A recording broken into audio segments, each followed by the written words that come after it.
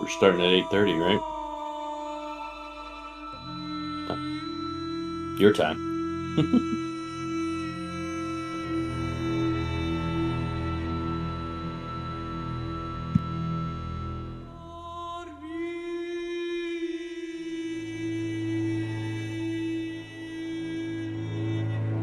Pumpkin spice is back.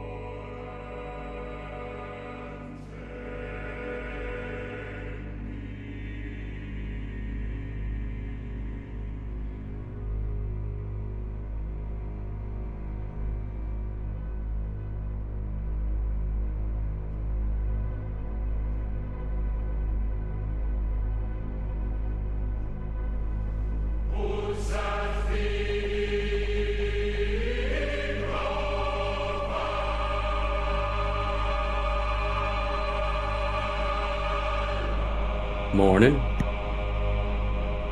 Morning.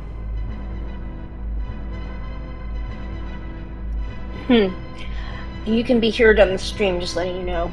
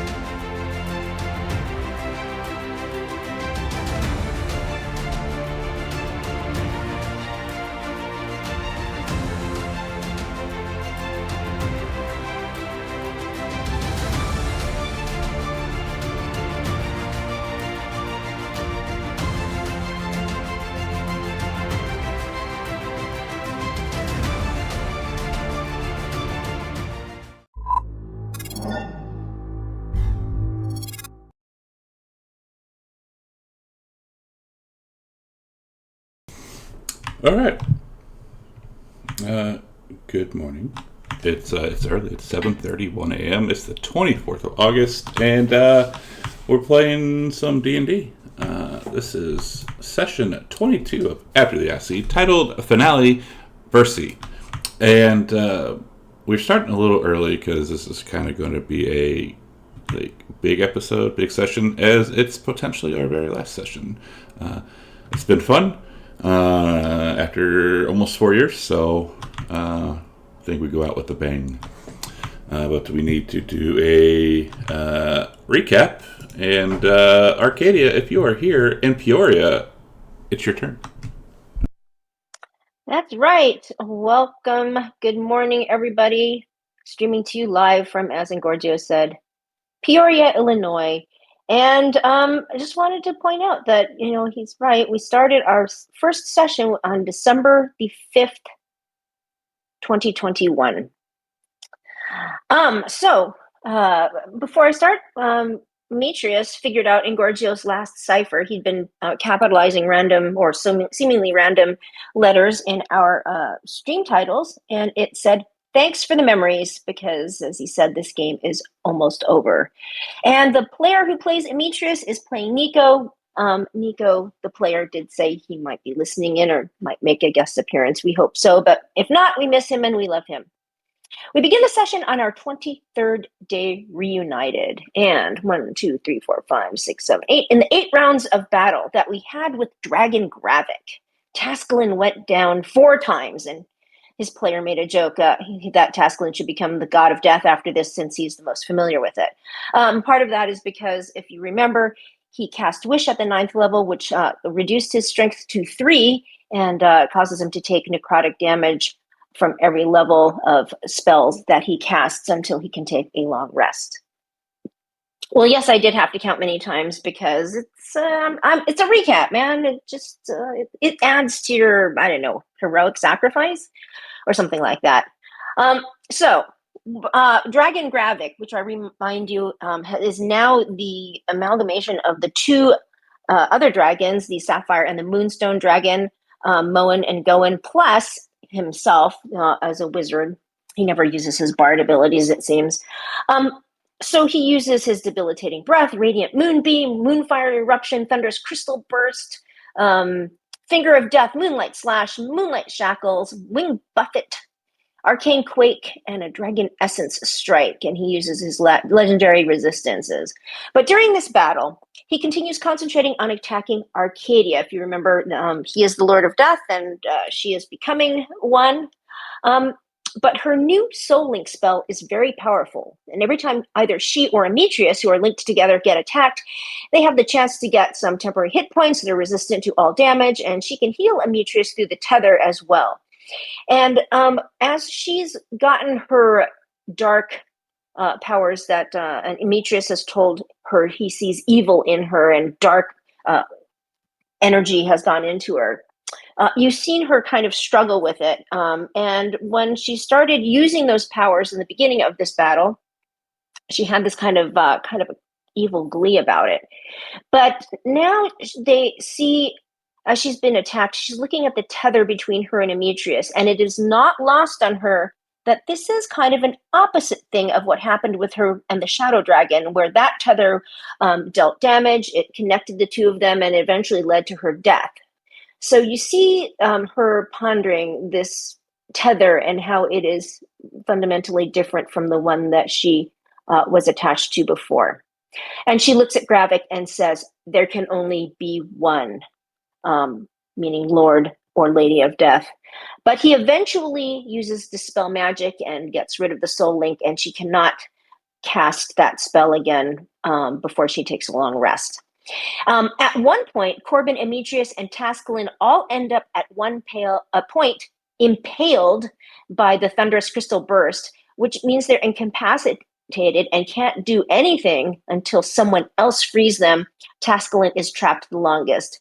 At one point, Ametreus crits and does a mighty level 9 Divine Smite for 145 points. And then later in the battle, Dragon Gravik is stomping on the ground and the place crumbles. We've noticed that before, the floor starting to crumble, but this time the floor collapses and the party falls down into a new arena. And we see down there are a bunch of people sitting in the southwest. Versi, Corbin's wife, and her kid, Callista, which was named after Arcadia's aunt who was executed. Diana, Arcadia's mate. Queen Valis, who was at one point Ametreus' consort, and their kid, Rhodopis, Constantine, her new husband, Queen Helen, Queen of Aregia, who is now Tascalin's wife, haven't had my caffeine yet. Tascalin's father, who looks just suspiciously like Arnold Schwarzenegger, which I guess is not too surprising because Corbin looks suspiciously like Lou Ferrigno. Yala and her kid, and this is something that Ametreus does not know about, Yala was the half-Titan Amazon who represented Themis in the Great Games, and they had a fling. So surprise, surprise, but we all know Ametreus is very fertile. Virile, I suppose I should say. Hippolyta, who is his daughter with the Amazon queen. And last but not least, someone on the ground covered with a bag over their head. And they are not moving. And walking around and laughing at them is OG Gravik. So the Gravik that we remember when he was with our party before he had turned evil and gone to follow Sidon. He doesn't look trapped, and he looks like their jailer, and he is wielding a very sharp-looking knife. And as we see this, the dragon Gravik starts to laugh and says that he thought bringing in all our families and loved ones and our children just so they can watch us die. And then he says to, Dragon Gravik says to regular Gravik with the people, kill the Amazon. So Tascalin pulls out his wand of magic missiles and starts to launch every charge at, I'll just say OG Gravik, as opposed to Dragon Gravik. And it takes 2 missiles before he realizes they're hitting a force field around him and the group of hostages, and Dragon Gravik starts laughing. So Tascalin redirects the rest of the missiles to Dragon Gravik and also casts magic missiles, which causes him to go down from the necrotic damage he takes from casting a spell. Now, at this point, Arcadia feels the arrow that Queen Darien gave her when they went to rescue Themis from one of the Titans. Queen Darien gave her a normal-looking arrow and said that it had been passed down from queen to queen and that she would know when to use it.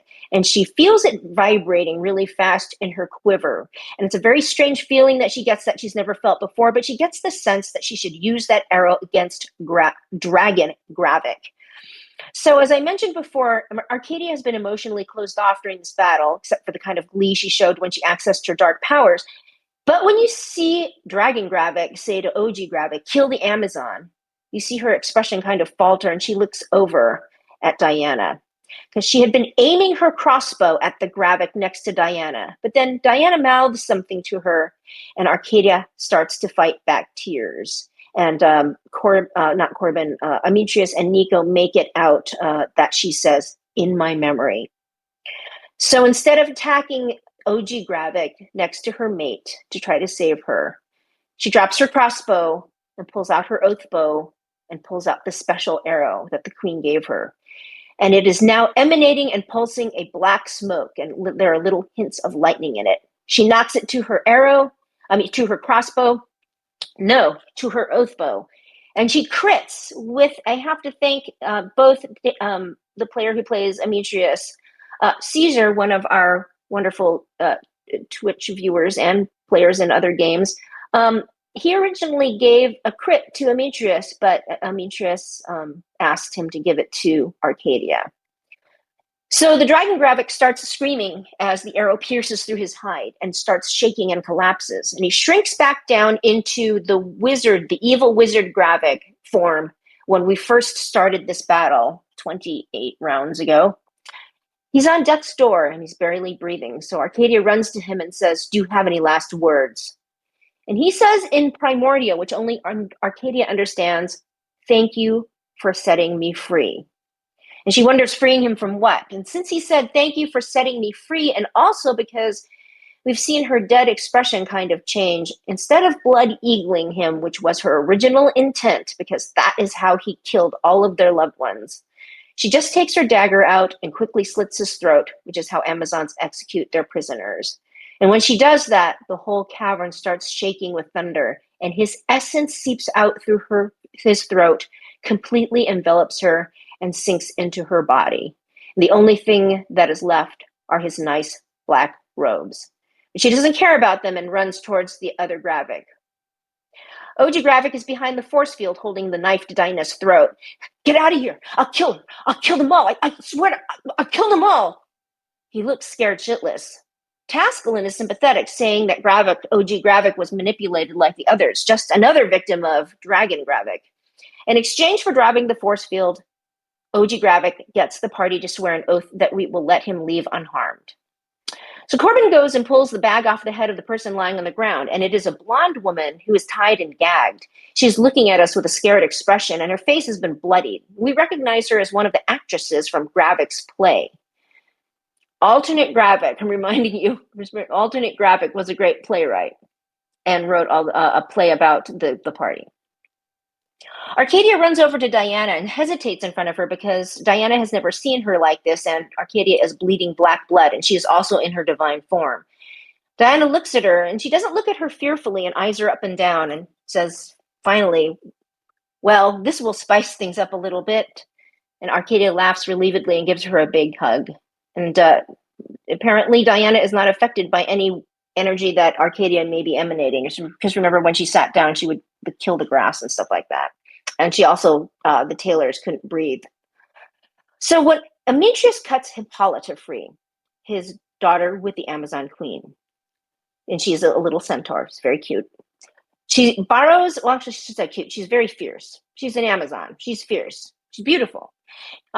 My bias. She borrows a knife from him. It is the knife he made out of his brother Electrion's thigh bone with Gravik written on the blade.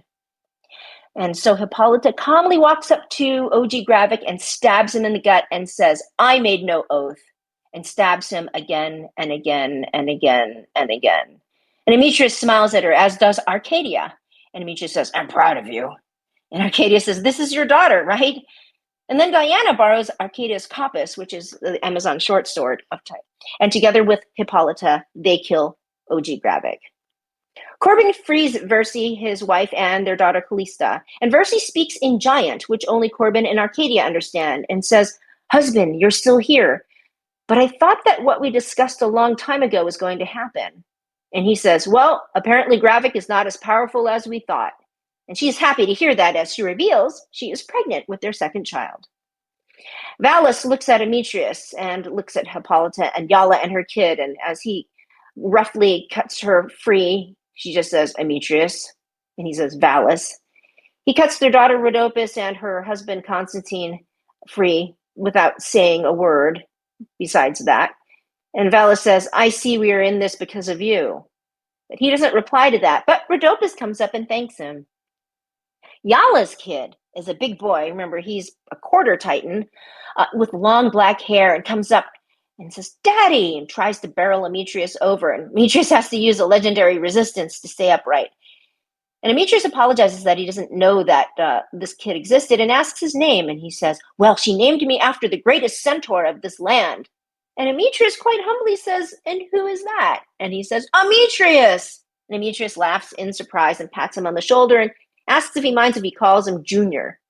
And then Arcadia looks over and her closed off expression is gone again and says, "Junior, are you sure you shouldn't call him the 18th or something like that?"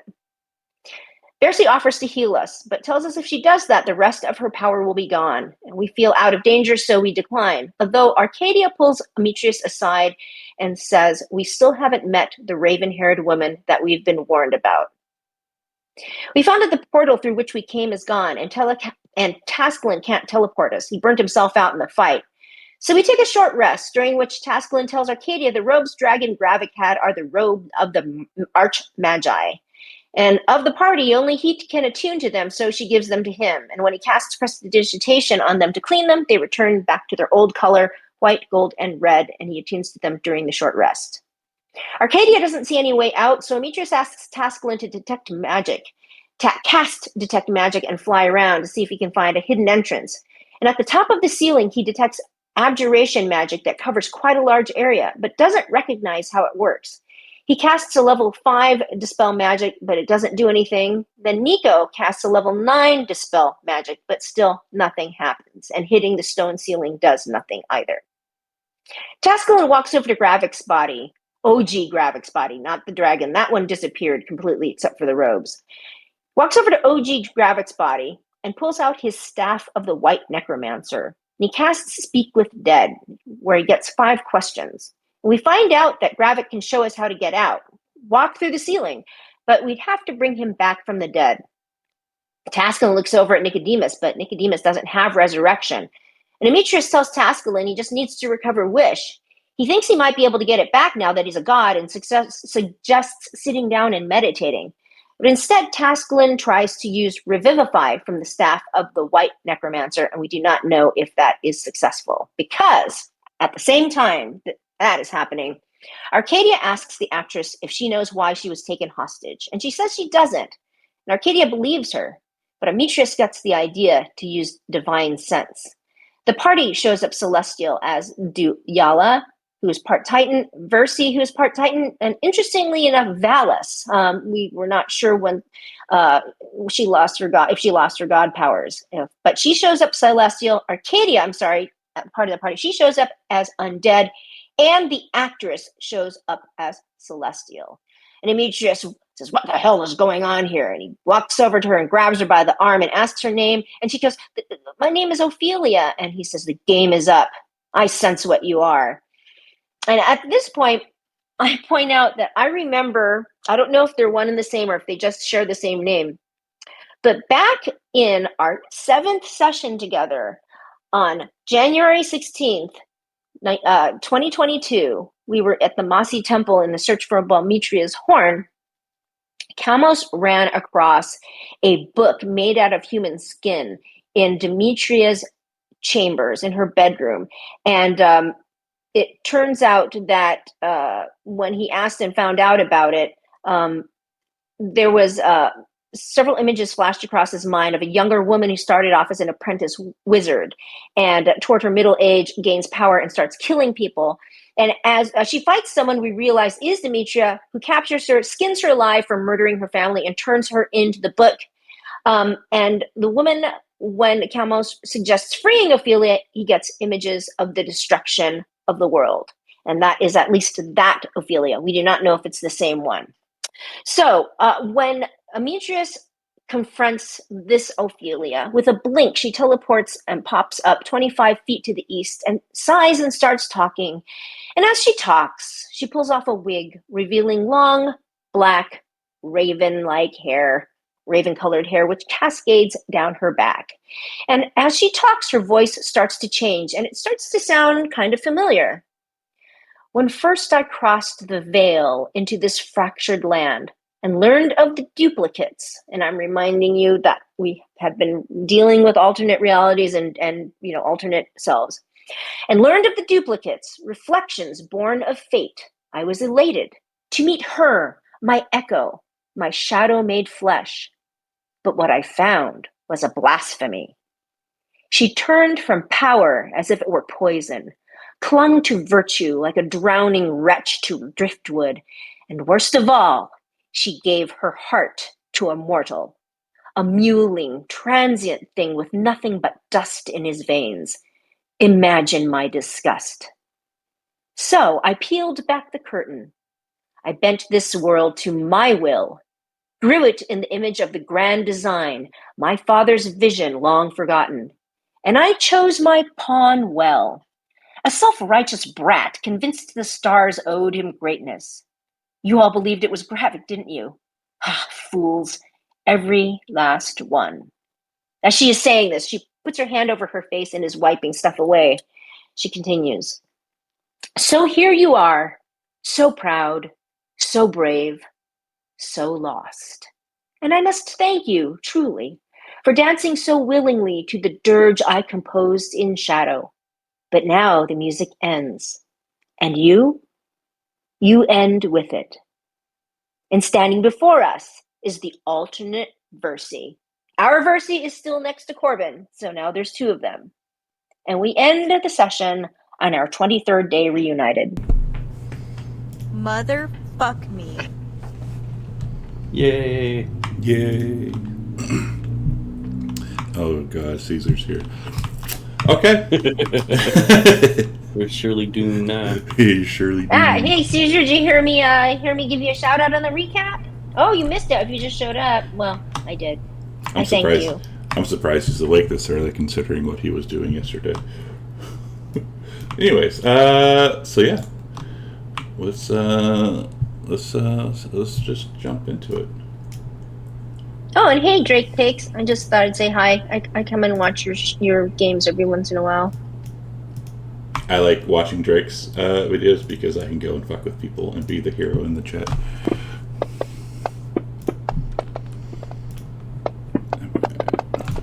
Well, Caesar, I just thanked you and thanked Demetrius for giving his crit to me, and I appreciate it.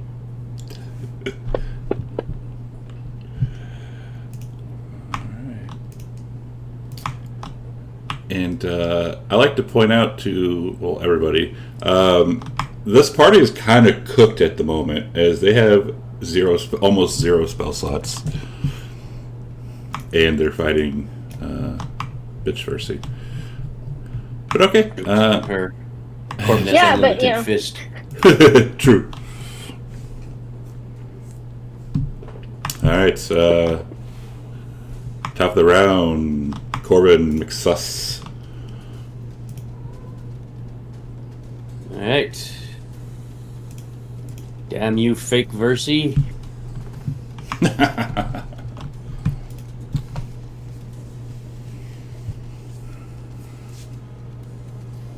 Let's see. Do I need to write down something?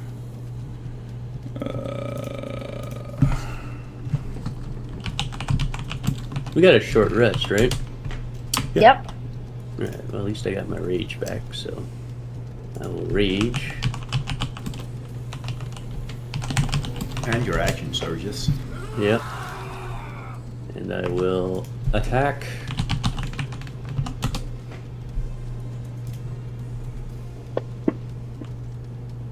Ooh. Nice way to start it off. Yeah, nice way to start.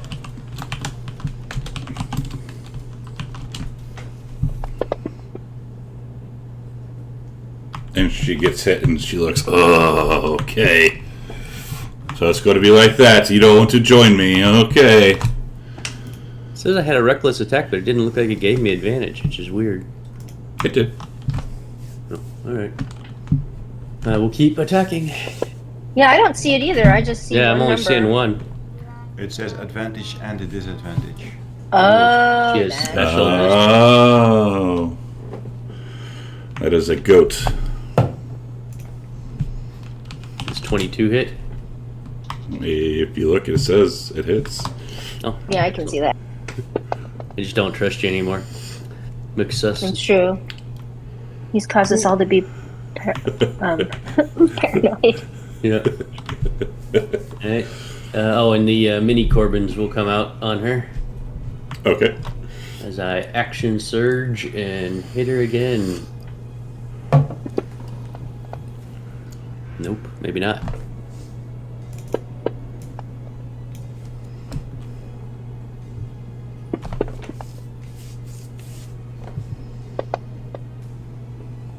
Shit.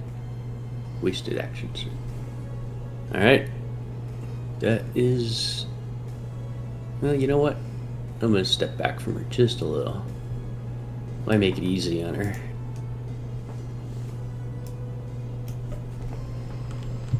Arcadia. Oh, I was expecting. And at the end of your turn, oof. Oh, her turn hasn't. Her turn hasn't happened yet. Oh, she can't use legendary actions until she's actually had her turn. Oh, good. Whew, I don't know. Understand all this. Well, Arcadia's gonna get the hell out of this clump. That's for sure. And move over here.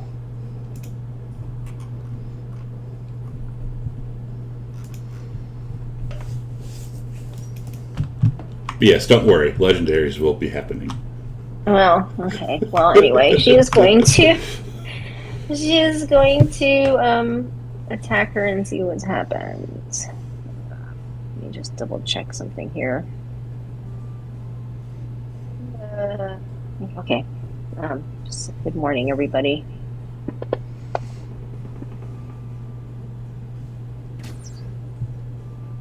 Ooh, interesting. Disadvantage. That's what that was. Oh, no one's standing next to her.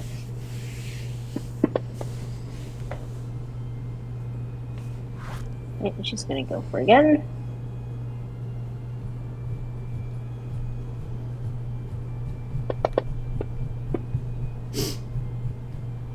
Oof, dropped to 20. I'm just gonna go third time.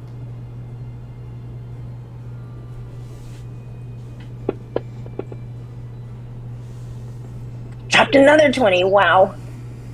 Oh. She passes her turn. All right, sus versus.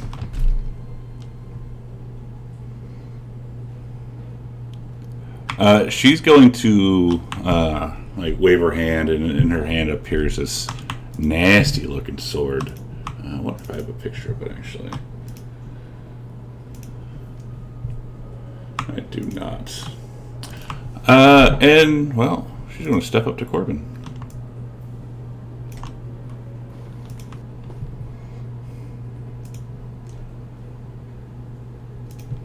It's a necrotic sword.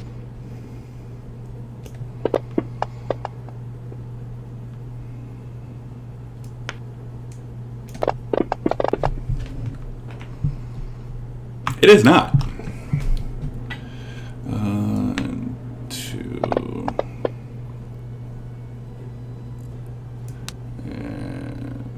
Two.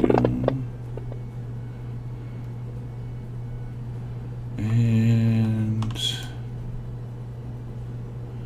no. Do I attack or do I want to do something sus?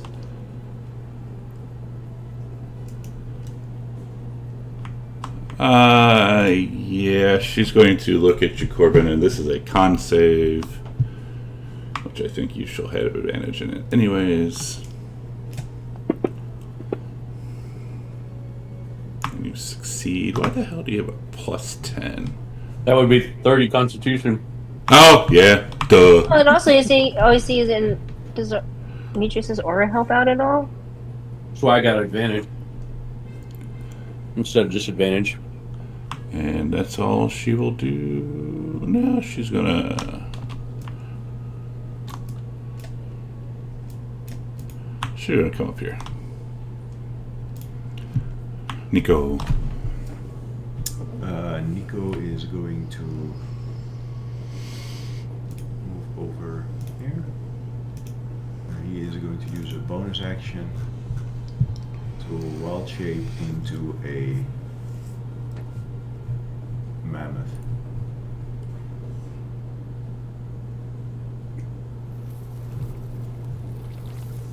And then he is going to. Corbin. Let's see. If you move 20, okay. He is going to.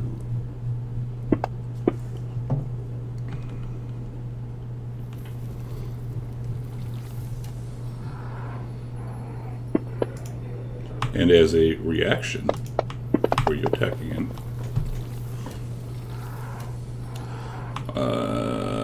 we gotta do this. Oh.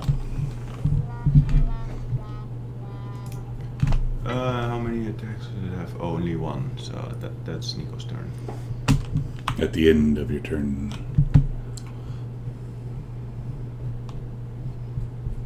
Okay, first, Havoc is going to burn his last level 5 spell slot. Gravik?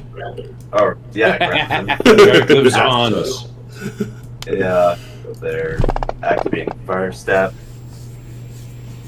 That. Make sure to hurt yourself. Yeah. 1, 2, 3, 4, 5. Poor Scat. Ouch. So he's got Fire Step on now. He is going to move. He's gonna. That was a bonus action to cast that spell. He's going to teleport up to there. Sus. Going to use his action to cast Firebolt.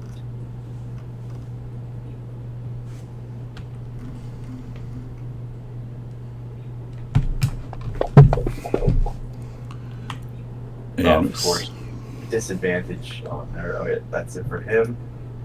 at the end of your turn.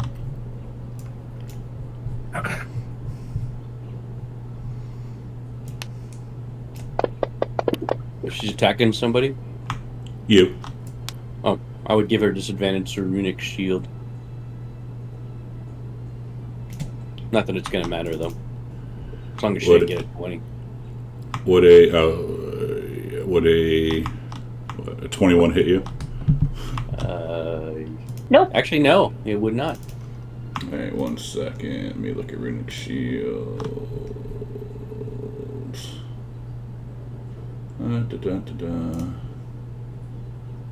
You need the Runic Shield language. I have it. I'm looking at it.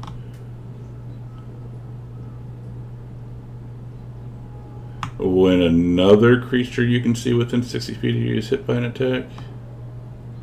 No, it doesn't work for me.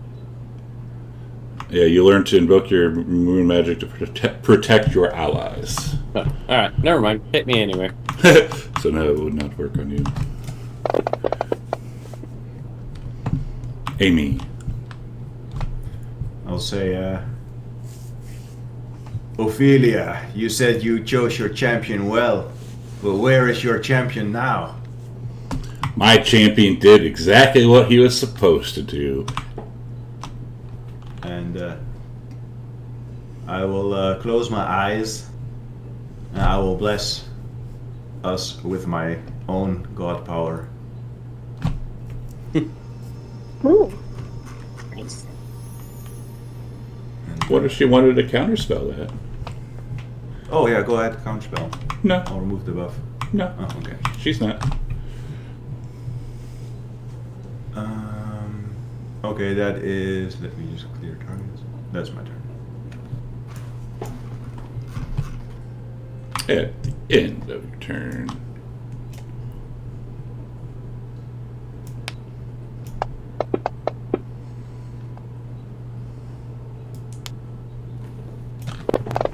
Oof, Corbin tanking. Corbin doing what he's supposed to do. Gonna make me mad. She keeps hitting me like that.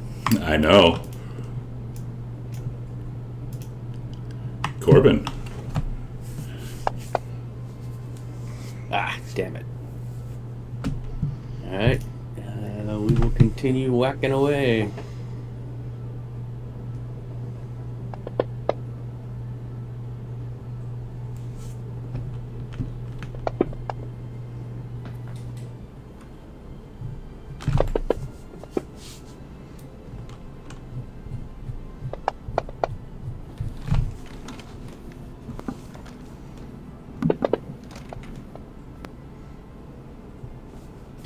Blocked. You know what? I'm gonna try to grapple her.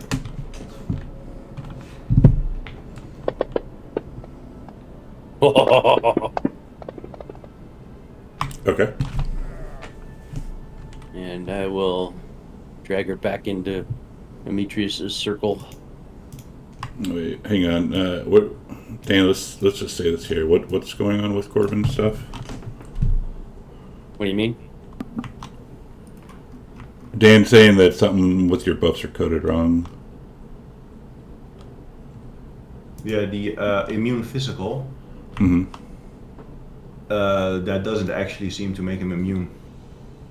It's a magic sword. Okay. It's magical. Okay.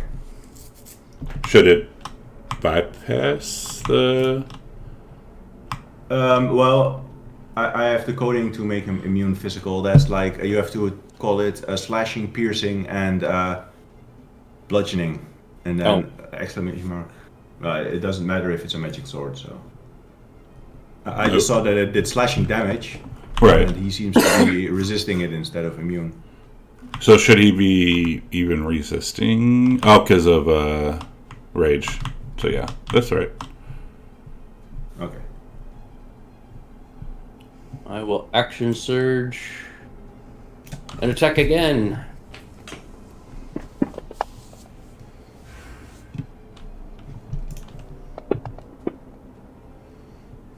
Yeah, she conjures up a sword out of nowhere. It's going to be magical.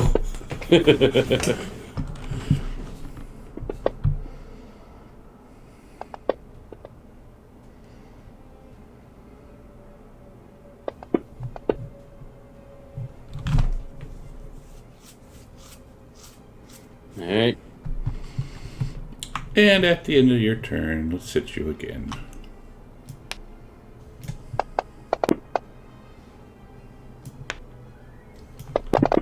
Arcadia. Arcadia is grateful that Corbin pulled her out of the being blocked by both him and Nico. So she will move over here and continue shooting at her. And next to her now because I'm grappling her. Yeah. Thank you for the reminder. Something is sus. What is sus? I don't know. It feels it's going quite smoothly.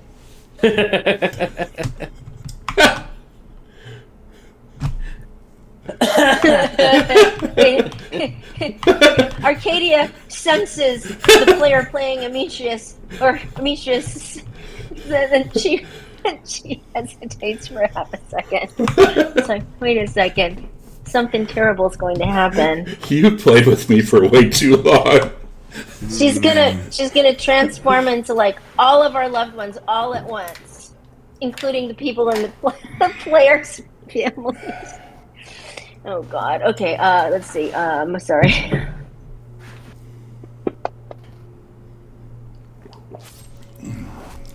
Okay, that was with the sneak attack. She's gonna attack. Surely the final boss has no shocking abilities we haven't seen yet. Or shocking reveal.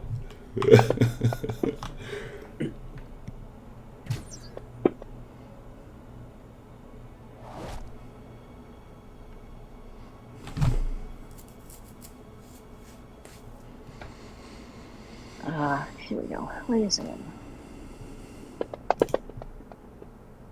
Oof. Wow, thank God for that bless.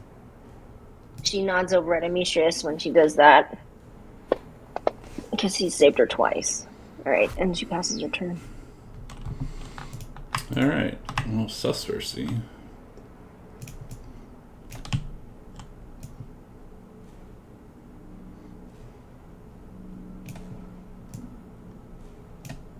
Yeah. Is that a spell she's casting? It is. Well, I will be attacking her then. Oh, okay.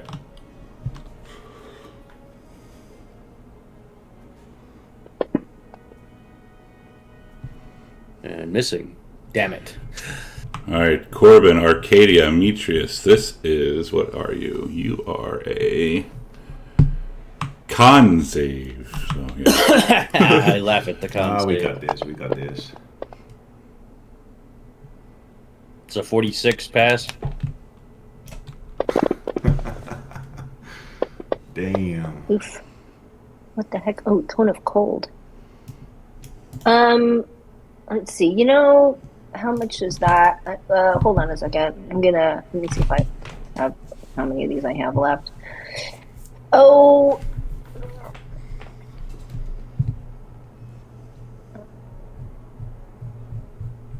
Never mind. I'll just leave it for now. Okay. And then we're going to attack Corbin. You almost have to because of the mini Corbins. I mean, I don't have to.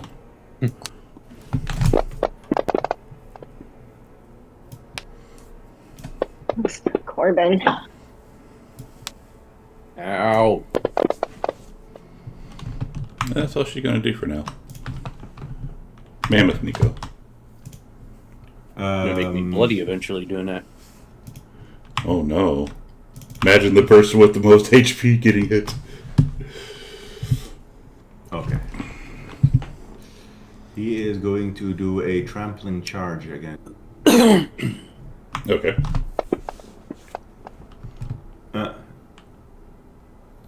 He hears a little goat going off. At the end, Stampede's fast. let's hit Corbin again.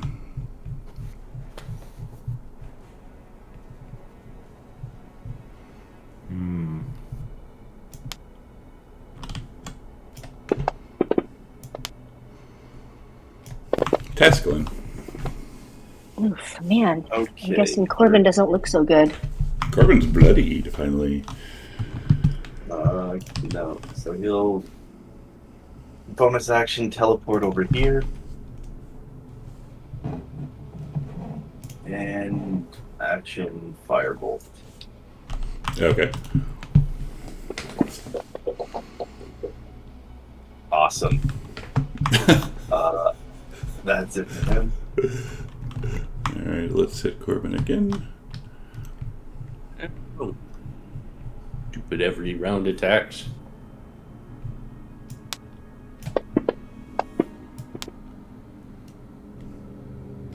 Amy. Amitrius will say, "This is your grand plan, Ophelia, to be discovered by me." I somehow doubt that. And she will do that laugh.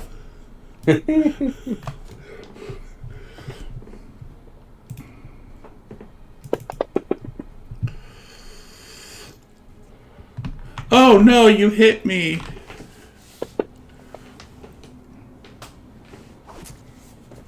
Is that all you got, Amitrius? I expected more than from the divine stallion.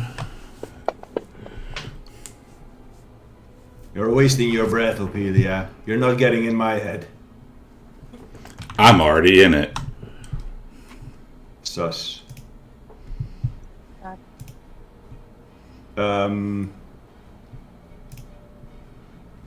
Yeah. Holy fuck! Damn it. Brogar. 66th month streak, brother. Damn. Thank you, sir. Damn.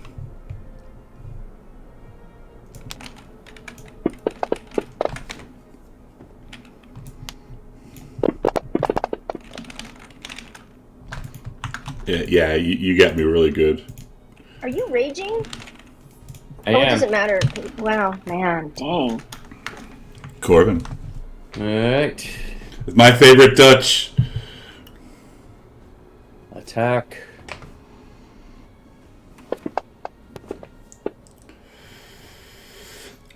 Jesus, I still miss.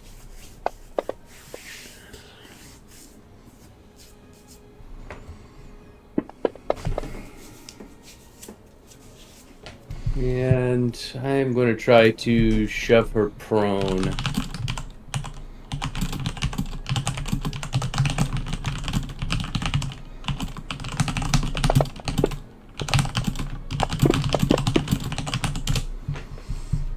And she says, fuck off. Hmm.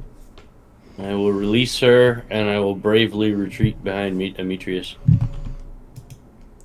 Okay. What the hell? If I keep standing Wait, what next to just her, I'm gonna die. Yeah, well, you know. Alright, well, let's just keep on shooting. Oh, I did make her prone, sorry. Oh, let me turn that off. Damn it. First miss of the day. A goat goes off like normal. The goat isn't even out at work. It's been something else. The goat needs a scythe. Yeah, I actually was thinking about that, and it's really funny because I think I have a way of getting it. Oh wait, shoot! God damn it! I'm asleep. Didn't notice that Nico's right next to her, but at least I have one more chance, right? Bless Corbett. is putting in the work. Corbett is the meat Sure shield. is. Oh, God damn it! All right, well, it's her own fault. My own fault. All right.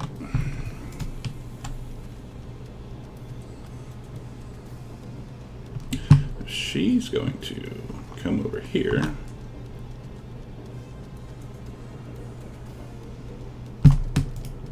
No, maybe not there. Hang on, let's see. Where do we want to exactly put her?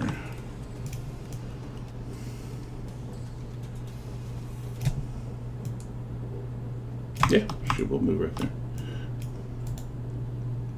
That's a spell. She's getting whacked. Whacker! Whacker! That's fine.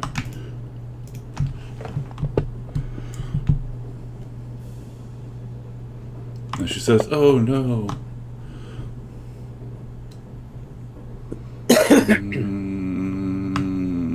Where are you? You are right. The fuck is calling me this early? No, I'm not talking to you. It is my one fucking day off.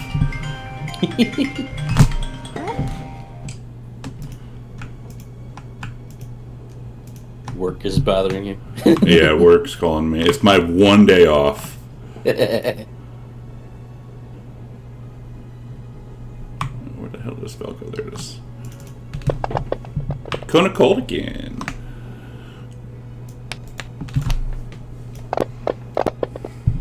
Oh no, I only had a 47 to save. Oh no, you still take damage. And then she's gonna whack you. Oh, you know what? I forgot to roll my 6. Hold on, man. The cold did not damage me. The cold did not damage you. Wow. Oh, nice! Finally. Woo! So that was 21. Let's keep you back 21. So 232.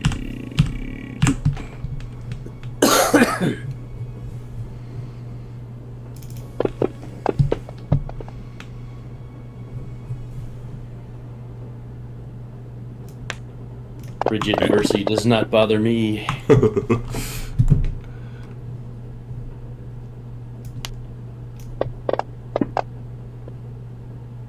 Oh, too bad you're immune. Oh yeah.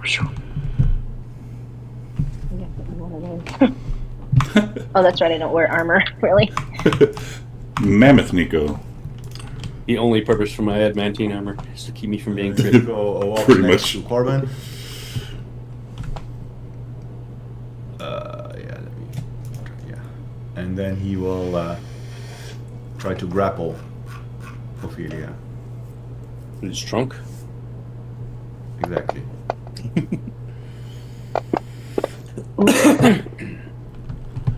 No. Ooh, damn. Okay. Yeah, that is what he does. And we're attacking Corbin again. You're just trying to get rid of my giant pool of hit points.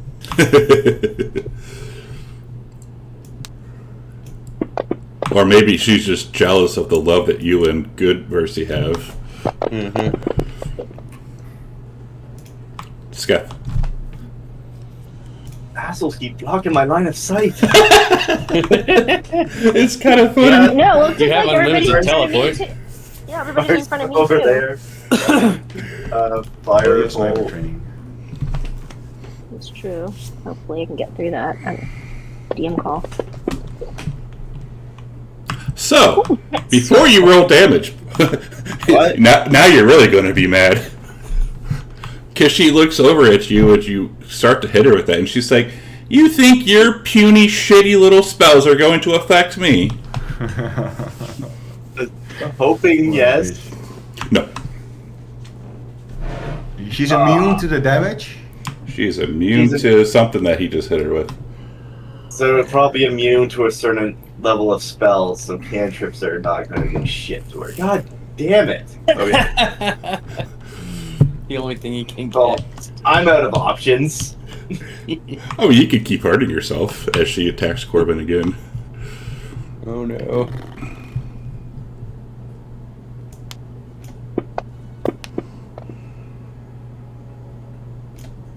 Demetrius. Amicia watches Corbin get molested by this woman.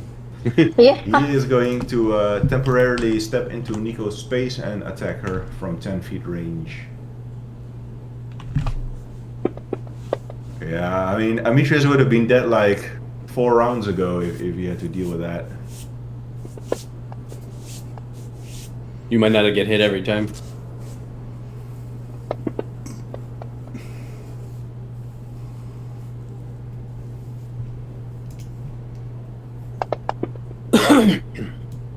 And then he's going to move back to his original position. Okay. And on to one more attack onto Corbin's.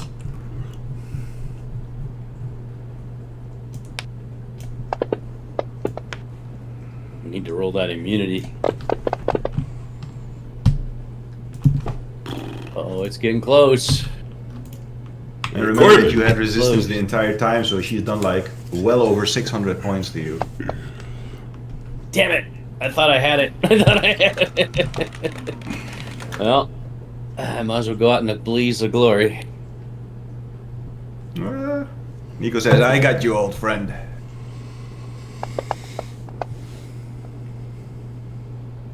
Of course, I missed.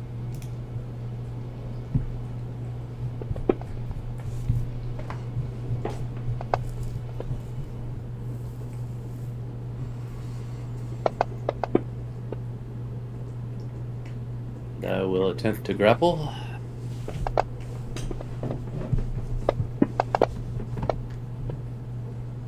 Sure. And I will move her back over here.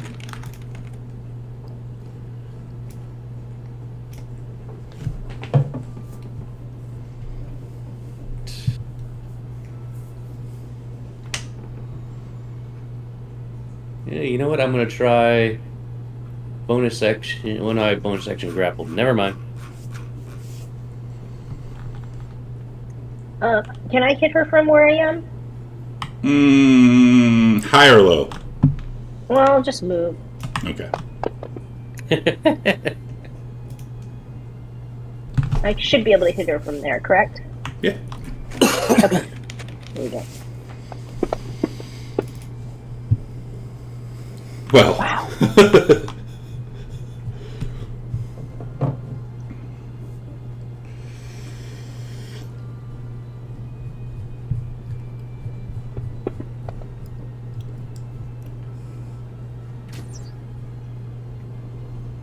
I remember we got down to sneak attack.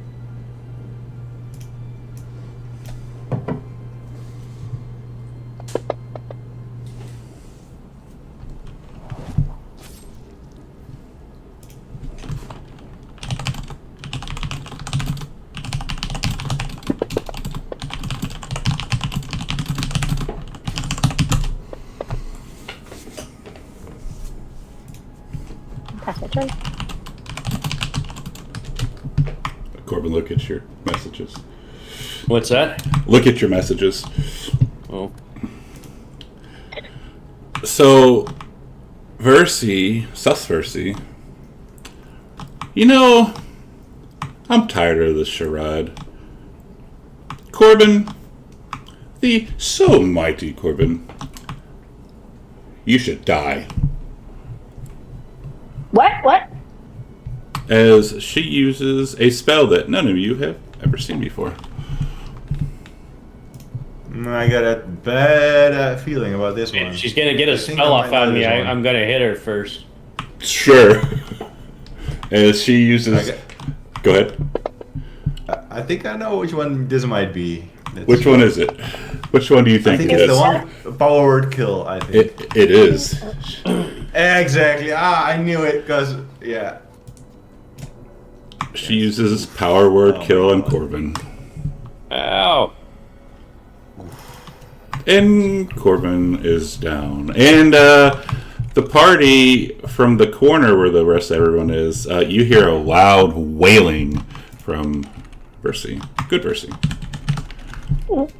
Ooh, wait, no. So he's dead, or he's dead? Oh, or he what? did. He down. Yeah, he down. Let me put her on here. There she is. And she says, you know, I think we should take this to another place so the whole world can witness the death of their gods. As this whole platform, this whole place starts rising up, and it goes through, like the ceiling kind of collapses, and you kind of go up into the air.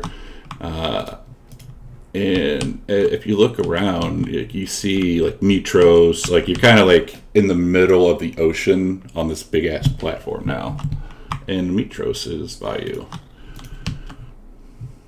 What's that movie where that thing comes out of the ocean and it's like a giant thing? I've only seen like 3 movies, so I can't remember. Anyway, it just reminded me of that. That movie where it comes Yeah, out of the that's there ocean, for the dramatic. right? I mean, she was an actress. It couldn't be Yeah. more than 85 movies that I can think of. You're right. That's what I was thinking. I was like, well, which one could it be? Mammoth Nico. But Nico is going to move next to here, and without visibly any sort of spell being cast, he reaches out with his trunk to touch Corbin, and a gold. Oh, he's green. An amber light, a green light suffuses him, and you see like a few leaves spawn around him and a small patch of grass underneath Corbin, as Nico casts Revivify on him. Nice. So that, I think that puts him at like 1 HP. Yeah. I will mark off the diamonds from his inventory. I was in my happy place. Right? Yeah, he was like drinking beer. Sorry, Corbin, but we have need of you yet. Okay, I've marked off 300 worth of diamonds. All right. Oh. So, yeah, that is what he does. And at the end of your turn, let's attack Mammoth Nico. I will. If I'm alive, I will give him his shield so he gets she gets disadvantage. And don't worry about that. I wouldn't do that if I was you. Yeah, The foresight. he does have foresight. He gets disadvantage anyway. Yeah. No, doesn't matter. I never get to use my runic shield. I know, right? Plus, I think you're better off with her thinking that you're dead for now. Probably true. Tasklin. Or Tasklin. Let's see if you blocked my line of sight again. It's kind of funny, yeah, not gonna lie. Get the fuck out of the way! Okay, I'm gonna walk to here. Do I have minus? No, Demetrius is in the way. Okay, bonus action. Well, your spells don't work on her, right? So. And throw another. Oh wait. I guess. Oh, he's I'll down. have- He's down. So he's laying down. Since normal cantrips aren't gonna work. Let's see here. Level 3 lightning bolt. It is then. Okay.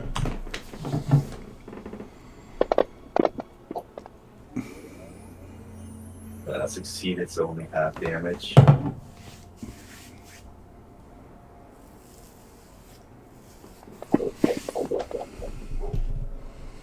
And that's, what was that, level 3 spell, I believe? Yeah, so 3 blasts of necrotic damage.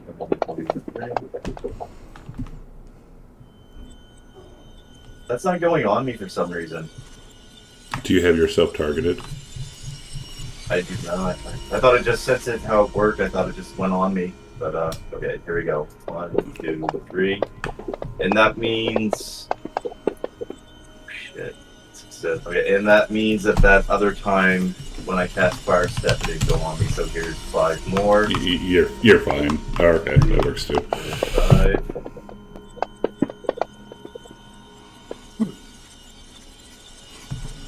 Ouch!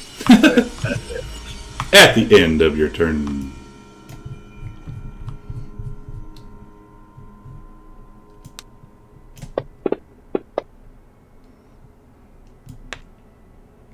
Demetrius.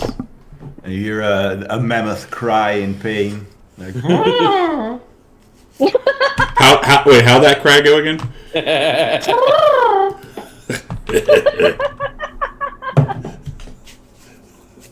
Like Snuffleupagus. Oh my god. a greater healing potion in Corbin's mouth. Drink up, old friend. You don't get to leave us yet. And I gulp it because I believe I'm drinking from the beer in the happy place. the Elysium wine. So, Versi, she, you kind of feel like a glow, like a bright light start emanating from her as she walks up to Sus Versi, Uh-oh. slaps her in the face as hard as she can, Cat fight. and she says, "This is my reality, you bitch." And a bright light explodes from her, giving all of you a long rest. Ah, thank God. Give me 2 seconds to double check something. But now she has no power left. She has no power left. Thank God you're back alive, Corbin. Imagine getting a long rest with you dead. Oh, give long me rest restores everything. casting. Yeah. But I mean, he should be able to cast spells now. Yeah. He still has a Corbin's strength at of 3, though. 27. Somehow I think we're gonna need it. Versi's at 22. He's in trouble now. Give me 2 seconds. Scatha's at 15. Amy's at 5. Mammoth Nico is at 18.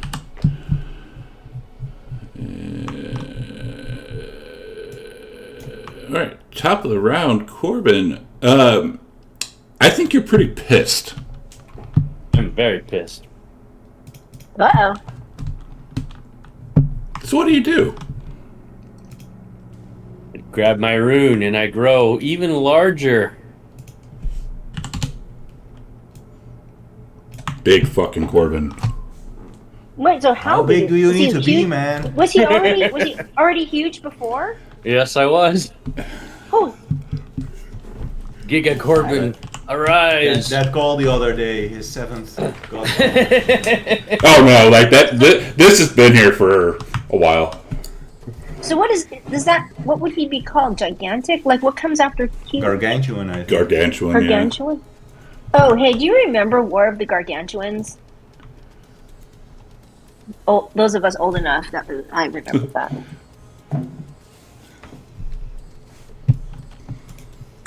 Hey, Wixmix, we just got granted a long rest to prevent a TPK, but it still might happen anyway. Giga Corbin. Alright.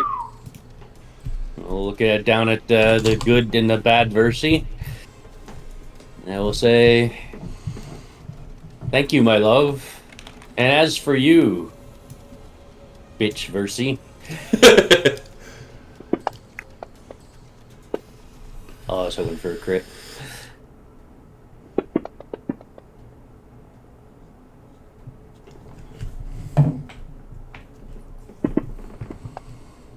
Oh, I missed.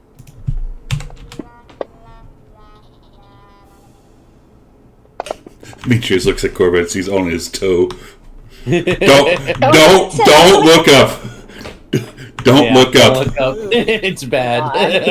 I only saw. I thought it said. See, I'm gonna rage. There's my bonus action, and I will action surge and attack again. Damn it!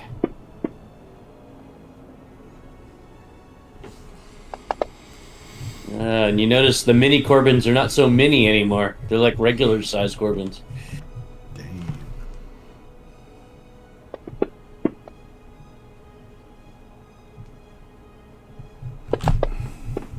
We need to change it actually because I don't want her to go down this round. That was weird. What happened to the damage? I will. Yeah, that is the War of the Gargantuans. You cut off the 3D or whatever. Or I think you have it's on there. No, I don't see it on your character sheet. I'll put it on again. I think you have it set to You expire. only get giant mites once a turn. I think. Oh, I've got it set That's to what the expire. action code says. You have it set to. Let's see. So you only get it on your Oh yeah, attack. you have it to you have it to expend then next action. That's what it was. Oh. There we go. Okay. Just roll a 3d8 and I'll edit.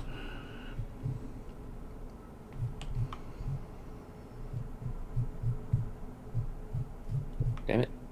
Just roll a 3d8 and I'll edit. I'm getting it. Okay, so we need to And I'm gonna move over here. blocking task going again. Bro, come on, man. You're a gargantuan now. You have like 400 HP. Yeah, but she's got the I mini think you can Corbins on her. stand next to her for a little. So she gets disadvantage on everybody but me, so. Oh, okay. And you get resistance too if she attacks you. Alright. Oh, I gotta draw my Continue. d6 too.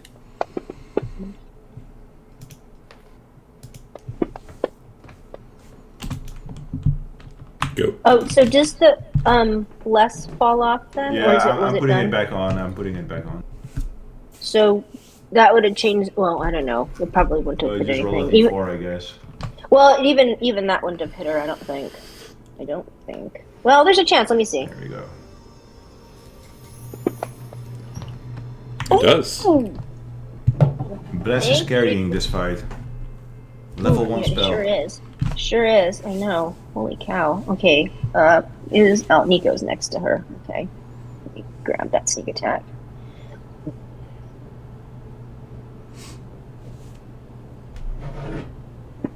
attacks can shoot through his legs. What if he misses and aims upward? Oh.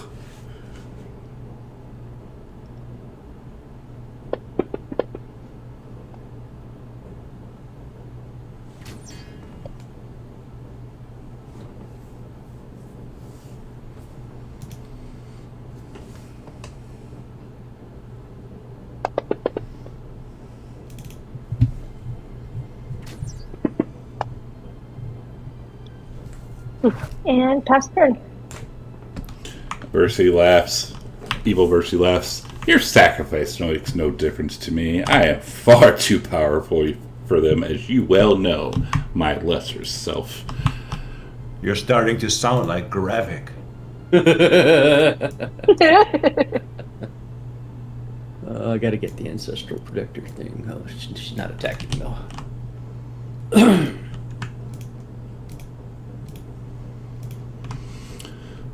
As she does a spell.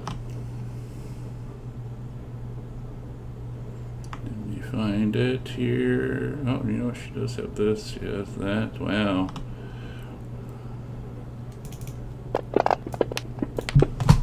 Cone of Sus.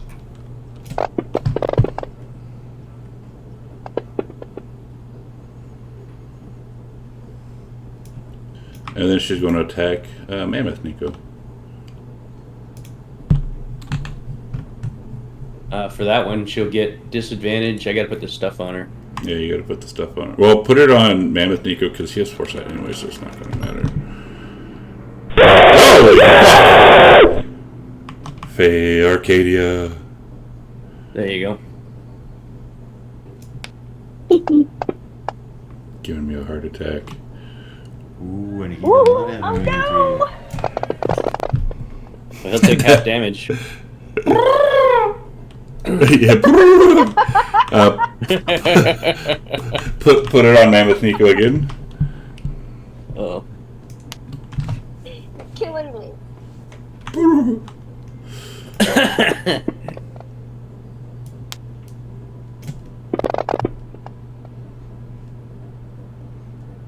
Yeah, that's all she'll do for now. Mammoth Nico. Mammoth Nico is going to use his action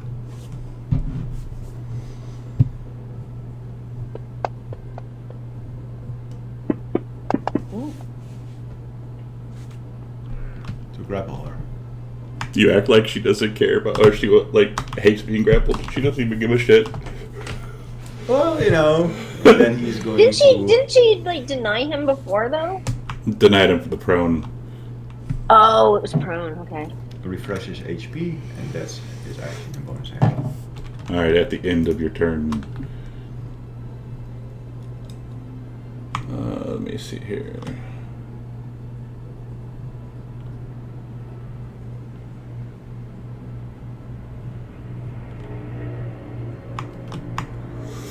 Mm-hmm. 2 seconds, I apologize.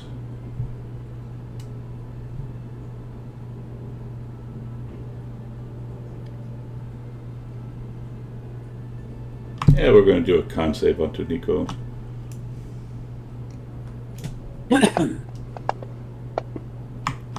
Yeah, I figured. Scuff. Okay, before I do anything, do I still Plus have 22? Let me see that. Do I still have Fire Step on? Yes.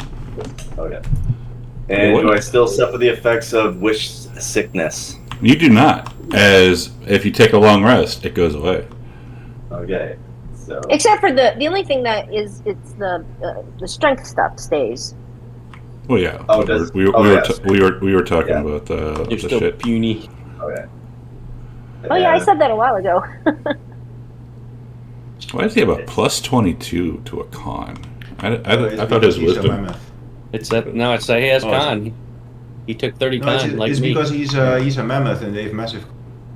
Oh, he took wisdom actually. Anyways, Scuff. Crap. Shit.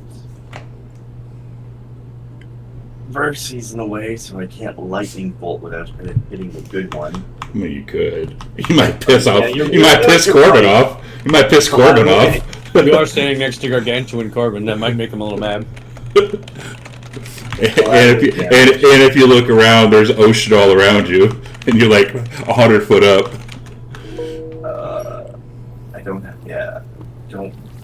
have anything that we use here that won't blast the group. Goddamn area of effect spells.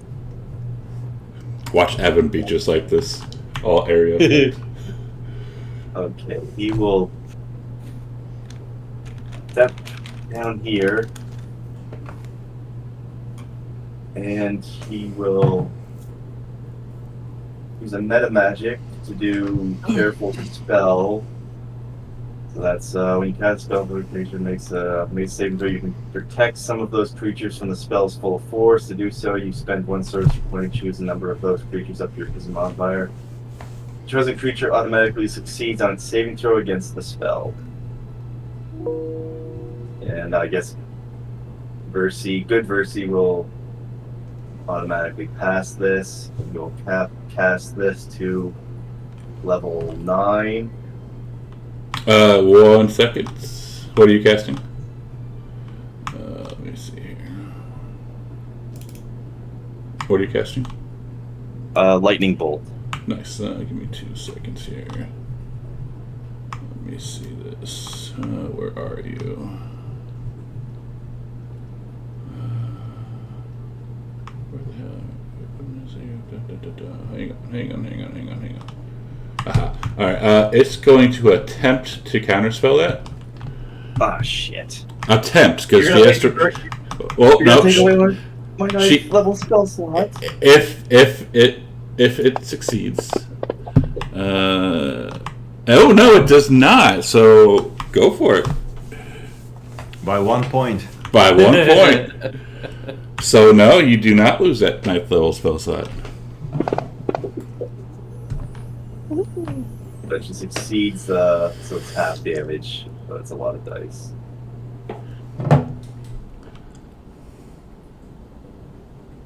Oh wait.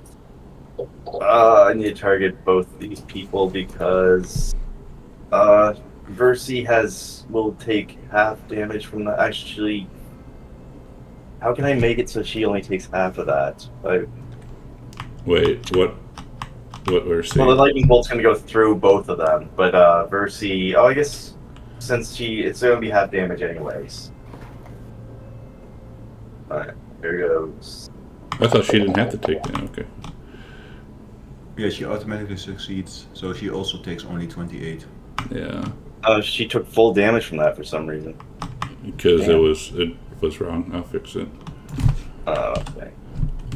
And she gets shocked and like you'll see her poke her head over and look at you. Really? Get out of the way! And at the end of your turn,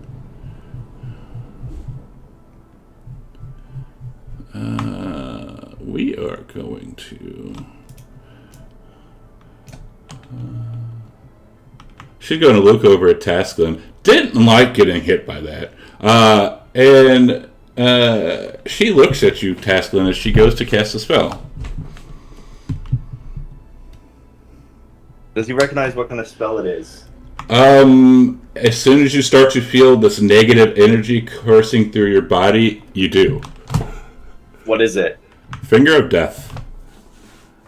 Giving you the finger. Level 8 counter spell. Okay. Mark off the 8th spell slot, and she looks at you and nods. Amitrius. Amitrius is going to use his action to channel his inner god power and activate Invincible Conqueror. And let's see. Yeah, that's it. So, y'all hear a loud screech. And if you kind of look towards the south, you see these 3 giant-ass dragons hauling ass to you. Like giant-ass dragons. Why does that one look so evil? Oh, that's Estrella. Oh, my bad. They are hauling ass. They're farther away. I just put it up here. But yes, all three of them are massive boys and girls, and they're just hauling ass. Are we talking adults or ancient? Give me a. What kind of roll is that? I guess history. History, I guess. But can I do it with advantage since we are very familiar with dragons? Yes. Okay. They are ancient. Oh my god. Nice. Sus. Very sus. Oh hey, it's Altmetrius' dragon. Uh-oh. Corbin will- Oh, wait a second. Corbin will Yeah. stride over the top of Demetrius. He feels something brush the top of his helmet. Bro, you're gonna get castrated like that. I would keep trying that with Demetrius, really. And Demetrius in your head, you hear still counts. And I will attack Bad Versi. Damn it. At 120, and I've rolled like crap ever since. When I see Corbin attacking Versi, I just imagine him like he has his sword between his index finger and his thumb, and he like leans over and begins like poking down at her like a toothpick. Yeah, that's true because Titan's Bane is an intelligent weapon, so it wouldn't grow with me. I mean, if it did, it would probably be an area of effect attack at this rate. Yeah. And I'll use my last action surge. It's kind of a shame that you abandoned that original idea with fists, because right now that would be like the ultimate. Oh, it was a roleplay. 20.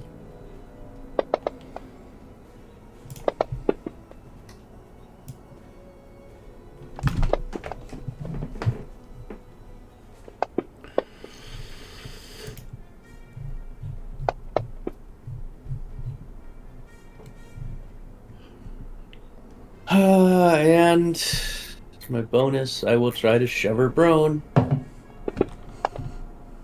Because she doesn't like it. And she tells you to fuck off. Damn it! Arcadia. Arcadia's gonna continue shooting. Oh, did you answer my question? What question? I whispered to you a while ago. That wasn't. No, she did not pick him up. I didn't say pick them up. She Or just whatever. replenished Oh, them. replenish So them? no? Yeah, that's fine. You can replenish them. Yes, that's fine. Okay, That's great. So let's see, where was I? Damn it! Oops. Too hard to hit.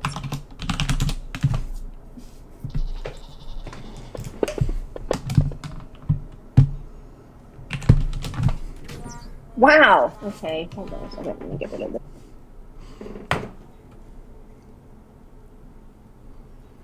I gotta get. Hold on.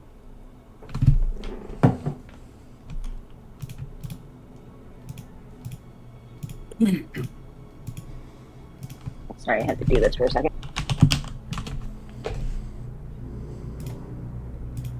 All right, last time. I pre-typed goat out.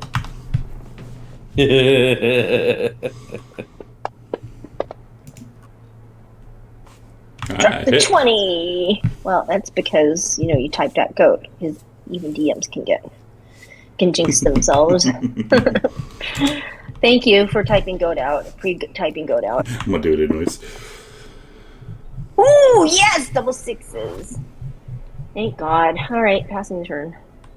All right, so Versi, Sus Versi, she Isn't spits. she called Ophelia? I mean, we can call her Ophelia or Versi Sus, whatever. So as she's bleeding, and she goes to cast another spell. You kind of see her raise up her hand, and as she raises up her hand, everything stops for everybody. Like the flow of time itself just stops. I know that one. It's nasty. Get And- away, guys. Hang on. Let me. All right. So the Okay. float. Oh wait, Cass, you can't counterspell it by the way because you already used your reaction. Oh, this is the same round that you used the reaction on? It is. Okay, my bad. So the flow of time stops, and you can hear her as she looks over at Giga Corbin, and she goes into like this rant and points at you as Corbin. She starts to threaten to kill the Oracle and both of your kids if you don't betray the party. And now what happens? Now, I will wink at her, and I will take a step forward. And I will say, poor fake Versi. This moment has been foreseen for 500 years. I was fortunate enough to be spared the knowledge until I reached godhood. But our time is finally up, you bitch. And I'll take Titan's Bane and I will stab it into her heart. And she falls What? over. And as she lies there dying, I will get a sad look in my eye. And I will turn to the Oracle and I'll say, Oracle, my love, thank you for the gift of ignorance all these long years. I'm sorry you had to carry that burden, but you shall still have our child, and you will now be free. And I will look at Castilla, and I will say, I'm sorry I won't be there in person, little one, but you have your mother, my friends, and I leave you the best companion in the world, and I point towards the dragons flying our way. And I'll say, I'll go over to Ametrius and I'll say, Ametrius, you will have to lead the Dragon Lords from here, my friend. Corbin, what's the meaning of this? You cannot speak to me. Your time stop. Yeah. Sorry. All y'all are time My stopped. bad, You, my you bad. can, yeah, you My can bad. just hear this. That's all. Anyways, Just promise me, don't strangle any more children.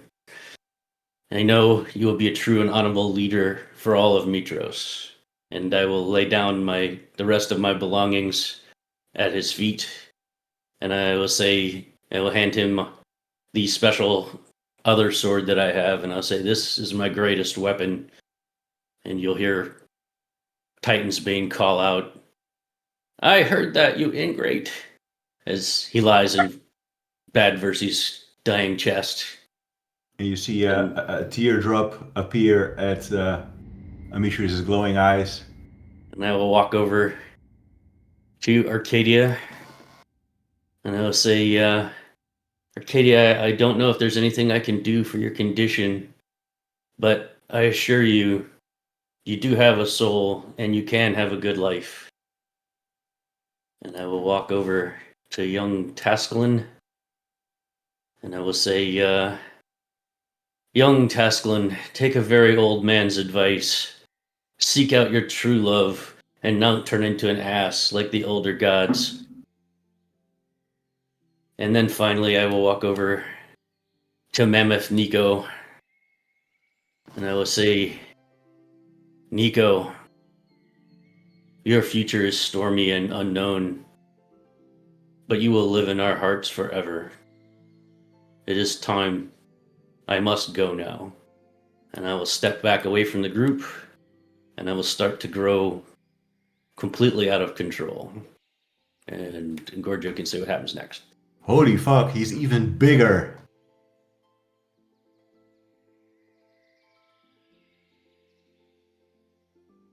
and as time resumes, you see Corbin growing completely out of control, and then he explodes. And as a brilliant white light comes over this whole area, Corbin is no longer here. And you are out of combat. Corbin! No!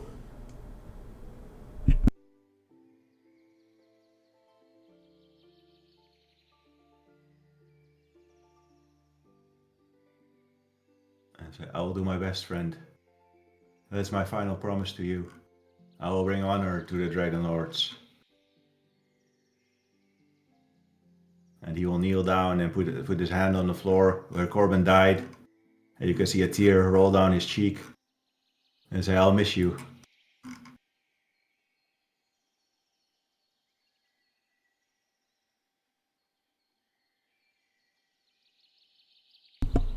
And you hear a loud screech from Vengeance as she comes flying up.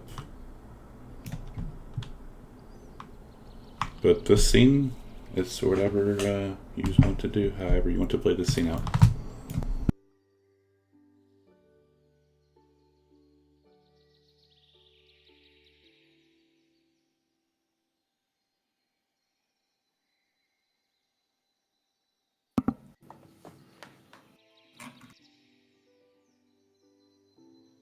Corbin dead. Nico says, Godspeed to you, Corbin. May, wherever you're going, may you find your peace.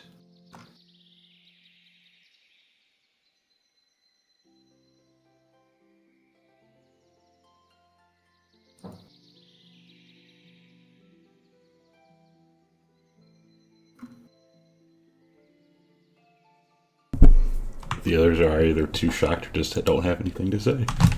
After a moment of pondering, what the hell just happened? He's gonna look over at Demetrius and then at Nico and then Arcadia. What? Why did Corbin do that? I don't think he had a choice.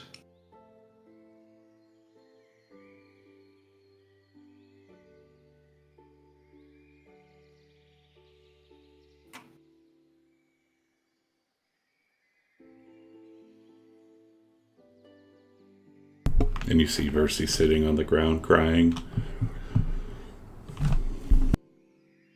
Tasman's going to slowly sit down and just kind of like contemplate everything that's happened. This situation, what started it, Corbin exploding.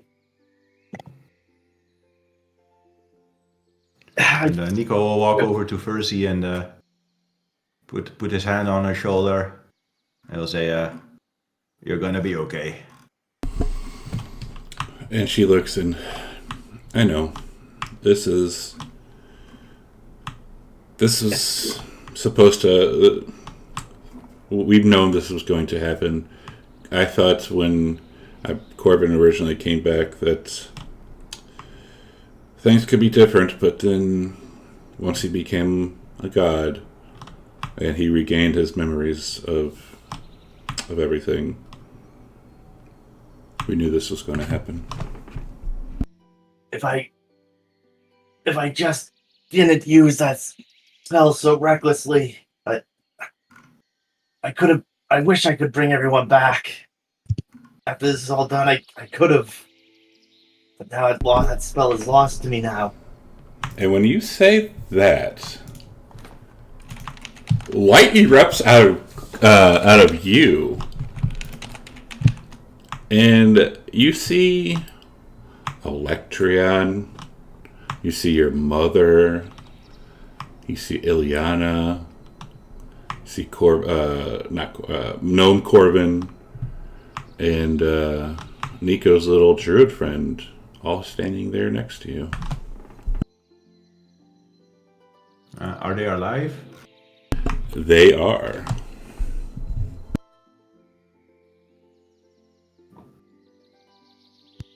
What just... Tasman's like looking down at his hands and looks up at everyone like, but that spell was lost to me. And does it work? What? And Amitrius will walk over to Electrion and embrace. He'll say, you are a god now, Tasklin. Perhaps your magic is greater than you thought.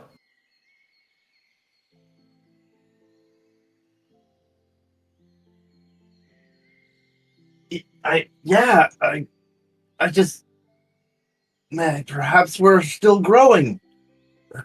Who knows how much power we'll be able to have? And Tasman will walk over to his mother and see if she knows what happened or if he needs to explain what everything that's happened so far.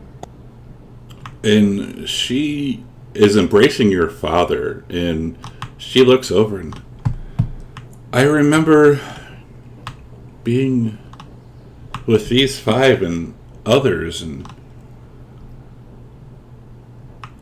we were in a place of darkness, tormented by this evil person. And then we're back. It was just a bad dream. Nothing to concern yourself with. But I will explain everything once we leave here and have a moment to rest. You can come back to my palace, Mother, and you can rest there. You will have everything that you could possibly want. Your palace? Yes, one of the many things I will explain to you later. And your dad looks at you, and where's this picture of him at? This guy. He looks at you, and you see him crying. He's holding back tears, and you can tell he wants to give you a hug, but he's holding himself back. To save his father showing any kind of emotion in public, he'll just hold his hand out to shake his hand. And you see him like kind of wipe his eyes really quick and gives you a handshake. Thank you, Father. I don't think I would have been able to get here without your stern hand growing up. I wouldn't have become the god that I am today. And he goes, and he takes a knee before you. Thank you, my king, my son.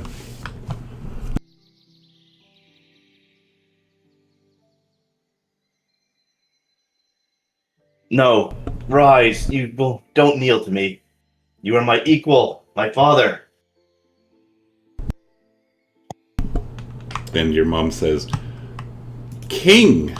Oh, you have a lot to talk about. Yes, indeed I do. But not here, not in this blood-filled battlefield. We will go someplace more comfortable. We'll look towards this group. Is there anything left of Corbin that we can honor, bury, perhaps? There is And not. I will look over Corbin's belongings and. His belongings, but any piece of Corbin is gone. I'll say I have his guilt hair. He loved that thing.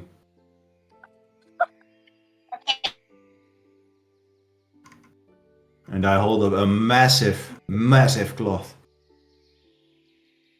Demetrius, if you would let me, I wish to make a monument out of Titan's Bane. To remember Corbin and his sacrifice here today. And I have Titan's Bane in my hand. And I remember that the sword didn't like me much before.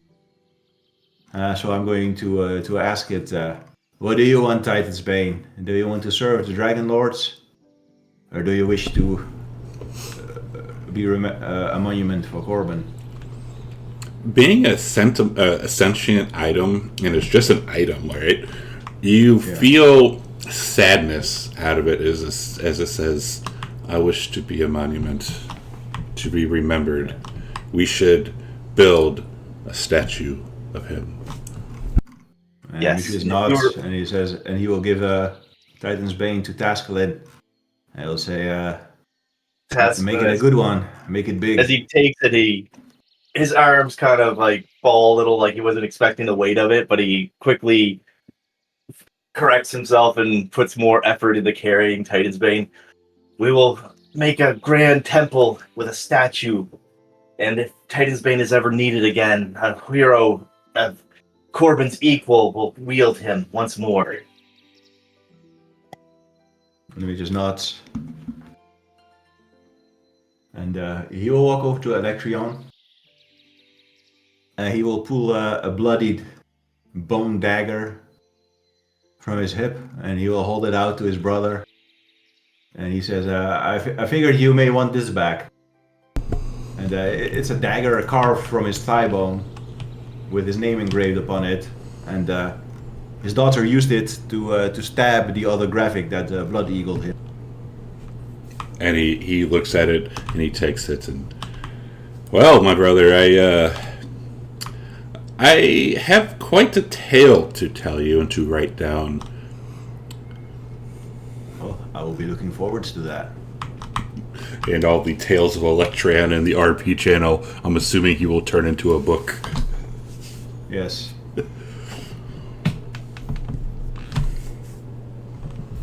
Did you hear what Kay had asked? Oh, no, go ahead. Keep on going. He will call Astrea by his side.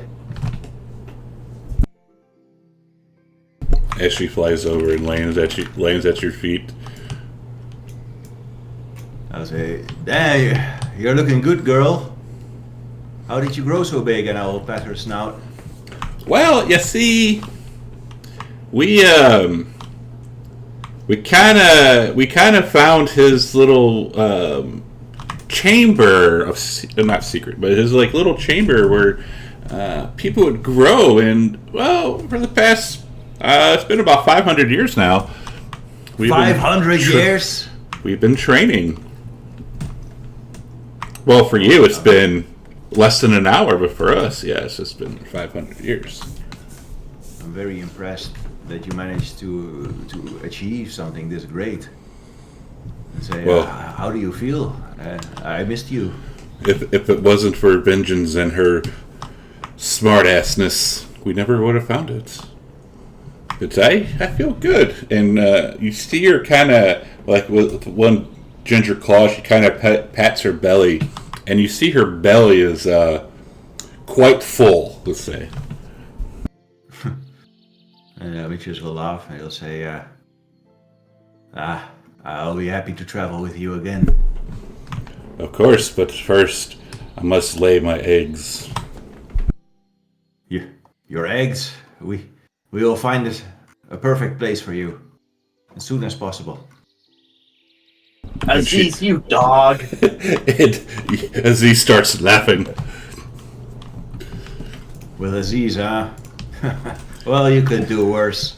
He grows on you after the first 200 years. And I will call over Aziz. And I'll say, so, you and Astrea, huh? Yep. You better treat her right. If you ever break her heart, I'm coming for you. Welcome to the family. I expect nothing less. And he says, well, what do you have the chance? I'd like to, there's a matter we need to discuss. Of course. It's about her dowry. Dowry? Well, if that's how you want to do it, isn't it customary to ask me for permission first? Nah. Touche! I believe she comes with a fine hoard of 5,000 gold. Isn't that right, Astrea? And she Or laughs. didn't she tell you? And I have her inventory in mind, and she has 5,001 gold. Yeah.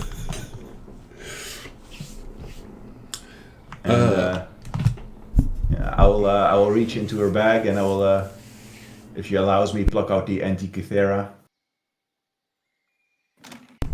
And I'll Alright. put it in mine. Okay. And, go ahead. I have an offer for you, dragons, as well. Vengeance, Aziz. Would you care to come live in my kingdom?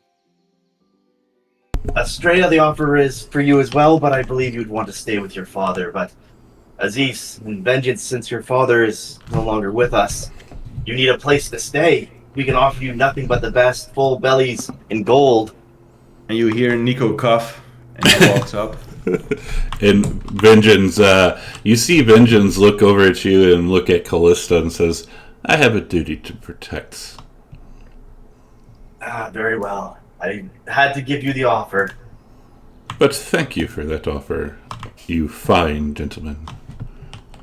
But Aziz, What about you? And he looks at Nicodemus, as Nicodemus is his rider. Nico says, I don't mind you helping out, Tascalin, but where I come from, a father spends time with his children and raises them, teaches them to do right, like I But did. they are fully grown now. There's not much you could teach them. You can't teach an old dragon new tricks. Oh, I'm not talking about myself, lad. I'm talking about his eggs. Well, his eggs will need some place to be housed in safety. You know how many people would probably be hunting for those. Dragon eggs are quite valuable. And And Amisha is- says, oh, sorry, you go. I was say, as he says, isn't Arisha like destroyed? I mean, I'm old now, but the last thing I remember in this realm was Arisha pretty much getting the shit kicked out of it. It will be rebuilt, and if we have you, we will make monuments to the dragons here. And he looks over at Estrella, and like only a kind of like if you've been in a long-term relationship with like a husband and wife or whatever, they look at each other like a little unspoken like communication. And Aziz looks back, he says, "We'll think about it." That's all I can ask for. I appreciate your consideration.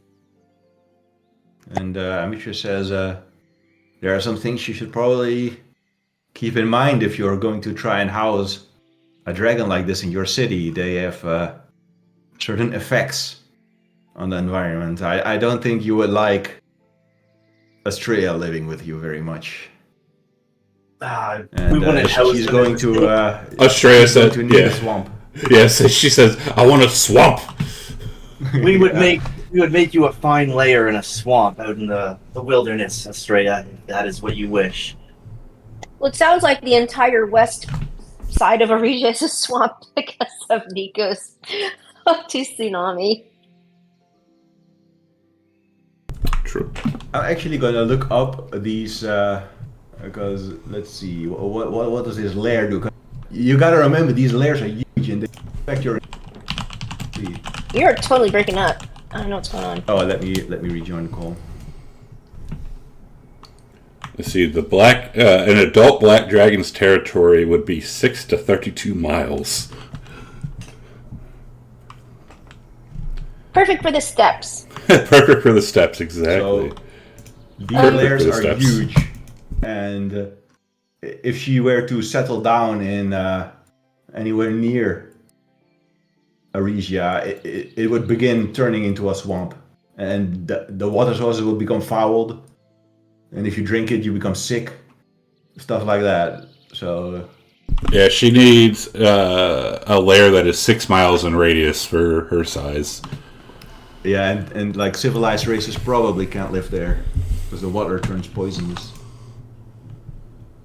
So after standing in kind of stunned silence for a while, Arcadia would walk past Tasklin after when she sees the executed people come back, and she would actually ask him, since he wished that, she goes, "Do you think you can wish Corbin back?"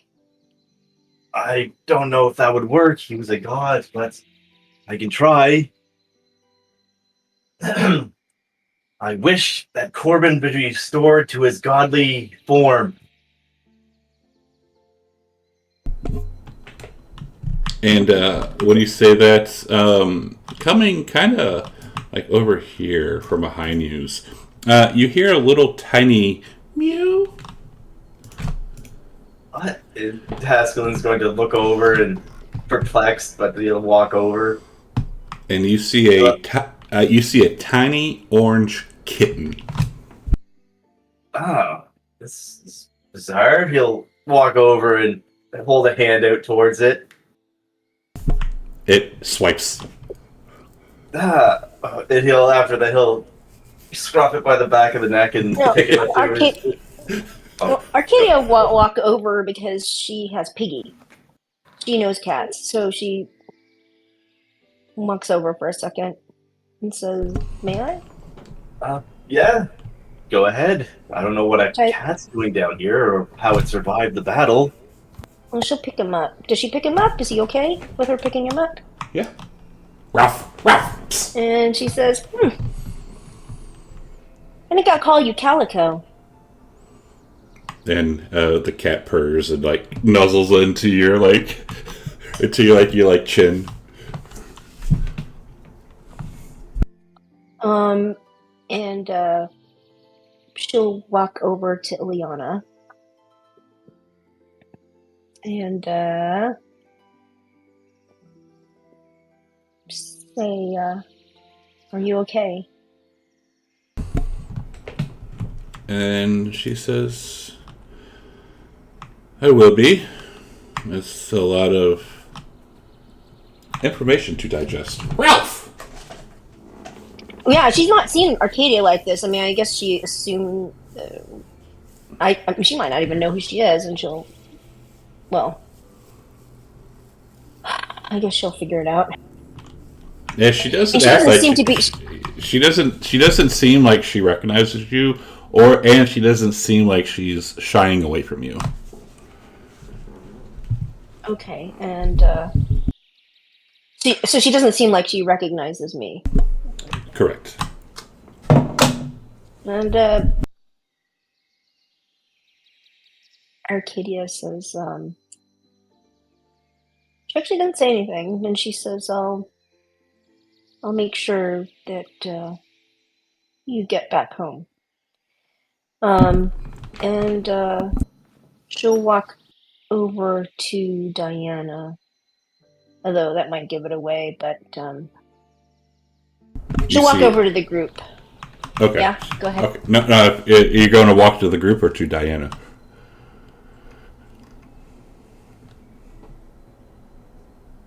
Were you walking to the group or towards Diana? She's not going to. She's just going to look at her and give her a nod. But she nods back. all right.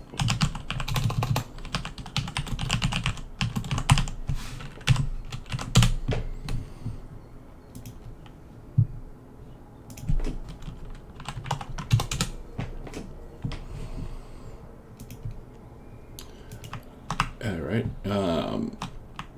What do we want to do now? Like, do we want to head off? Well, I'm going to gather the party to me. I'll ask them to come over. And I will say, remember when before we went to Themis, you all made a promise to me that you would help me with the centaur when I needed it. And I'm calling you all on that promise. I wish to see you at the wedding in a week. Arcadia would say, I recall only I said that, but that's okay. Demetrius, really, can you not let it go? Let it's just your alt self, and with Slavic and the Oracle, evil Oracle gone, he has no base, no power. Just let them live. And Demetrius looks over at Tasklin, and he says, the centaur are my people, and I will do what I must to protect them. And I what expect if to see you there by my side.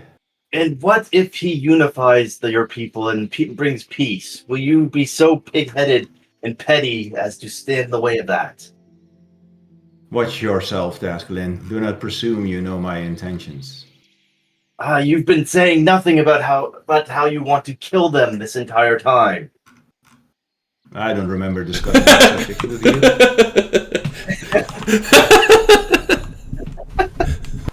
Oh, did someone post something, or are you just laughing at this general? I'm laughing at just in general. Very well. I will be there with a full royal encore or escort. And if you do anything to kill the innocent wedding goers, I will stand in your way. Taskelin. You're a man of such little faith. How long have we traveled together? How many innocents have you seen me kill? Would you like me to make a list for you? What? What do you say? Would you like me to make that a list for you? I can have it signed by the royal court. Go ahead. I do not kill the innocent. I will be Arcadia's there. going to leave. Arcadia's leaving. She's going to say, I think I have things to do now. And I'll say to How- Tascalin, bring really- some food and some drink. Really quick, how is Arcadia leaving? She goes to Liana and she says, let me take you home. And she is going to, with her permission, reach out her arm. Mhm. And she is going to suddenly realize she's going to fly off to Pythoria. Nice. And at the party looks, she grows wings. That Very useful. hopefully that dark power that's brewing inside of her does not overwhelm her at some point. Aslan says quietly to Demetrius as he watches Arcadia fly away. And I'll watch her fly away too, and I'll say, I trust her. But if it I goes trust her wrong- well, but power like that, dark as that, can be corrupting. I guess only time will tell. I suppose so. It may be that in the future we will have to work together again. Maybe, but I pray that it does not come to that. But come, let's get out of here. Let us go feast. I'm sure my wife is wary of this place. Right, and I'll begin loading my kids and their baby mamas up on Astrea's massive back. And Astrea's like, holy shit, you got a lot of kids. Yeah, well, soon I won't be the only one. Ah, yeah. Pascal will wait and for Demetrius to fly out of there with his dragon. I'll And say, once see you he- in a week. And he flies See you off. in a week. And with that, Tascalin is just going to teleport all of his family out of there and back to the palace. All right. And Nico will take his own family on Aziz and fly to Mitros. Okay. Or was Nico's family not here? I think it was, right? Yeah, I just didn't include Oh. them in a lot of stuff. He will fly to Mitros with Aziz. Yeah, they were here, like, but since Nico isn't actually here, I just Anyways, And Yes. Demetrius, he will ask Vengeance to come with him. and Vengeance He says said, I must. And Vengeance says I must take care of Mercy and Callista. Of course. So, within that week, Tascalin will Well, have. There's more. With that, we can discuss that here, but let's take a 10-minute break. Because I gotta pee. All right, stream. We'll be back in about 10 minutes. So if you go away, please come back, and we'll see you shortly.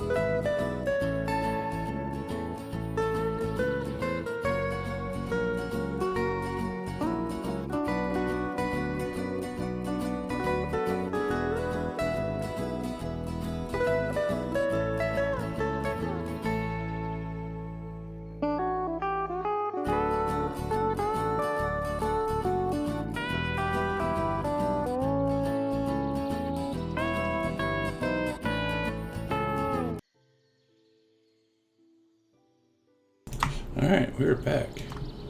I'd just like to point out that that break music was a banger.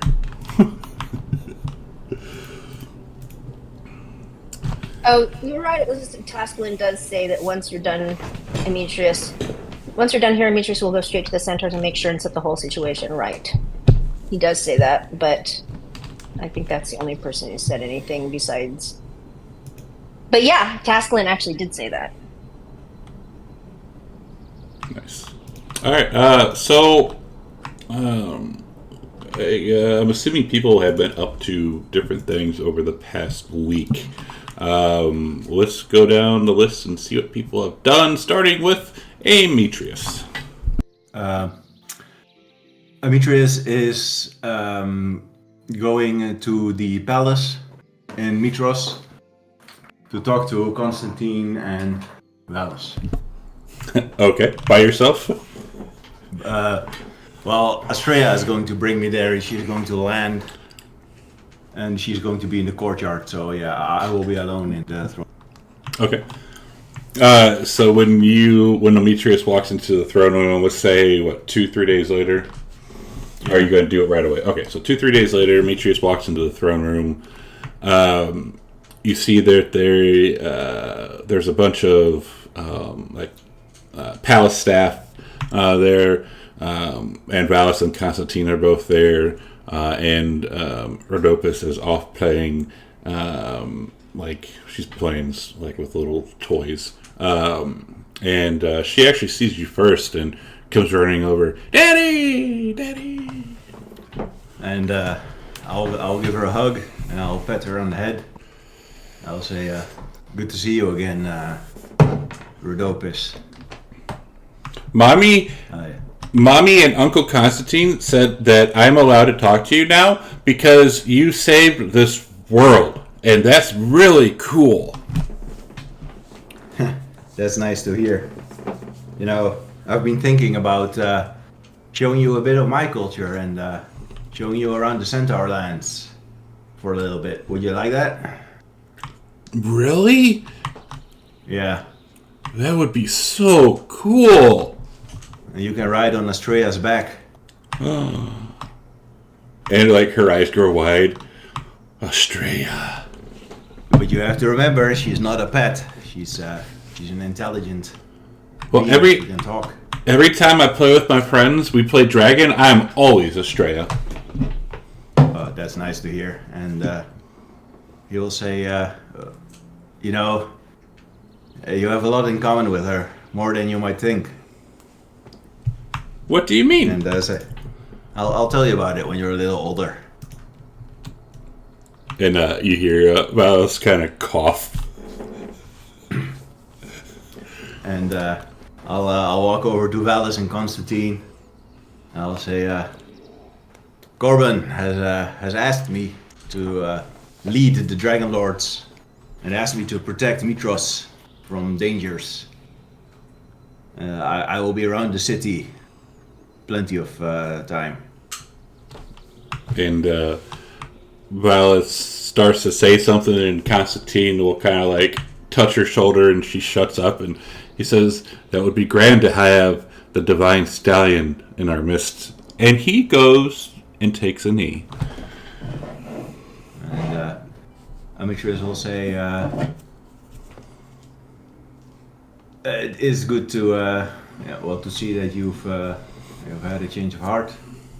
I hope that you will take good care of Alice and that you'll make her happy. Well, after witnessing what we witnessed, there's no doubt in my mind that you are truly powerful.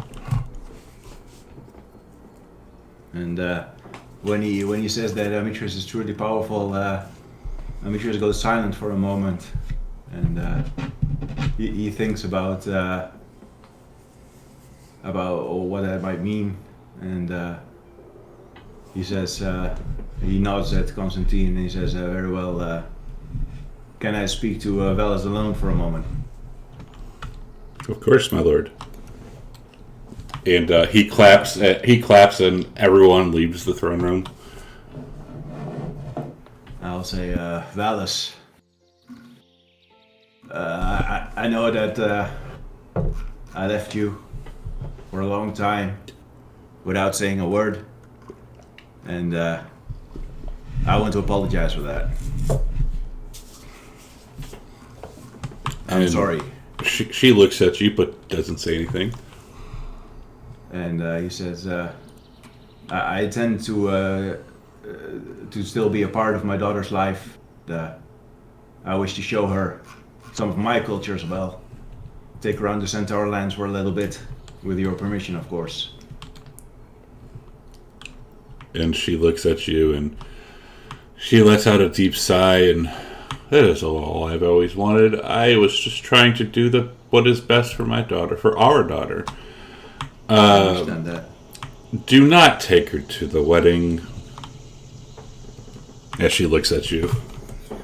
And Demetrius nods and says, very well. I promise I will pick her up after the wedding. We are honored to have the divine stallion in our midst guarding this city. And Demetrius looks at her when she says that, and he tries to read her facial expression, and he looks a little sad. And he says, yeah, her facial is very neutral. Like kind of like, say you've pissed somebody off, right? And like they're mad at you, and you're trying to like apologize and all this crap, and they're just looking at you like a stoic face, like you can't really read an expression. He says, "All right, goodbye," and he'll leave. And as he leaves, he will pass by Rhodopis, and he will say, your mother has agreed. I will come pick you up in a few weeks." But can I go now? No. There are still a few things I need to get straight. Okay. I'll see you later. Bye. Bye, Daddy. And then I'll go to the Dragon Lords. Okay. And I'll walk into their fortress or their tower with Estrella by my side. And I'll wait for their leader to come out. Yeah, when you're doing that, you see a bunch of the other dragons see Estrella, and they lower their heads when she comes like flying in, almost as if like in reverence. Like, ancient dragon could pretty much kick any of their asses. I'll go to the ranking commander. That's like the one after Corbin. Okay. And I'll say, he goes to a knee. And I'll say, before he sacrificed himself for Thylea, Corbin asked me to promise him to lead the Dragon Lords. And I intend to keep that promise if you will follow me as your Grand Master. And he looks at you, and you can see that he wants to say something, but he says, "Very well." I'll say, speak your mind. I will not be angered. And he says, "To be honest, Sir Ametrius, you haven't been here in the last 7 years. You've been going off doing who knows what. And I understand. We all saw that battle. We all saw it as if it was right in front of our eyes. So we get it. But if you're going to lead us, you must... I don't want to say must. I don't want to give you any orders. But please be around more than you have." And Demetrius nods and he says... As the new god of the steppes, my duties are far and wide, but I will be around often. I will return here. I'll try at least several times a year, and I'll train the dragons, and I'll upkeep the code the best I can. And if it is time for the Dragon Lords to stand on their own, I will name a successor.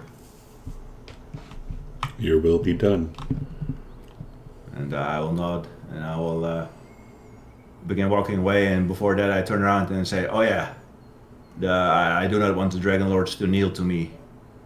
You can all be at ease. And everyone starts looking at you, and you hear a "Oh, thank God!" And like you see, like one of the guys like undoes a belt, and his gut falls out. I knew you. I knew Corvo is a proper bunch. I have some business with the Centaur to attend, and I expect to return by the end of the month, and we will make plans then. Very well, Lord. I'll mount Estrella and begin flying away. All That right. was what I will be doing in the week. All right. And since we have you right now, how about we jump over to Nicodemus? Okay. Well, I've asked Nico on Discord what he wanted to do, but he hasn't gotten back to me yet. So I will go by what he said he wanted to do in the past, which is he will go a bit incognito.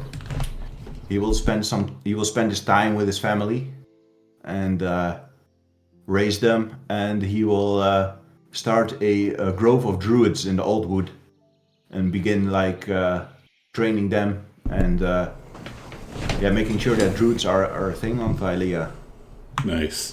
And really quick, Brogar has a very important question that I think all of us have been wondering about for a couple of years. How does a centaur ride a dragon? Right. Well, at this stage, Astrea is a ancient dragon, so he can go on her back. But before that, I actually discussed it with Engorgio, and she has like a front a strap around her neck, actually lift it up, where Amitrius can hold on to with like handholds, and she can use her front legs to grab his horse body, like around his stomach, and he can hold on to like the straps by her neck. And it's pretty much like he's carried in front of her. That's how he's been doing it while she was small. But now she can just, so it's easily. it's like he's hang gliding, right? Exactly. Exactly, yeah. Yeah. Funny, I never thought of that. So that way, like when she flies, she can like instantly drop him off, and he's not tied to anything. So. All right. How about Arcadia? Let's jump to Arcadia. Wow, putting me on the spot. I didn't expect this, but she would drop Ileana off at Pythoria, but not where her mother can see her. And she would just leave her. Okay. And then she had sent a sending stone message to Diana that she would take her back to Themis because she can fly now. Although I'm not sure how long of a flight that would take, but whatever. And she would drop her off. Again, away from people. And she would tell her well, of course, she would say she loves her very much, and she says, I need to have some time to myself to get a handle on things. And she would find a secluded area on Themis, and because when Gravik's essence entered her, she suddenly felt a lot more powerful, having more abilities, which she didn't use in the in the fight, because her archery is still her strongest suit, interestingly enough, at this point. But she would go to sit down on a piece of grass and do the same experiment she did before. And I'm hoping that as she learns to control her powers, that she at will not like sit on grass and kill it like Roundup. Okay. So I'm asking permission for this. She's learning, because otherwise she's like, if she emanates this aura of death, that's not really great. Is that okay, Gorgio?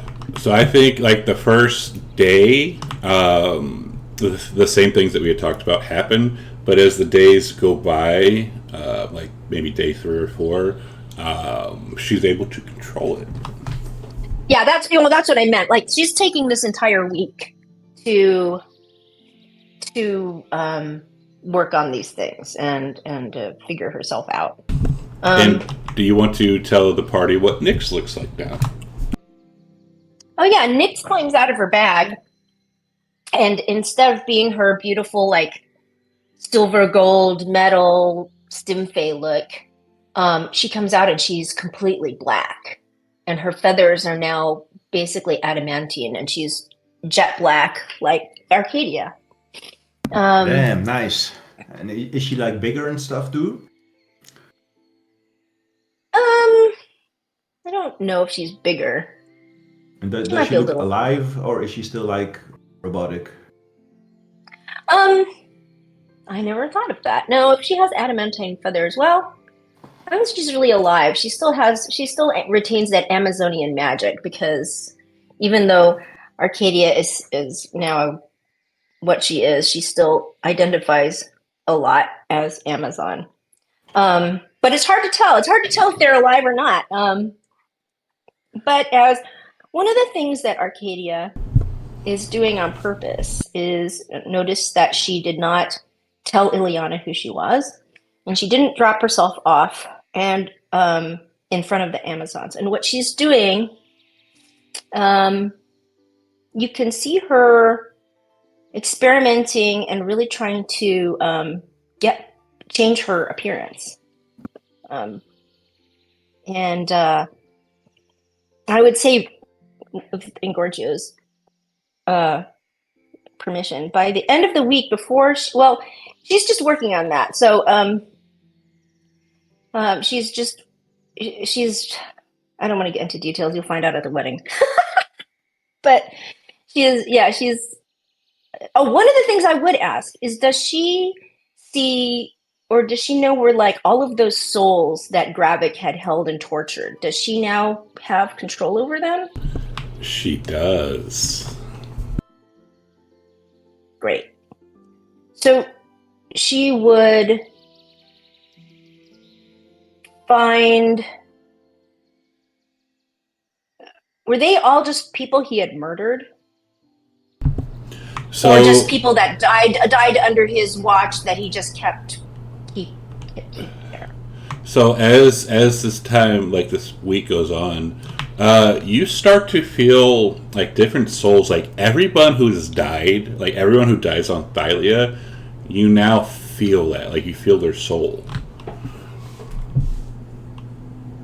and you basically, like not to get into like too many like crazy semantics or whatever, but it's on you if where they go, like Elysium or hell, basically. Right. And so she basically is sorting through the souls in a very lawful, neutral manner, very different from the former Lady of Death or even the Lord of Death. Yes. God, all the men are going to hell. That's funny. I'm looking at the Twitch chat. Are there any other souls besides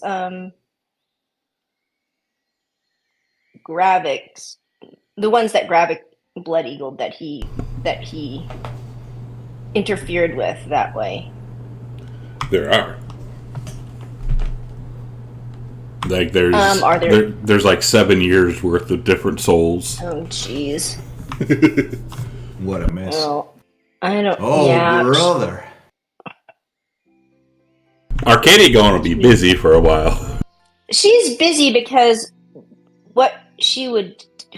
There's always unfairness in the world, but that she feels because of Gravik was like an abomination against the normal order. Although Latveria didn't do much better either.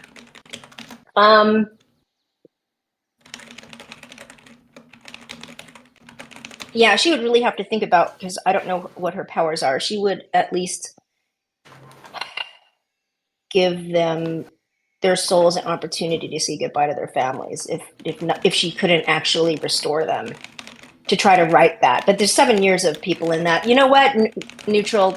Unfortunately, that was their fate. But she would be kind to them. Yeah, it could have been their fate, because their fate, if you go into like mythology or whatever, their fate has already been written the day they were born. So maybe they were fated to die like that. Yeah, right. Well, she is going to let them pass. All right. And then eventually appear to Diana at the end of the week and tell her she has to go to the wedding and see if things really have been spiced up. Give me a performance roll with advantage. Oh God. Hey, I made Demetrius do it. And Corbin. And Tasklin. Shouldn't this be dexterity? Arcadia, hold on. You have inspiration.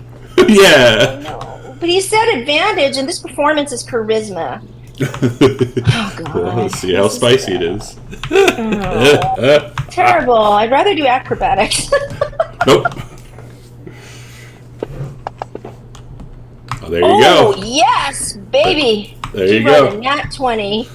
That 9 -1 is very telling, Arcadia. I would roll that in if I was you. So, This is how you do it. So, at the end, not to go into many details, but after the end, Diana is laying there and her hair is like insanely wild and she's breathing very hard and says, "Oh, thank God. Now go enjoy your wedding and hurry back." Yay, Nyla, thank you. Perfect. Chat. I love my cousin. Thank you. Perfect. Arcadia laughs and gives her a big kiss. Oh God. Now let's jump over to Taskelin. And If he's it's in the palace, and you just hear Taskelin's voice roar out from from the other side of like a conference room. "No, I want it 30 feet higher with a pedestal for the sword to be laid in. This is Corbin. He saved this world. He will be honored properly." And after that, he storms out of the conference room, leaving a bunch of architects and artists in his wake. They don't understand my vision. Taskelin, make sure to tell them that they have to make it so realistic peek under the skirt. Oh, right. Oh, God. That was... That's what you would have wanted. Let's see. So, Well, when you're doing that, after you do that really quick, some guard comes running up and says, "Sir, there's a little gnome here to see you. He says he knows the party." Did he give you his name? I don't know of any gnomes. He gave me his name of Mr. Ossity. Okay, I will. Don't let him in too far. I'll meet him in the grand entranceway, and Taskelin will make him wait like 10-15 minutes before he actually arrives. All right, and you see, you never actually Taskelin never actually met Ossity, but you know he was brought back from the dead. So you saw him on the platform, and when you see him, he goes to a knee and says, "My lord, I travel. I've been a traveler forever and ever, but I know I'm also an architect and a stonemason, and I would love, with your permission, to help construct the great Corbin statue." I see. Do you have any credentials to prove this to me? "I do." Well, let me see them. And he pulls them out. Taskelin takes them from him and examines them in silence, giving him a side eye occasionally, looking up, looking at him. like he's measuring him as a person. Yes, these seem to be in order, and rolls them back up and hands them to them. You will be working on. You can work on the pedestal for Titan's Bane. Perfect. Perhaps you can work on the stairs leading up to it. Perfect. Good. How Nope. much did you want to be paid for your services? Nothing. Just a place to sleep and a place to shit. And some food. Not exactly kind of coarse of you, but very well. If all you want is accommodations and food, that can be provided. I hope you understand that this is a royal position. I expect you to be on your best behavior. No drinking, unless it's on your days off. Yes, my lord. Good. Well, the chambers for the architects and the masons and also the artists are in the left far the east wing of the palace. You may go find a room if you wish. I'd like to get to work right. I'd like to get to work right away if that's okay. Well, we haven't started construction yet. We're still in the planning phase. You will be provided with food and a bed until the constructions begin. Absolutely. Good. Do you know anything of architecture? Perhaps you could help the architects. They seem to be having a hard time envisioning what I have in mind. Well, have you ever heard of the city of Baldur's Gate? No. Is it a small town somewheres? It is a massive city, 3 times the size of Mitros. Oh, you don't have to lie. Now I question the authenticity of your credentials. I tell the truth. You can roll an insight. I tell the truth. Okay. Insight. Not that I have a well, insight isn't that bad. I don't. Where's the tower? I mean, you already know he's not lying. You know what Baldur's Gate is. Yeah, you know for 100% he is telling the truth. Oh. Very well. Please go share your expertise with them. Absolutely, my lord. They will tell you what I have described to them already. I do not wish to repeat myself again. Absolutely, my lord. And he rushes off, and you hear him open the door, and he says, "All right, you cock-sucking motherfuckers, this is my place now. I rule this. I'm in charge. All you are my bitch. We will do what our god Tascalin has commanded, and if you have any issues with that, I will kick your ass." And the door slams shut.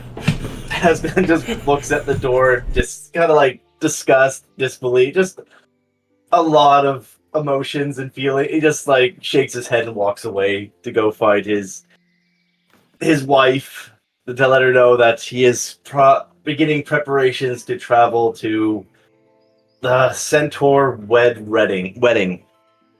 All right, and when you walk in, you see her kind of looking up the chimney the chimney in their room, and she visibly sighs and says, "Okay. Oh, so yes, we will go to this wedding. Hopefully nothing crazy goes on, but knowing your group, something insane is going to happen." Yes, I do not trust Demetrius as far as I can throw him. I'm going to bring my royal guard with me. My father as its captain, and I suppose I could bring my mother. Though I hope nothing bad happens where we have to defend ourselves. Anyone you wish to bring? Perhaps your sister? And she cocks an eyebrow. Are you trying to have be related to Demetrius? Is that what you're trying to say? Not that I do not exactly would prefer that, but perhaps having your sister around might be able to have him blow off some steam. Very well. I'm sure she'd love to go to a wedding. Yes. Thank you, Tascalin. Thank you. Tascalin's a good wingman. I just hope that Demetrius's former performance does not sour her on him. I don't know. I haven't really talked to her, but I hear like tales that she quite enjoyed everything up until the time when he just went into a statue. Okay, that's good. So it didn't ruin the evening for them. That's good. Yes, I had to untie your sister from the bed frame after I found them like that. You didn't look at her, did you? I tried not to. Good, good, good. Ooh, careful. Yeah, she would have gone all versy on him. Yeah. Wow, I can't wait for this because this is a royal wedding. Who knows what other royalty will show up to this? Well, Arcadia, when you go to see Diana, really quick, not to interrupt Tasklin, you see she told you that there is a retinue of Amazons also heading to this wedding. I bet there is. All right, back to Tasklin. Very well. I will leave you to prepare. Whatever you wish to wear will be more than acceptable, my love. I need to go start preparations for our journey there. We're going to need provisions, guards, and probably a few wagons. Very well. May I, with your permission, may I wear the traditional centaur attire? I'm unfamiliar with that. What exactly does that entail? Well, they pretty much go in the nude. Let us not debase ourselves to such a degree. I'm sure they'll be more than happy with our own style of clothing for such an event. Perfect. That was just a test. Oh, very good. He'll take his leave and start making preparations for the journey to a wedding that's probably going to turn into a massacre. Okay. All right. Well, who wants to get there first? I'm assuming probably Demetrius would probably end up showing up there first. Demetrius is late. Demetrius is late. Of course, Demetrius is late. Of course, And Demetrius is late. actually, what Nico would do during that week, one thing he would go to Arcadia's favorite grove in Arigia, and he would use his druid magic to completely restore it and make it grander than before. Hell yeah.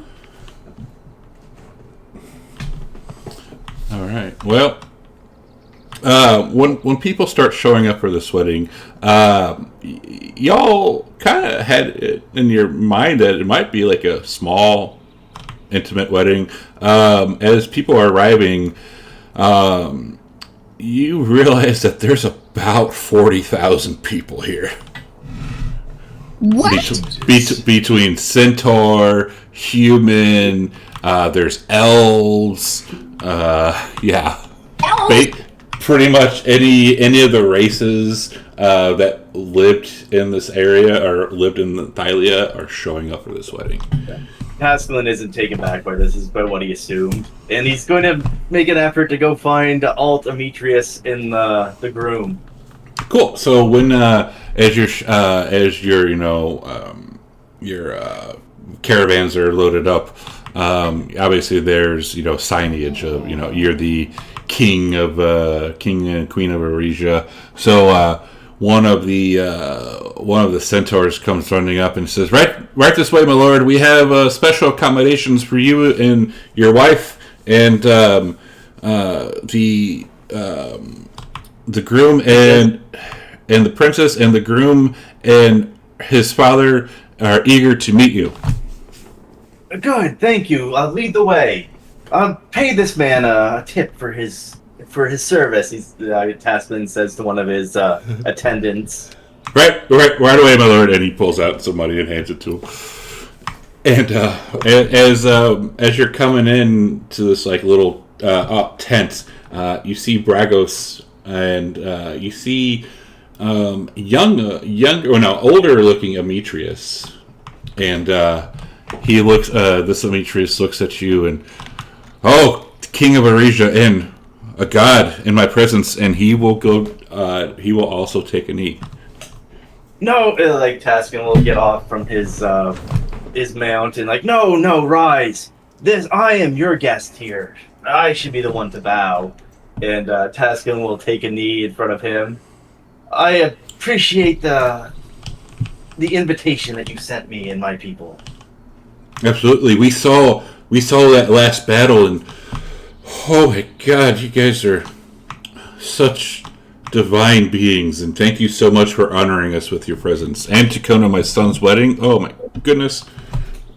Oh, it is my pleasure, and that's a little embarrassing. I was not at my fullest on that fight that day, but I appreciate your words of encouragement, and he'll hold a hand out to give him what's that handshake called where you like grasp each other's forearms? Yeah.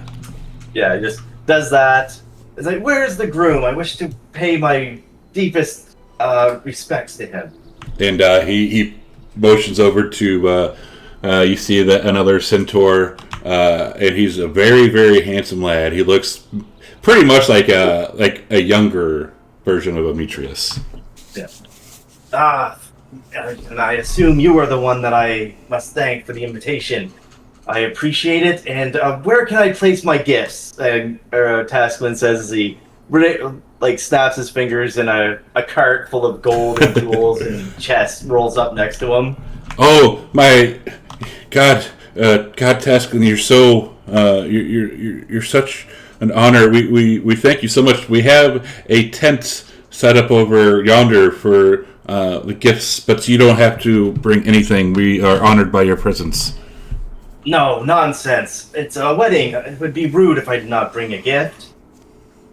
Thank you so much. Yes, I will take my leave of you. Where can I put this cart so that you may inventory it later? And you hear a snap, and another centaur comes trotting up. We will have him take it there right away. Thank you. I will take my leave of you now. I cannot wait for the reception. He turns, walks towards the tent they had set up for them. Perfect. And as you're walking, you see that people are seeing you, and their eyes are growing wide, and they avert their gaze and put their head down as you walk by.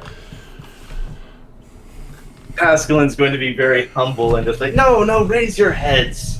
I am a guest here.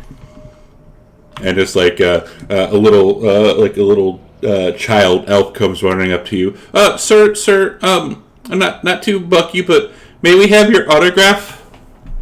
Of course. And he'll pull out have a quill appear, a magical quill appear in his hand, and as he writes his name, it's glitters and shines and changes depending on how you look at the signature. Just full of weave and magic. Here you go, and he hands it back to him. Oh, thank you. You're such a... Oh, I'm honored to be in your presence, and they take off running. Lovely little scamps. Well, continue on, and he moves back to the tent. All right.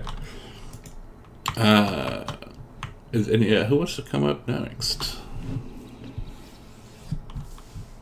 I guess between Nico or Arcadia, if either one of you want to show up next. Nico will be way on time, and he doesn't care to meet the groom. He keeps a bit to himself, and he will have used his forms to actually look like his old self, like a regular dwarf, and he will be wearing regular to poor clothes, and unless you really know him, you would recognize him from battle or as the god Nico. So, and I'm guessing he just hangs out with the other dwarves. And he will once Taskelin settles in, he will go and greet Taskelin, but in a subtle way, and say, "Hello, good to see you here as well." He doesn't want to make a show of it. And the few druids that are with him that know he's a god, they don't really treat him as they would like Taskelin. He prefers to be treated as just like a regular dwarf. So he doesn't want all that fanfare that Taskelin just got. He's a happy guy with his. He doesn't like drama. But he didn't bring his family. Fair enough. Sus. Fair enough. Is he bringing the child druid that came back? No, he wouldn't. He wouldn't. He would only bring a few elder druids, and the child druid is still in the grove, being taught, and he also, I guess, like lives with, and gets fed by him and trained by him, stuff like that, like his apprentice. Perfect. All right. Well, how about how does Arcadia end up showing up? So back to the last scene with Diana. Diana says, go to that wedding. And Arcadia says, why don't you come with me? And she goes, I want to show you something. And so when they arrive, Arcadia looks like old Arcadia. Not that Nico stole her thunder, but I think not that he didn't, but they think the same way. So she is dressed in her military dress. She looks like the high commander of the Amazons, and Diana is with her. And they also come with the retinue of Amazons. I'll let Rengorgio say who exactly is in there. But because what you've noticed is that no one, they assume that the goddess of death looks like Arcadia in her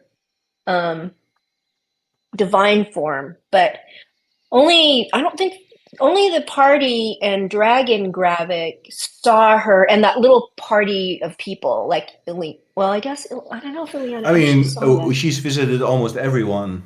I mean, she's visited Vale, she's visited Mitros, she's who as regular Arcadia. Yeah. So she, basically what I'm saying is she's trying to keep her identity as the goddess of death secret. Like, she'll appear as the goddess of death in her divine form, but as Arcadia, she doesn't want people to know that. It's like Batman, Superman. Yeah, absolutely. And when you get there, there's because the queen also came. Of course, she came.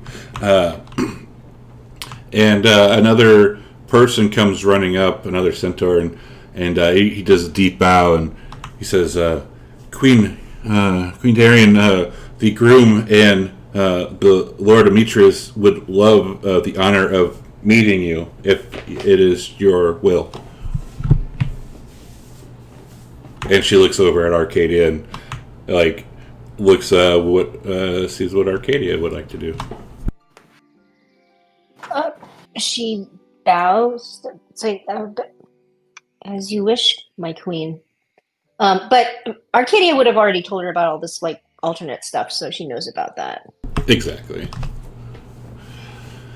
All right, so she'll take the centaur take the queen and yourself up, and you see this Demetrius.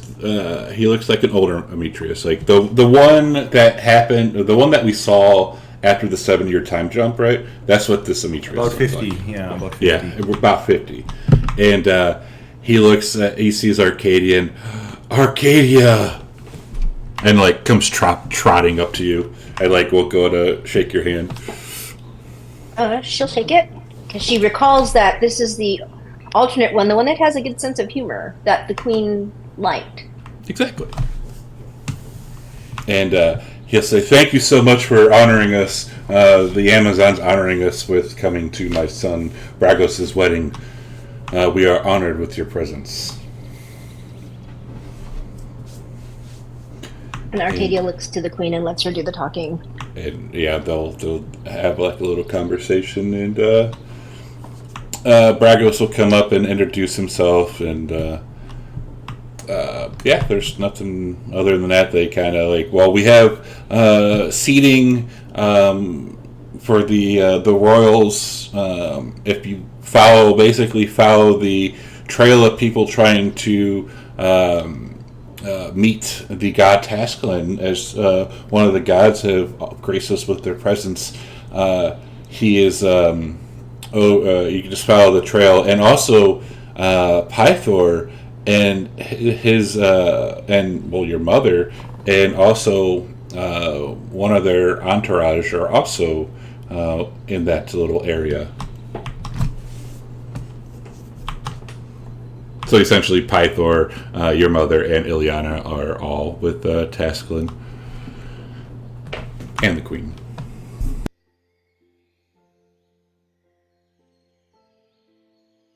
And then another person comes up and says, "My lords, we are about to start. If we can start taking our positions." And I think with that, Demetrius, how do you show up?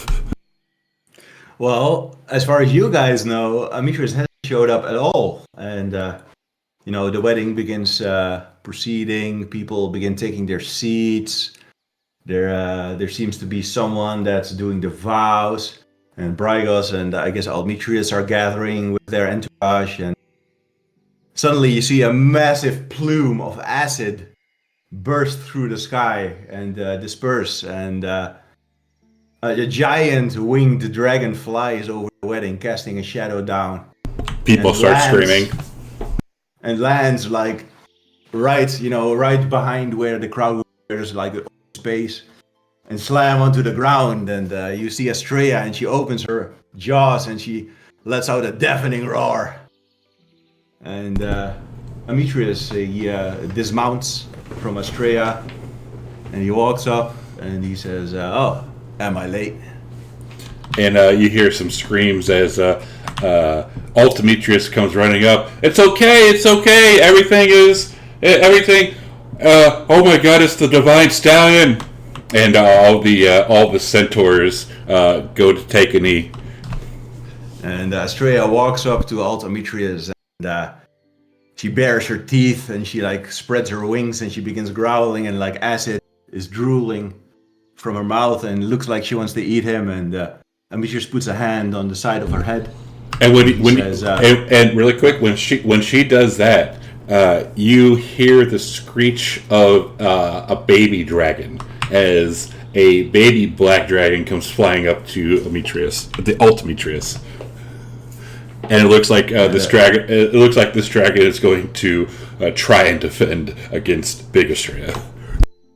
Estrella looks at the tiny dragon, and normally you'd expect something like kinship or love for one of your own species, and she just seems aggressive, like she might eat the tiny one, because black dragons are a bit special.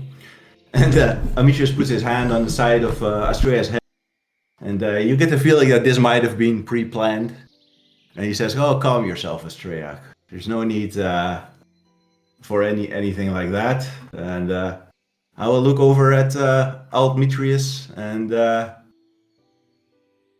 Brygos, and I will address Demetrius and say, 'So, you are the one that wears my name and my face.'" And they're all still on an E. And Divine Stallion, I do not say that I am the Divine Stallion whatsoever. I am your humble servant. My name is Demetrius. And Demetrius looks at him, and he says, "Rise and face me like a man." And he gets up, and you can tell that he's like quivering hooves as he stands up, and he keeps his head really close to him, and he keeps his head down. Wait, because Demetrius, God Demetrius, doesn't look like Demetrius, right? Or does he? No, he's gold. Right, that's what I thought. He looks Okay. like half of the other Demetrius's face, age. And he walks over towards him, and he says, he gets really close, like an inch from his face. "Look at." And he looks up, and you see nothing but fear and admiration in his eyes.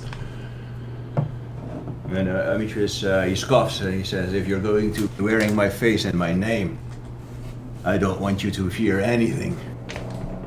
My lord, I do not wear your face or your name. I am your humble servant, Demetrius. And Demetrius seems displeased by this, and he sighs and he says, "Very well." And he walks over to Brygos, and he says, "Rise." And Brygos rises and looks you directly in the eye, no fear in his eyes. And you see a smile on Demetrius' face. It seems that that reaction actually And he says, what about you, Brygos? What do you think? What do I think about what, my lord? About me? Don't you want to strike me down? I would never want to strike the Divine Stallion down, my lord. I could not ever hope to compare to your greatness. And you see some doubt in Amitrius' eyes, and he says, what about your time spent with Gravik? I hear he took you from your mother. I did what needed to be done to make sure that I survived. I never had any allegiance towards Gravik, only to the Divine Stallion, my lord. I will do an insight check on him. Okay. And I'll use my inspiration. Okay.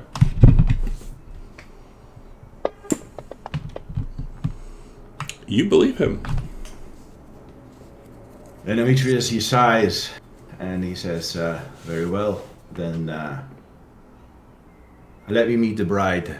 I wish to see if you have found yourself a worthy wife. At once, and he points over and calls her out. And she's over there, and you see, you look over, and you see the centaur woman on the ground kneeling, and she looks scared. Do I recognize her? You do. I forget exactly what her name was, but it was the centaur when Agrius's daughter, the one that you rescued in that tower. Oh, Lesia. Yeah, Lesia. There you go. I will hold out my hand for her and ask her to take it. And she shakingly puts her like super small hand into your large meaty hand. I will pull her to her feet. I will say, a hero like yourself, you shouldn't kneel before me. You are the champion of the Centaur. I recall that you stood by our side. And by your side, my lord. I've never met you. Oh, but you have. I am Amitrius. Although I have turned into a god, but we once met at the tower, and I described the battle that we had. And her eyes go wide, and she goes to like get down on her knees again. I'll lift her up and I say, no, no, no. And I will reach into my bag, and I will pull out a helmet with a death's head, and I will give it to her. And I'll say, this belonged to your father. I want you to have it. And her eyes go kind of wide, and you honor Does it us. still have his head in it? No. No, it doesn't. It doesn't. No. And It's polished. and she says, you honor us with your presence, Divine Stallion. Thank you so much for coming to my wedding. And he'll say, I want you all to know that I do not plan to take my father's name, the Divine Stallion. You may all call me the Lord of the Steppes. And Amitrius and Brygos, if you will have it, allow me to perform the ceremony at this wedding. And their eyes again, like they start to fill up with tears, and we would be so honored for the divine, the Lord of the Steppes. I want everyone here to be at ease. We are here to celebrate this union. And you hear from like way in the back, you know, because there's a shit ton of people here. You hear it way in the back. What's going on? Let's get this wedding going. I'm thirsty. Must be one of Corbin's friends. It's a good thing he pushes the priest aside, because the priest who was going to officiate the wedding starts with, "We are gathered here together." How did you know? Marriage. Exactly. So Amitrius would walk between the guests, and he would get up on the altar. And he has taken off his armor. He's not, so he's naked. And actually, before that, he will go to the park, and he'll say, "Kadia, good to see you. Thank you for coming." And he will look at Tasklin, and he will raise his eyebrow, and he says, "I thought you said you would come in the traditional centaur attire." I said no such thing. Tasklin, come now. I'm disappointed in you. You are a god now. I will not be naked in front of 40,000 attendees. I have a reputation to maintain. You may have your genitals flopping about, but that is normal for your kind. Let's see. Well, just remember that I wore your clothes at your wedding. And it was not crude and unsightful. All right, very well. Let's get this wedding started. Tascalin, realizing himself, is going to turn to the centaur people. Which, I mean, no offense, your culture is very beautiful and unique. It's just, your clothes do not suit humans. You hear grumbling. Boo! Strip down! He's just hiding his little manhood. It's okay. You hear from a large. Yeah, they start to jeer it. You start hearing jeerings coming from everywhere. But yeah, A message pops up underneath Tascalin. Tascalin will remember this. Yes. Abitrus, well, you go to the altar. Wait. For the groom and the bride. All right, and yeah, they come up, and well, the grooms are there. The bride comes up, and yeah, if you if you have a little speech or anything to say, go for it. I'll say, before the Lord of the Steppes, before herd and kin we gather. The wind bears witness, the river listens, and the earth remembers. Two souls now stand as one, their paths joined as surely as the tracks of their hooves upon the plains of Thylea. May their days be many, may their love be strong, and may no storm divide them. As the herd protects its own, so shall they protect one another. As the seasons turn, so shall their bond endure. In the sight of the gods of the centaur and the gods of Thylea, they are bound. Tell me, Brygos, do you take this woman, her name, and then as your mate forever now and in the steppes beyond life? I do. And you, name, do you take Brygos as your husband in the steppes of Thylea and the beyond forevermore? I do. Then I hereby declare you married. May you run together, heart to heart, forevermore. And I will cast ceremony upon them, and a golden light will suffuse them and bind them in wedding. Hell yeah. Yeah, I have that spell. And you hear a bunch of what can only be described as 40,000 people cheering. And Ultimetrius says, "And now we drink." And Demetrius will cheer, and he'll pat him on the shoulder, and we'll go and drink and eat. All right. So during this reception, we'll just kind of gloss over it. During the reception, Demetrius, you see an elf. A couple elves coming up, approaching the party. I will greet them. Ah, the elves are old friends. I'll say with a smirk on my face. And you see him kind of smirk as well, and he will go up and he will take a knee. And we saw what's happened. We saw it all, and we would like to apologize for any transgressions we caused you or your companions several years ago. Please accept our humble apology. And then I will look over at the rest of the party. As far as I'm concerned, it's forgiven, but I'll let the rest speak for themselves.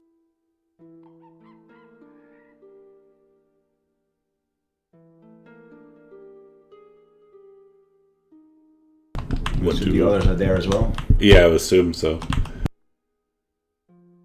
So the elves just came in and apologized for attacking us? They apologize for any transgressions they had over several years ago. So yes, basically apologizing. Do they have their ears? I don't. Did you cut all their ears off, or I can't remember. I think it was only the dead ones. The dead one, yeah. So, harvested that ear from it. Yeah, so they have their ears. Arcadia, being, just nods and says, the past is the past. And they walk away, and there's reception music being played too. It's nice harp music, and Pythor, and what was your mother? I can't remember your mother's name. Ophia. Ophia, yeah, I was gonna say Ophelia. So Pythor, Ophia, and Ileana, they come up, and they give the party a little bow, and they say, it's been some time, but we saw what happened, and Jesus Christ, you guys are beasts.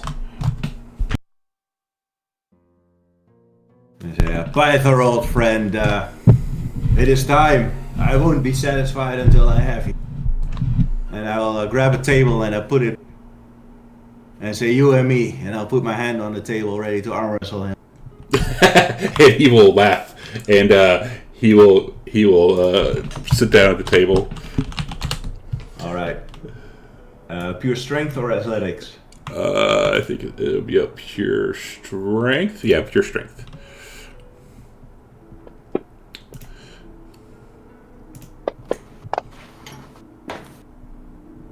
Oops. He rolled a 27. Ooh. As he easily slams your hand to that table.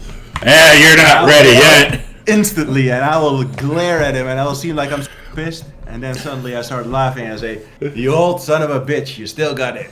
Damn right, I still got it. Now, where's these cheesy potatoes? People keep saying that they're around here somewhere. And you see he's getting fat Pythor again. And the last time... Oh, go ahead. Well, I was going to say, Ileana comes up and she has her gaze down and she looks very sad as she comes up to Arcadia. And I'm assuming Diana... Not Diana. Is Diana there? I can't remember Diana. Yeah, Diana. So she came up... She comes up and she says... Arcadia, I'm so happy that you are alive, and we just thank you for all the help that you have given us over the years. And she looks sad. Yeah, and Arcadia looks sad as well. She's not for the past between her and Ileana, and also she looks at her mother because the last time her mother said, she says, you make my skin crawl. So she is not quite. She looks at them kind of awkwardly and said, "Well." Mother has not spoken. And she just nods and says that loyalty to the tribe always, to family as well. And Ileana, you are both to me. And you will always be that.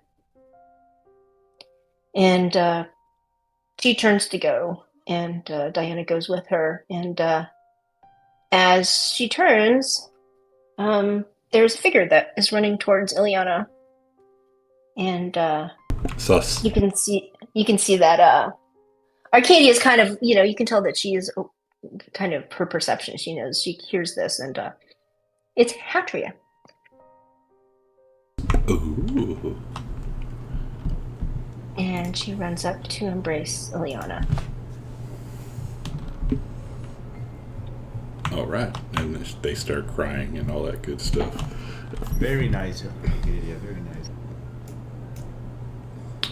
So as the party continues, you start hearing what I can really only describe as like monkey hoots, and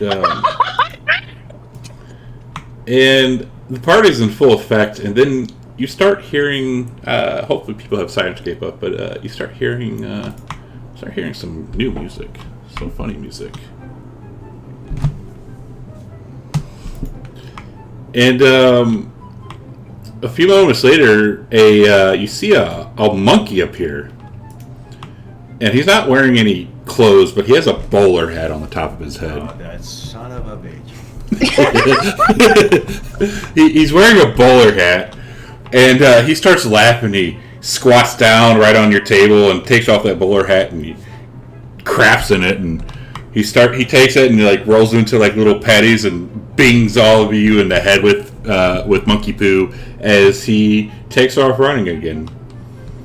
I begin angrily chasing him, and I'm like busting through tables, and I'm like screaming, and I'm like swinging my. There's some things that even the gods cannot fight. Exactly. As Clyde looks at you, and he kind of blinks and disappears. As I'll get you one day. As for the final time in Odyssey of the Dragon Lords, Clyde the Poo Singing Monkey has made an appearance. Thank you, Nyla Grit. I think she meant it for you, not for the party, but oh well. I never get hit. I never get hit by Clyde. Clyde is your buddy. Yeah, at last the real star of the show, Manfield. The real story, exactly. Corbin, at least it's worth being dead to finally avoid Clyde. Corbin's in his happy place permanently. Yeah, and Clyde pops up there as well. A ghost Clyde.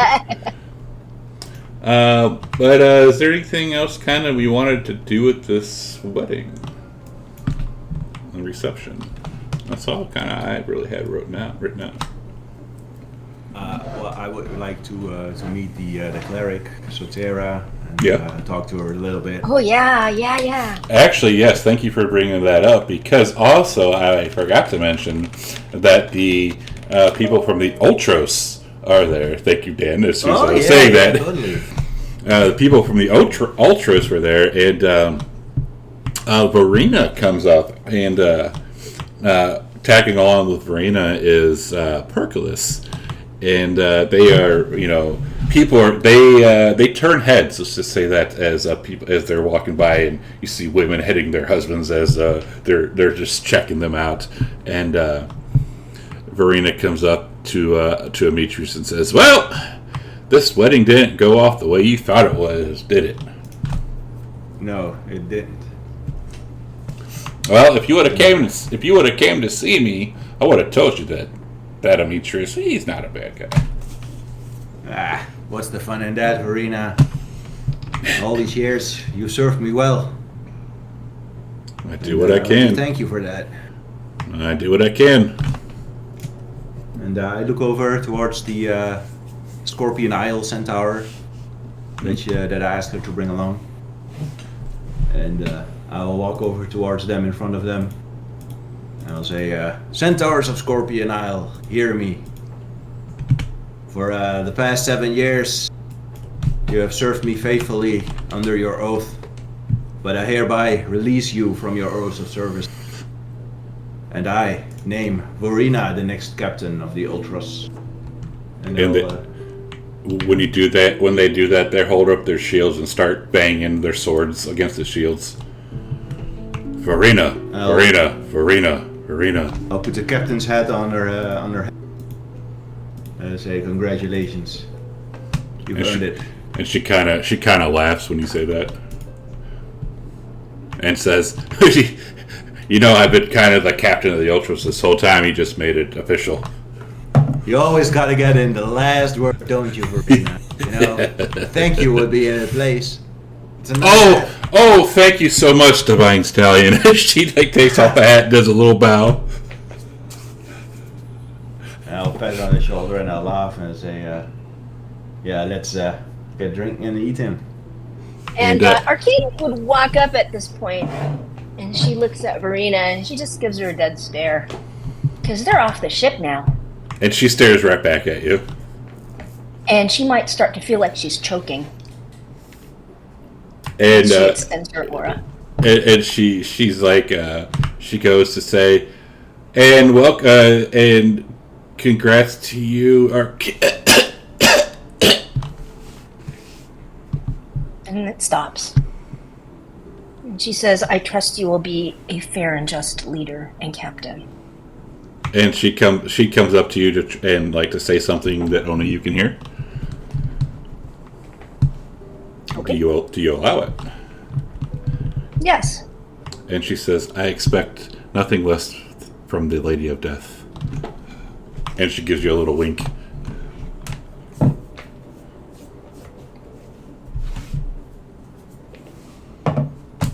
And Arcadia would just say, just so we know where we stand. And she nods. I will keep your secret, don't worry. And And she says, I'm sure you will. Matt Kels, Arcadia says, "See you soon." Yep. Tasklin, you see, Perclus is here. She hasn't said anything, but she is glaring daggers at your lovely wife, Queen Helen. Asklin will look over at her and look to where she's staring and just kind of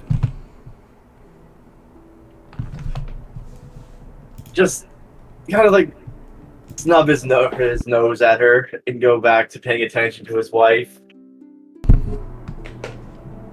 And when you do that, Perclus walks up to the table. Tasklin, my love, it's so nice to see you again. I have missed you. What exactly are you doing here? Well, your father and mother invited me, of course. I see. I'll have to have a word with my father about this. Well, we're old friends. I wouldn't say we're friends, but yeah, very well. How can I help you? We're kind of having our own moment here. Bro. I see that you brought your wife and you're now married. Yes, I am. This is my wife. She looks ravishly. Yes, she does. She is very lovely. And he'll turn and smile at her, at Helena. And she looks and, Taskin, my dear, who is this woman? Just a slight annoyance. She will go away if you ignore her long enough. And Perclus laughs. A slight annoyance? He didn't tell you about me? We're old friends. We grew up together. He was my first love, and I was his. Enough of this. I wish that you were gone back to the Ultros. And he flicks his wrist at her. And poof, she disappears. Yeah. What the fuck, dude? Wow. Well, at least he didn't wish her dead or something. Well, then Arcadia would have taken True. care of that. True. Apparently she has some schoolgirl crush on me, and she is petty about this whole thing. We never had a relationship, growing up or now. Apparently she thought so. You know how, I remember when I was very immature as a woman growing up. So, she just needs a good man or a good woman. She just needs somebody. Yes, exactly. It'd be in her best interest if she just moved on. And at this point, Helena's sister walks up and says, "Who was that beautiful woman?" She's back on the Ultros if you wish to go speak with her. She What's- does have a flattery temper, so I must warn you. What's the Ultros? It's a ship. It's probably docked at the closest pier. I don't do water. That's fair. Not really worth it anyways. Taskless Monocle. Oh my god. Matt Kelp says she is Tasklin's Monica Lewinsky. Jeez. So the sister walks over to Demetrius and looks him up and down and so where we left off last time, if you're still willing, We can look to that another time. Another time. I'll speak to you later. I must see to these followers of mine. Yeah, you go over to Sotera. Yeah, I'll make an effort to avoid Helena's sister before anything dangerous happens. Fair enough. And so you go to Sotera, and she's there. I'd say she's there with 5 others. And when you walk up, they all go to a knee. I'll say, Sotera, it is good to finally see you in the flesh. Divine Stallion, it's so. Thank you so much for. You heard my prayer. Yes. You and we are going to have a lot of work in front of us. I want you to lead my religion. It would be my pleasure. I'll name you the head cleric. And I'll tell her to rise. I'll say, you do not need to kneel to me every time. But you are the god, the Lord of the Steps. We have to honor you. Yes, but I believe that together we achieve great things, and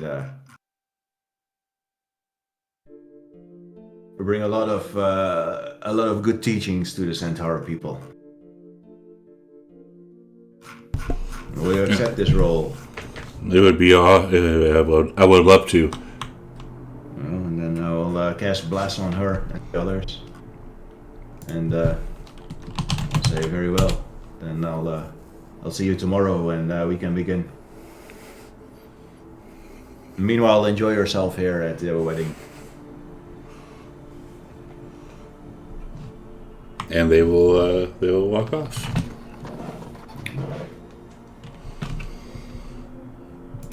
Yeah, that's about me done with the wedding. All right. Anyone else with anything for the wedding?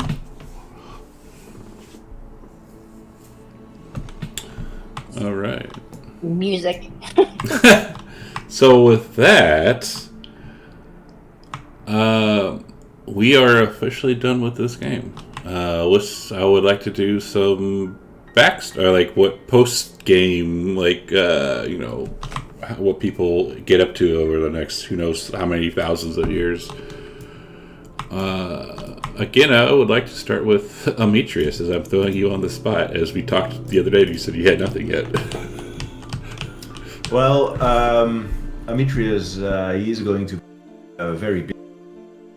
Let me look up a list, because now he has to be a god to the Centaur, and as well as a Dragon Lord.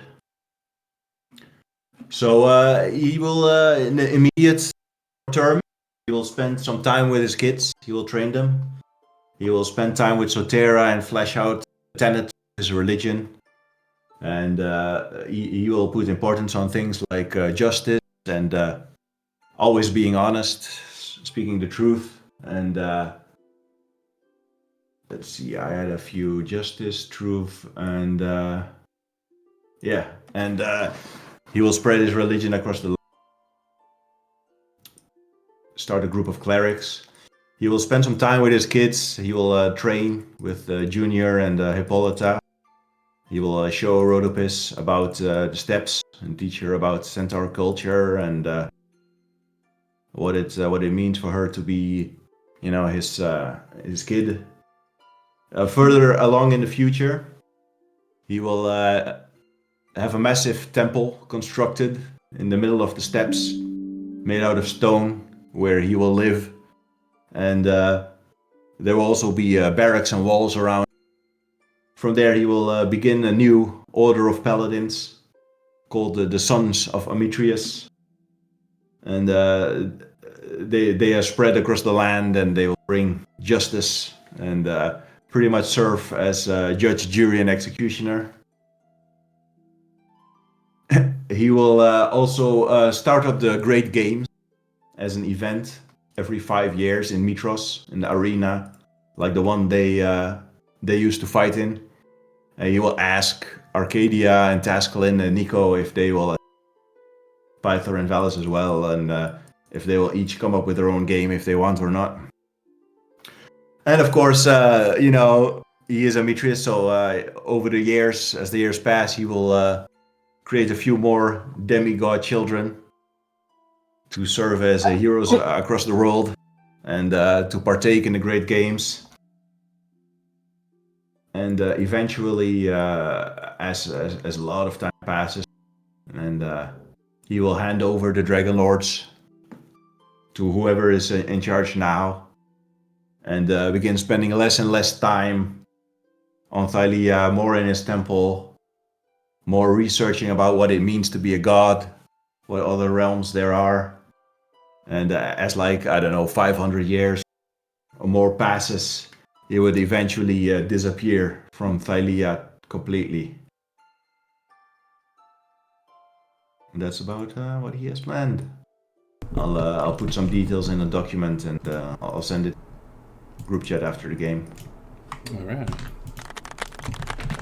Well, since you're here, what about Nico? I'm assuming Nico's. I kind of think I know what Nico would do, but yeah, Nico would live out his life with his family, and he would raise his kids and be a grandpa to his kids. And as time passes, he will use his alter self to emulate aging and becoming older and older as his family goes through the generations, and eventually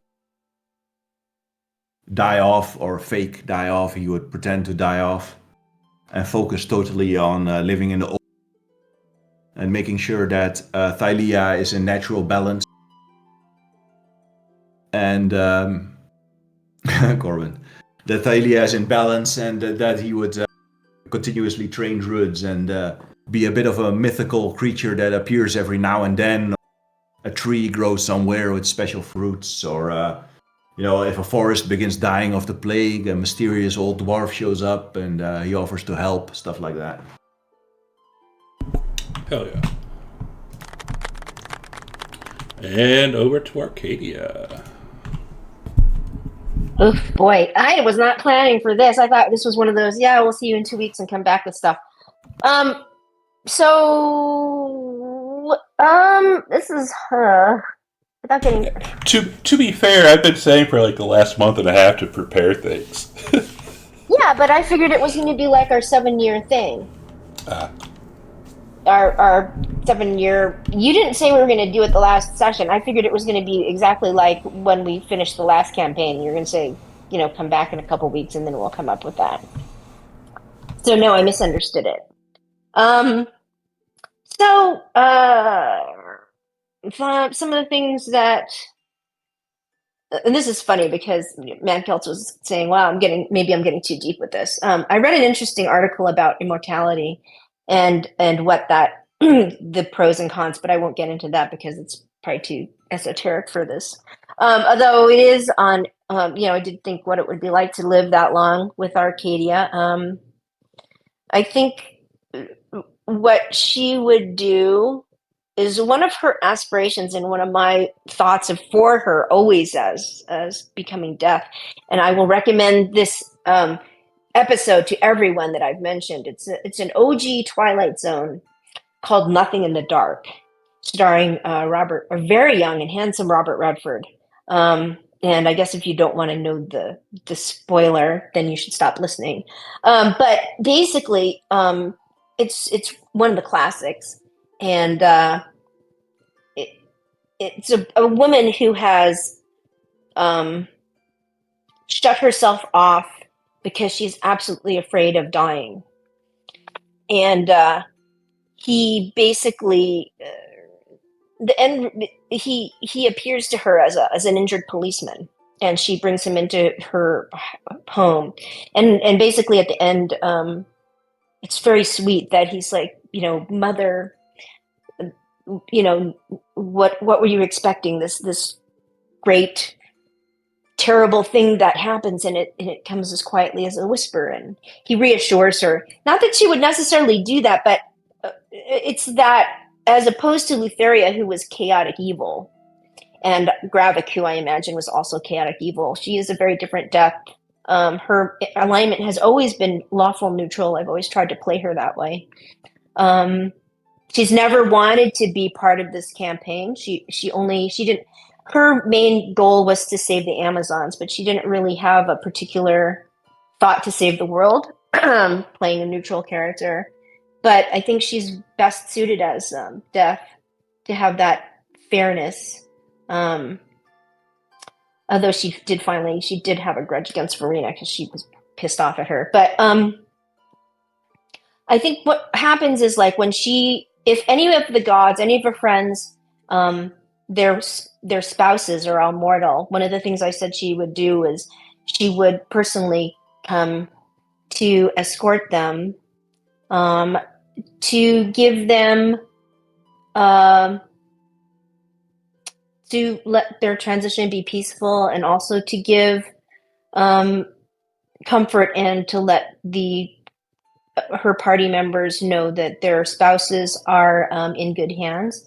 But she would also, only to these party members, she would ask to speak in private with their spouses. Just because she wanted them to have this decision on their own. And she would open a little bag and show them this amphora and say, this could restore you and make you immortal to be with your... Well, she would say this to both of them, because it's a matter of if they want to spend that kind of time together or if they wanted to move on. She would offer them a drink from the ambrosia. Well, Nico's wife, she would be old, she would have grandkids, and she would tell Arcadia that it is right for everyone to be born, to live and to die, and that it is...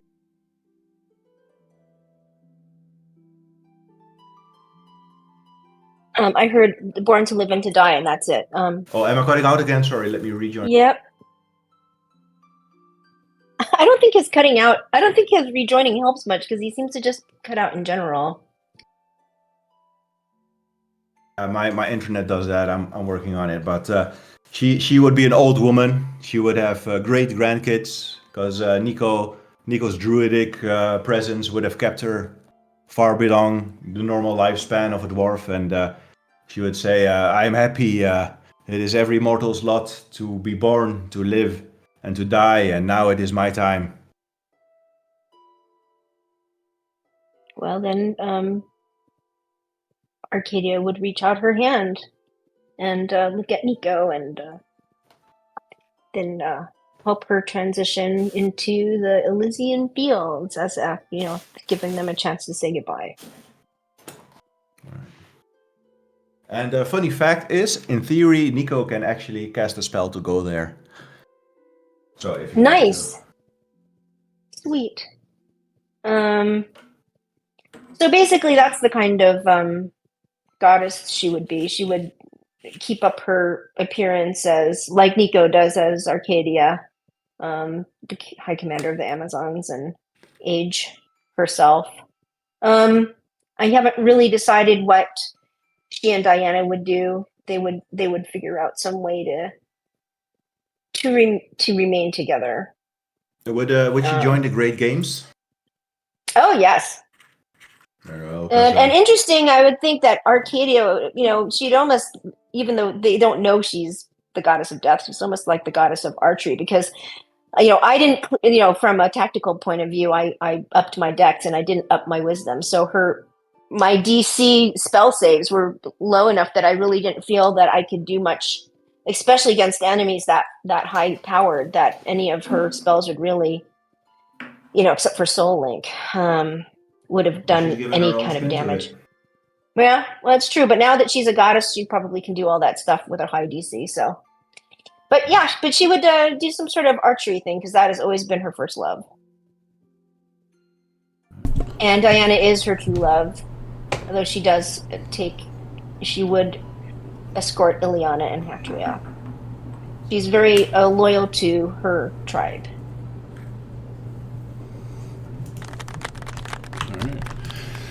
One moment. What seemed like a good idea is Demetrius would ask if he can send some female centaurs over to Themis to train and to start trade between their peoples.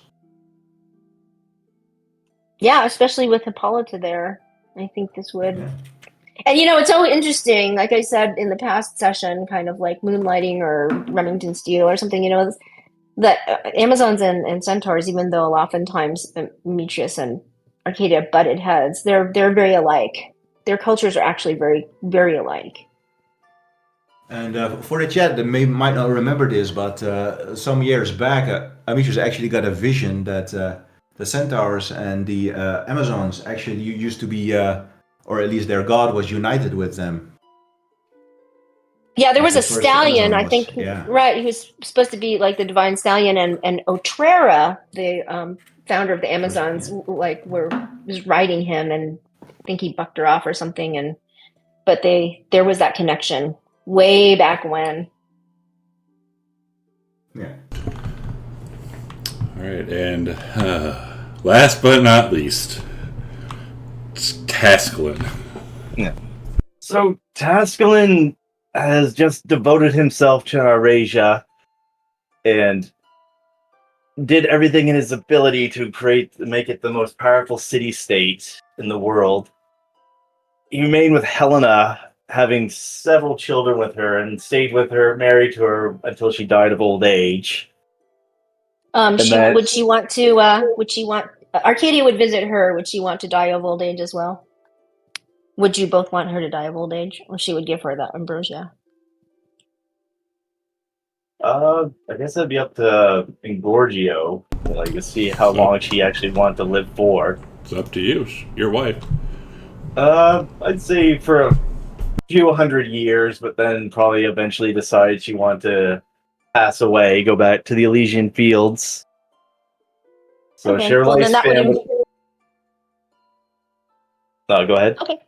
Yeah, so she would, you would have to somehow, I don't know how, she's immortal unless she exceeds You her have to hit kill her. points, so yeah, you have to kind of kill her, but you could kill her you could probably just I do thought it like, only prolong. Oh, okay, I thought it just prolonged. no, you could do like assisted dying. It could be assisted dying, like she could drink some hemlock or something and then pass peacefully, but she would live as long as you wanted her to, and then Okay. Well, or she could just not drink it for one day and then she instantly grows old and dies, right? No, that's the charisma part. It will make her 23 years old and immortal. Oh, Okay. Okay, in that case, you'll have several dozen children with her over the centuries. But after about 1,000 years, not even 1,000, probably like 500 years, he satisfied that Eurasia is in good hands with his descendants. Tascalin's going to go away to travel, to learn as much magic and grow as powerful as he can. And he disappears out of the world for several thousand years as he goes to practice and empower himself. But as he returns, he finds the city-state of Eurasia completely decimated and destroyed. And as he's walking, he spends years just walking through the remnants of it, mumbling to himself, I came from such far away to such grim tidings. And as he spends his years just walking through the remnants of it, he visibly ages, growing a long beard and looking about how he feels morose and downtrodden as he just walks among the ruins, mumbling to himself, grim. Eventually, he finds his way to the Temple of Corbin, which is still standing, though it is a little slightly dilapidated due to years of neglect and whatever happened to this land. Oh, I forgot to mention that all his bloodline would have been also destroyed during this time. He could not find his immortal wife or any of his descendants in the rebel. But as he goes into Corbin's temple, he notices that several smaller but just as grand statues have been added to the place. all depicting Corbin during different parts of his life, when he was his first life, his reincarnation, but still standing at the center is his godly form. But Tasklin, oddly enough, pauses in front of Corbin's gnome statue and just looks up at it for a very inhuman amount of time. Like any human would have probably grown bored and walked away eventually. Eventually, Tasklin's eyes drift down to the ground where he sees a staff and the remains of what was probably once a priest. Picking up the staff, crouching down, he picks up the staff and inspects it. It's gnarled and aged, but for some reason he can't take his eyes off it, and he just keeps mumbling to himself, so far, so grim. And he breaks the foot off off the desiccated body that's laying before him as he ties it to the staff. And he rises to his feet and mumbles to himself, "Far, I am far grim." And with that, Oh my magic God. crackles around him as his body shrivels down to the size of a gnome. To emulate the image of gnome Corbin. And he turns from the statue and walks out in his new form.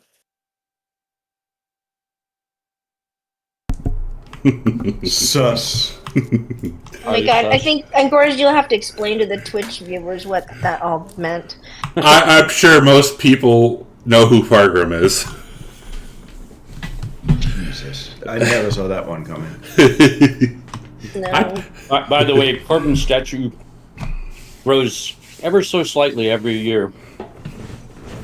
It took a while for people to notice, but finally they start to see that the statue is getting bigger. But his kilt... That's what caused the destruction of Region. Yeah, because the kilt kept on getting shorter, right? The kilt stayed the same But his size. kilt doesn't get bigger every year. And by the time Gravik did his thing, Corbin was a towering giant, much bigger than he remembered, and something might have been peeking out of the kilt by that time. Peeking? That It's was like, many oh my thousands god, of my years. eye. Can I teleport back and hack it off? No. Oh, can I just have to say that when Otrera was this, the dream that Demetrius was referring was our 10th session together, the Necropolis of Tillamook, on February 6th, 2022, on our 10th day together in game time. So Tasklin became Fargrim. Fargrim is Tasklin. Well. The circle is complete. Wow. And he's like a Circle. time wizard as well, right? Mm-hmm. Oh, yeah. I don't remember who I said it to, but I did tell someone that Tasklin's backstory is going to kind of change the future of the Engorgiverse. Says, now you know the origins of Fargrim. Wow. But yeah, we're done. We 140 sessions. More Odyssey. 3.5 years. Yeah, the Odyssey's done. How'd y'all like it? Like overall, how'd you like it overall? Whatever happened to the bugs? Yeah. I don't know. Well, Aricha was destroyed. By the bugs. Yeah, the bug. Eventually. Don't know what happened with the bugs. Maybe the one bug that Arcadia was trying to help out. Maybe that one soothed their bloodlust or something. I don't know. Yeah, she was working Maybe, hard to work with that guy. 100 years in the future, the heroes have to gather and destroy the bugs. Never know. Well, I liked it. It was very thematic. I loved the lore and the many characters. My favorite character overall was still Kyra. Yeah. Kyra. Kyra and the my pickle. second favorite would be Sidon. I really like those two. Sidon was a dick. Yeah, but he was awesome. He was awesome. Hell yeah. Like from day one, when he first hit me with that lightning bolt, man, that was a beef. Now it would barely tickle. Yeah, now probably wouldn't even hurt you at all. Like, oh, that's all you got. So when does Raiders begin? Well, do we want to talk about this anymore, or do we want to Well, yeah, I'd like wrap to it keep up? on talking about Odyssey so far. Oh, I mean, all right. Dan said we liked. I mean, Yeah. yeah, I'll never I forget mean, the goats. yeah, I love that the goats are now canon in all of the games, including at my work. There is a goat in your my real work. world. Yeah, in my real world, I now have a goat. There's goat character, goat bells in the orchestra. It's crazy. I always laugh during that section. Um,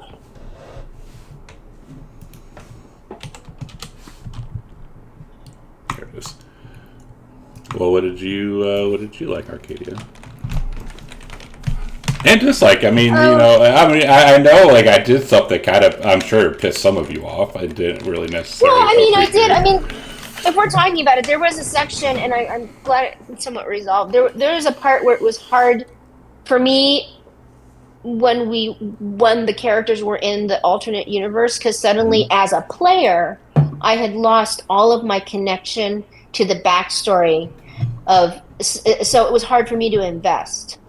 Like when you had alternate Ileana come up, who was married to Arcadia. But I mean, I played it as she would because she had no connection to her because she wasn't married to her. But also as a player, it threw me. We talked about that, but I already talked to you about that. That was hard for me because I suddenly lost connection with the world. Makes sense. But I loved, and this is so I loved the complications of the lore and all these like little clues, like the fact I remembered Ophelia, although I honestly think I don't have any brain cells left because it's like been all taken up with Odyssey lore. I loved that YouTube thing that Demetrius just posted, but it's like, yeah, I don't even know how I remembered that Ophelia, that name. But it was just I love not necessarily puzzles, like Corbin doesn't like puzzles, like that cipher that you posted from Reddit. That's crazy. That one that you did in Gorgio. Oh yeah. But Yeah. but I love things where I can remember things and that they come into play later, or I can do that. I might not be able to figure out what the ciphers mean, but I loved the lore and the fact that we didn't. The other thing I really liked that I didn't know if we were always the good guys. I liked the fact that things were in a gray area. And that's kind of how I tried to play it out too, like just to see, like, oh yeah, you have these different options. Are they necessarily the right choices that you're making? Maybe because it's a big ass world. It's going to like little choices you might make might and probably will affect other parts of the world. Man, I also like that it seemed to be written in the module as well. That I remember there were several sessions where we would talk amongst ourselves as characters and going, "Are we doing the right thing?" Agreed. Now I have a PDF of the actual thing. I think it would be really interesting to see how much was all of your homebrew stuff. Well, I can tell you right now that the original last boss was supposed to be Lutheria. Oh, really? Like, yeah, and it wasn't. Even though we killed her? It was, yeah, and it was not. She wasn't souped up or anything. It was just like a couple extra, like I think like an extra 120 health or something like that. Like nothing extra. Yeah. The Titans that you fought, like the Turesk and the Behemoth were both in there, but they were like the shit versions of them, and I'm like, they're like, that's not going to give them any hardship. Like, so I changed all the Titans. Obviously, changed the last boss or last several bosses. Yeah, I updated the Great Games. I think I told you guys all about that. Was there anything in the module that said that whoever killed Lutheria had to take her place, or was that all you? That was all me. Yeah, like Made a great arc for Arcadia, I have to say. Yeah, there's let's see, the bugs were in there, but they were kind of, I mean, they were like how they are, but they're also kind of like shit, if that makes any sense at all. How can creatures? How did they write that in the module if they just basically said these creatures can learn anything from you? How can they possibly be shit? Let's see here, because I think you were supposed to kill them off or something like that. I can't remember. It's been a while now. Oh, that's okay. Wow. I think Ghost Corbin would have kept the sending stone to continue talking to the ghost guy. Hello. I mean, yeah, Gaius was in there. He wasn't as big of a dick as he was towards Corbin. Yeah, like one big thing I changed was, you know how I revealed the dragons as the gods? Like, well, I don't remember how early it was. Like, I don't know, session 30 or something like that. Yeah. They weren't revealed until the oath ended in the book. Whoa. Yeah, we found out about them a long time before that. Well, exactly. Like the oath ended, and Sidon took their power, and they turned back into dragons. Like that's how you were supposed to find out that they were actually dragons. And I'm like, that's not that cool. Let's see, the apocalypse happened. One question. The other guy, the Zymor guy, the evil Bahamut. Yeah, Zymor and the other, his brother. Yeah, they weren't in there either. I added those into there. Sus. Yeah, I forget the guy, the guy with all the Marduk. Marduk, the guy with all the eyes. Yeah. See, Helios is in there. That played out the way it was. The Sphinx played out the way it was. Traveling the oceans, that played out how it was. The Ultros,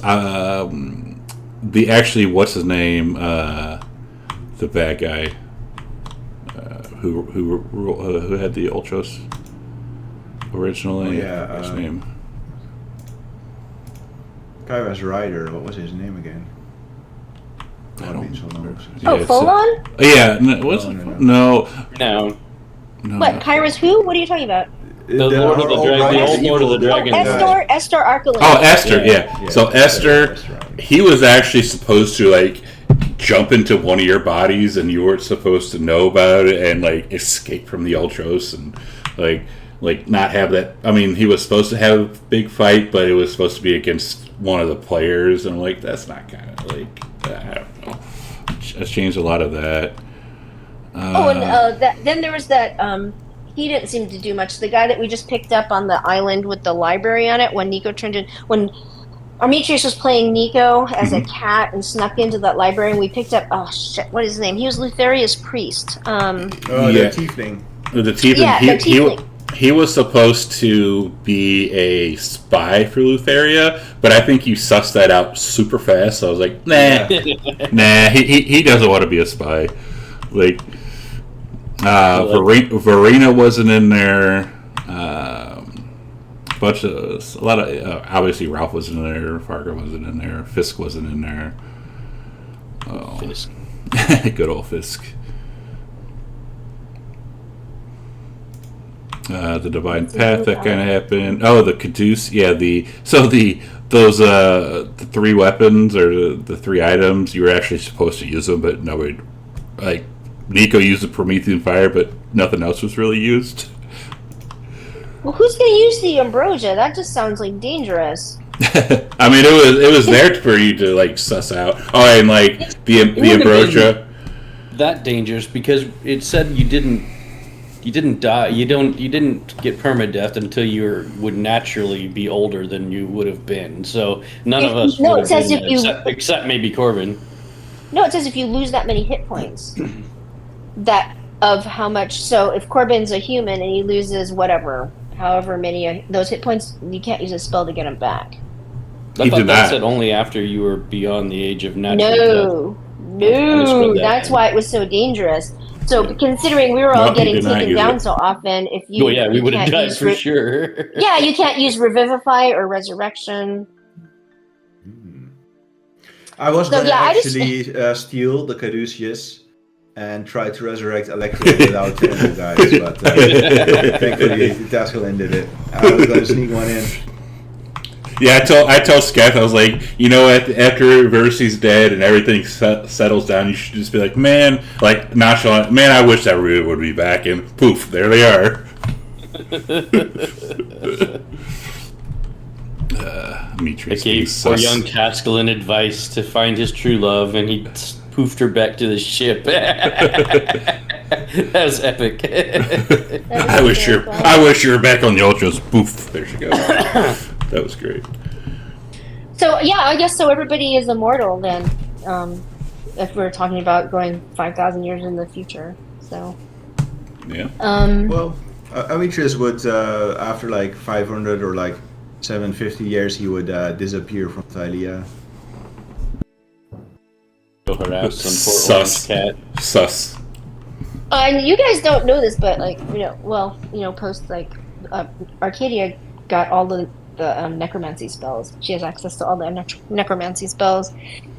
So between that and the ambrosia, and knowing true resurrection, I think she and Diana have a very spicy life. Yeah, very long.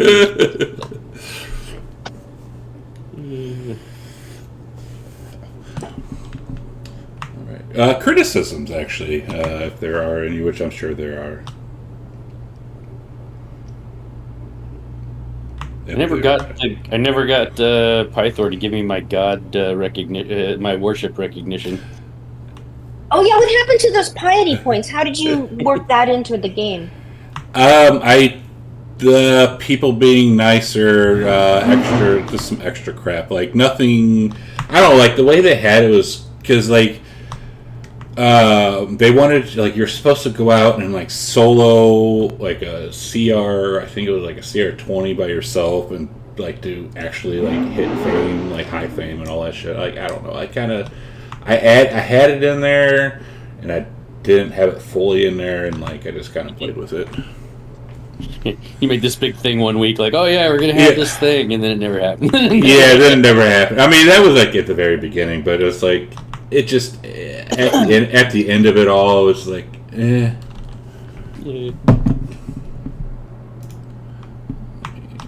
Plus, I was hoping to save Pythor from his cheesy potato addiction someday. But you died. But alas, he never did. He never did. He never overcame it. Yeah, see it. High fame. Oh yeah, I mean, it like your name's etched in the fabric of the multiverse. That happened. I mean, rival gods plot against you. I mean, eh. And some stuff happened as well, like we got free stuff, like free potions and magic items a few times. Yep. Yeah. And like, yes, like you had some shrines here and there. Like I don't know, like you never really spent. I mean, you'd spent some time in the cities, but never like insane amount of times. So, like, Because every time we went there, we got attacked by somebody. yeah, or got pissed, or like ripped into like people would give you shit. Mhm. The gods who hated cities. So you had some stuff, but you didn't have everything in there.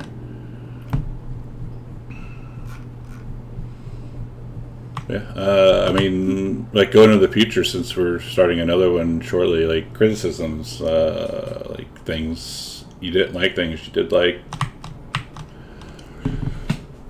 Feel free. I like constructive criticism.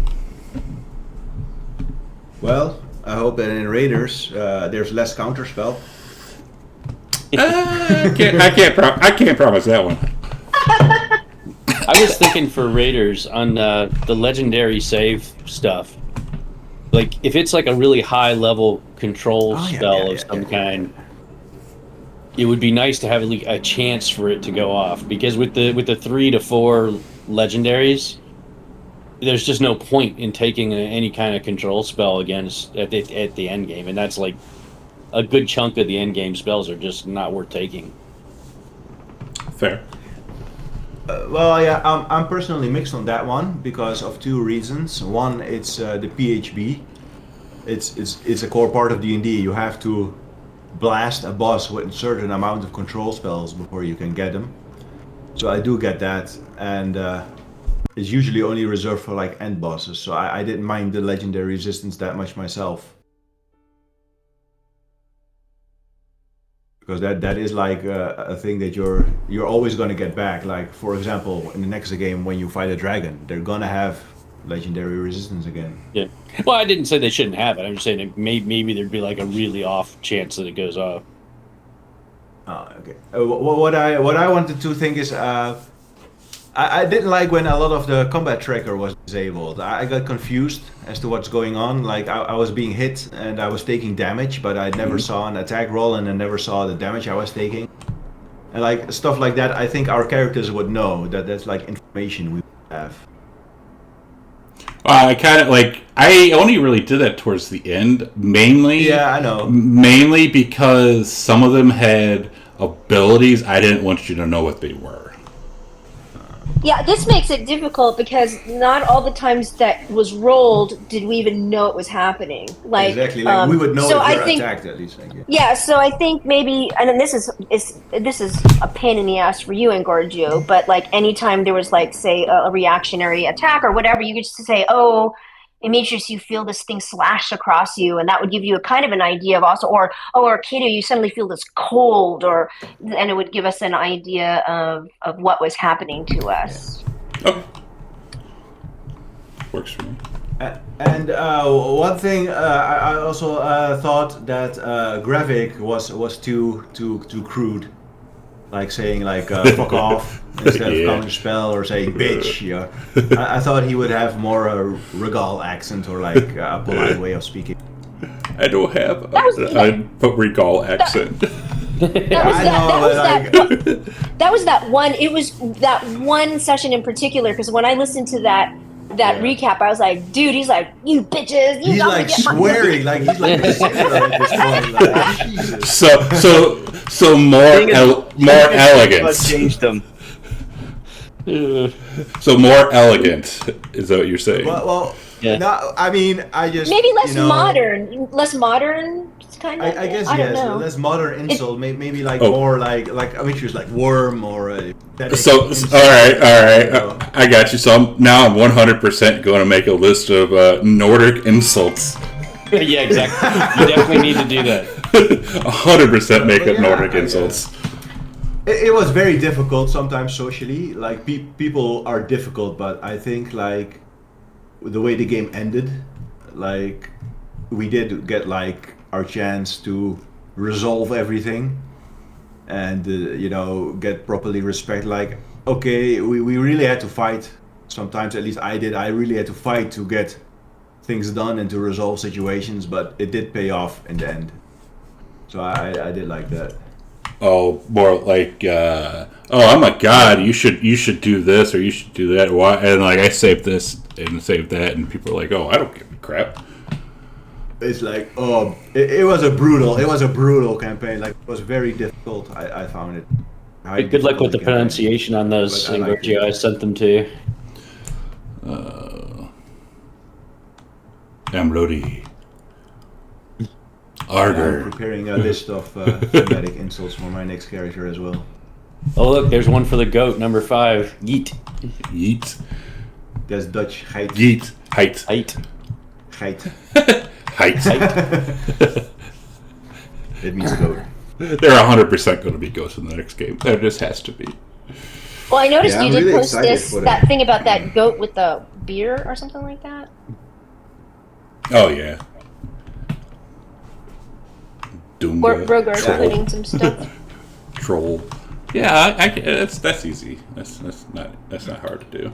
I was like, I'm really excited for the next set of like memorable characters because they were like a lot. Like these characters became like, actually part of the story and like you'd be curious about them and stuff. Can't wait to do that again. Hell yeah. Yeah, lots of new characters. Yeah. Lots of sus things for poor guest character to find out. Right. I think it would be interesting to have some of the characters from our backstory not well. I mean, a lot of them were just kind of tragic, which I can understand. There's that half part, that Yeah, yeah. that trope of or whatever. I've posted plenty of those memes or Instagram things where like, haha, the DM has your backstory, haha, now that person is going to be dead or that person is going to turn against you or that stuff. But also just if that also heightens the stakes if they come and help the party and then the people start to invest in them and then Yeah. if something terrible happens to them then it really affects everybody kind of thing. Not that that's I'm telling you to do that either, but Right. Well, I guess a few more positive, helpful characters that sometimes like join the party or like a general useful. But overall, I liked it. I think it was very, very good campaign. And Like you the- did it yeah, well. oh yeah. I was just saying like it's unfortunate Yeah. like when who was it who died and like nobody really cared. Nephilim? Like, Yeah, Nephilim oh was one. no. yeah. But Oh, yeah. even like Well- yeah. Like the hard part with like saying, for instance, like Arcadia, like you're like one of your friends or whatever. Like say you start off at level 1, you're friends with them.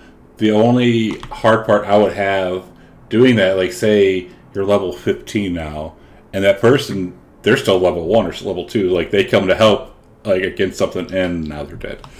And now they're Well, you Yeah, gotta level them true. up. You gotta level them up.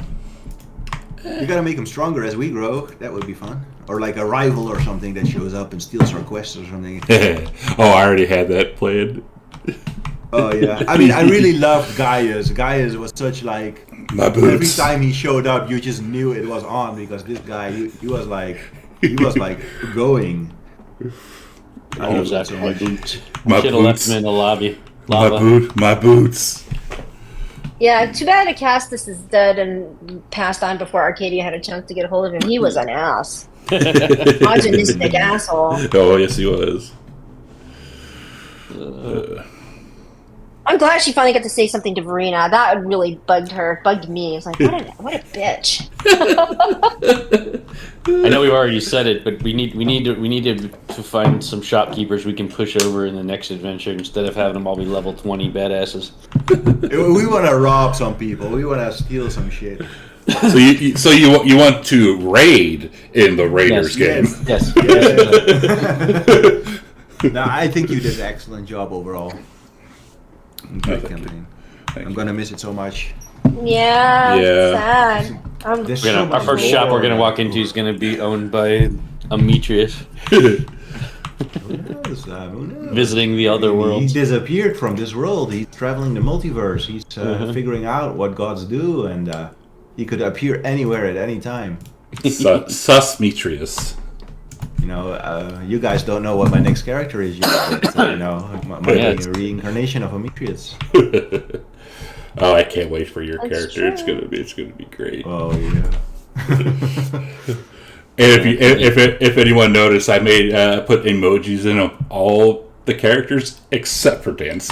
No, that's his character. I love it. It makes me laugh so Oh, much. the black cat. Scared cat. The black. Oh my god, the way that you can see, even though it's out blurry and out of focus, you can see the cat's expression, and it just makes me laugh. It's just- I there's only room enjoyed. there's only room for one cat in this party. I really tried to lean into the fact of Arcadia getting these like what Ametrius was naming as evil, because to him being a paladin, undead, and all that stuff. Dan and I talked about this, but is of her also take into account how quickly there wasn't a lot of time that she was. I mean, here I had 3 weeks to digest what was happening to her, and this was happening to her in a matter of hours.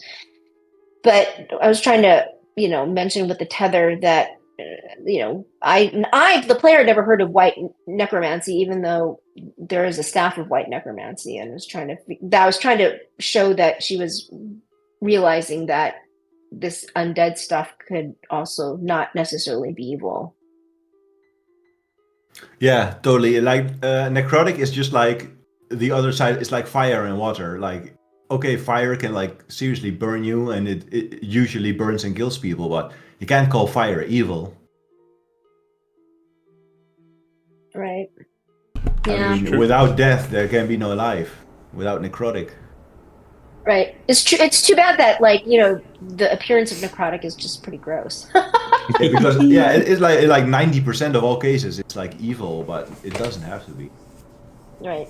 Yeah. The evil. Well, that's the thing with Arcadia being a neutral character to try to keep everything in balance. And I think that's why he was chosen. Because she's the one that can stay neutral and handle it. I mean, I've said this before, and I'll say it again. Imagine Corbin, Demetrius, or Tasklin as Death. I'll bet. I already told Engorgio if It would have been a I poor got choice. with the God of Death, I would like go full Death Knight. I would get like skull armor. I would like start raising an army of undead to fight these people. Yeah. I think if Corbin got it, it'd be more like Final Destination. Wacky things would happen to kill you. Wacky things. Yeah. Oh, but like I said, the way that Arcadia was making sense of like creating undead armies is the cool thing is that she would find the people, like find all the centaurs that died in their sleep and like are restless. She would give them a chance to really move on through death in glory. Oh, that's nice. That's cool. I like that. All right. As we wrap up, any final things? Yeah, that was a great ending, Corbin. Very beautiful. Yeah. I love the song too. And Tasklin, damn it, man, you really surprised me there. You really did it. Good job. Yeah, I had a talk with Engorgio like a month or two ago that we were going to do that. It's fucking genius. Yeah, and Corbin sacrifice, that was all on him. Like, I love when players sacrifice themselves, but I don't want to bring that up or ask him, like, hey, you want me mind dying? Because, like, characters don't want to die, But, like, he brought it up, and I ran with it. I saw Corbin getting more and more power, and eventually I started like prodding Gorgio, like maybe I should have a few new god powers as well.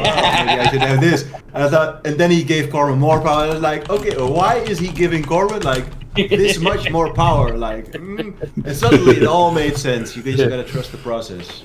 Because it's going to kill you. Because it's going to kill you. That's funny because, Engorgio, I just kept on going, trust the process, trust the process. I had all these terrible things. He goes, there's something that's going to happen and you're going to get this spell and you're probably going to not be in your right mind. And I was like, Diana's going to die. Oh my God, Diana's going to die. And that's all I've been thinking. Yep. Like I, as a DM, I don't know, you just got to trust me with your characters. Like, I know that those are your babies, but trust me with your characters because I know things you don't. Yeah, you've proven that to me. Yeah, for sure. And for the most part, everybody has, which is good. Yeah, I just made it clear that I didn't want the same thing that happened to Ileana to happen to Diana because. Yeah. Well, Everyone if you I had made the stuck with decision. Ileana, you would have gotten like a complete resolution. Yeah. Ileana got a happy ending. Yeah. Yep, I was happy about that because Yeah, that was she nice does, to bring Hatria back. Yeah.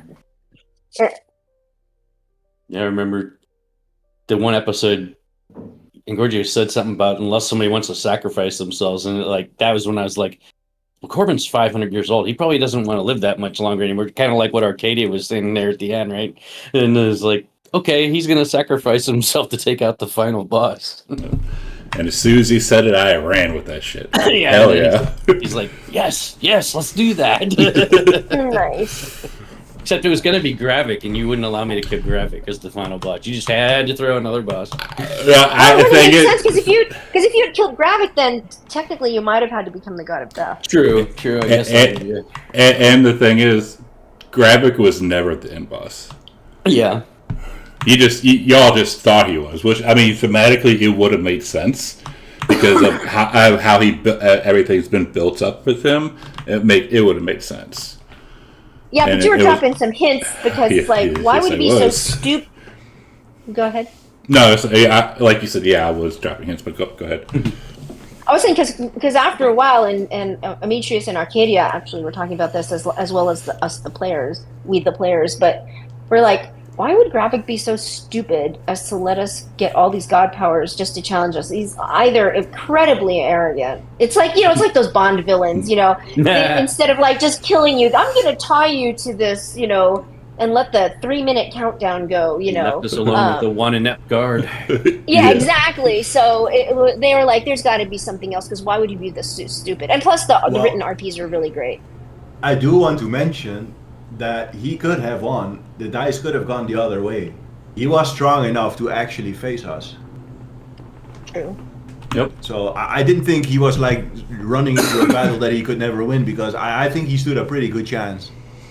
Yeah, he had like 3 like There was himself a and moment there 3 when dragons. when we were all paralyzed by the the unstoppable. Like if you things hadn't that- gotten Soul Link, we would be dead. Like for Yeah. sure, we would have been just That been is dead straight absolutely up. true. Yeah, I thought that. I don't know, Ingorgio, if that was a get yourself out of the corner you had painted yourself into by not letting Arcadia heal normally. But that was, if it was brilliant. But I was very grateful because really, otherwise, I don't know how we would have. Because Demetrius actually doesn't have that many hit points. No, I don't. I'm like pretty vulnerable after like 1 minute. So without that Soul Link, I would have died like. I wouldn't have survived like 10 rounds. I would have been dead in like 2 rounds. Well, same with Arcadia too. And I'm really gonna miss my 400 hit points. Yeah, and Arcadia loved that too because that really was kind of the thing that started getting her thinking about could these things that had previously been terrible to her, the shadow tether, is there more than one side of that? And same thing with just being the goddess of death. So that was a real turning point for her as well. So that worked out brilliantly. And like with Arcadia, especially at the end, like because you had those original powers and you weren't using them, and like I think I was telling Dan, it's like because he was saying, oh, these are kind of like not that good. I was like, well, she needs to start using them, so she starts getting into like you use it like you're training, like the more you do something, the better you get at it. So it's like she starts using these, then she gets more and more and more. Yeah, the problem- I mentioned the like problem when was- she cast Blight, I was like, it would be better for her to shoot and use Blight, and then you said, yeah, she has to use. Yeah. Well, I just decided to try that one, but the other ones didn't make sense because to me the Ray's undead were skeletons, and those are like have 8 hit points, so it didn't make sense. And it takes a minute to cast, and the create undead takes a minute to cast. You have to do it at night, and then again, when I was looking at their stat blocks, it wouldn't have made. First of all, it takes a minute at night, and so she'd have to pre-prep that, and then compared to what we were fighting, tactically, it didn't make sense for her to be raising these things with like 20 hit points and a 2-hit of +4 or something, which is why.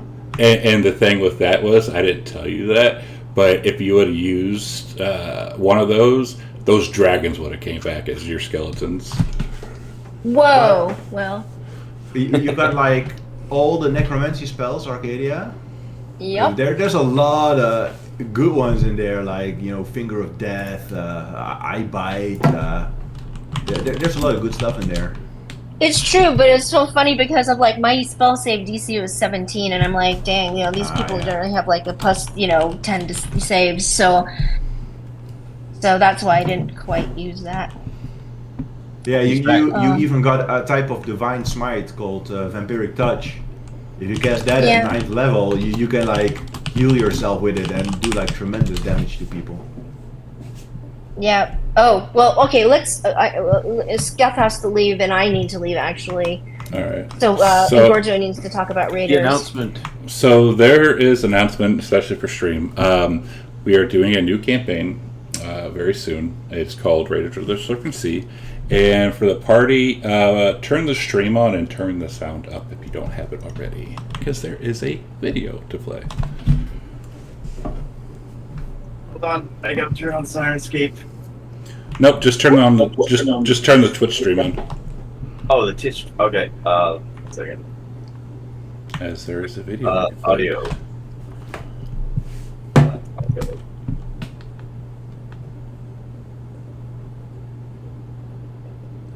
Trailer drop, like Nyla says, exactly.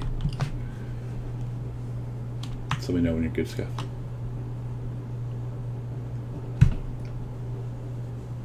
But you have to have Morgan Freeman come out. I wish. I say when you. Oh, all right, Scuff. Are you good, Scuff? Scuff can hear me. Yeah, I'm good. All right, here we go. Sneak preview for Raiders.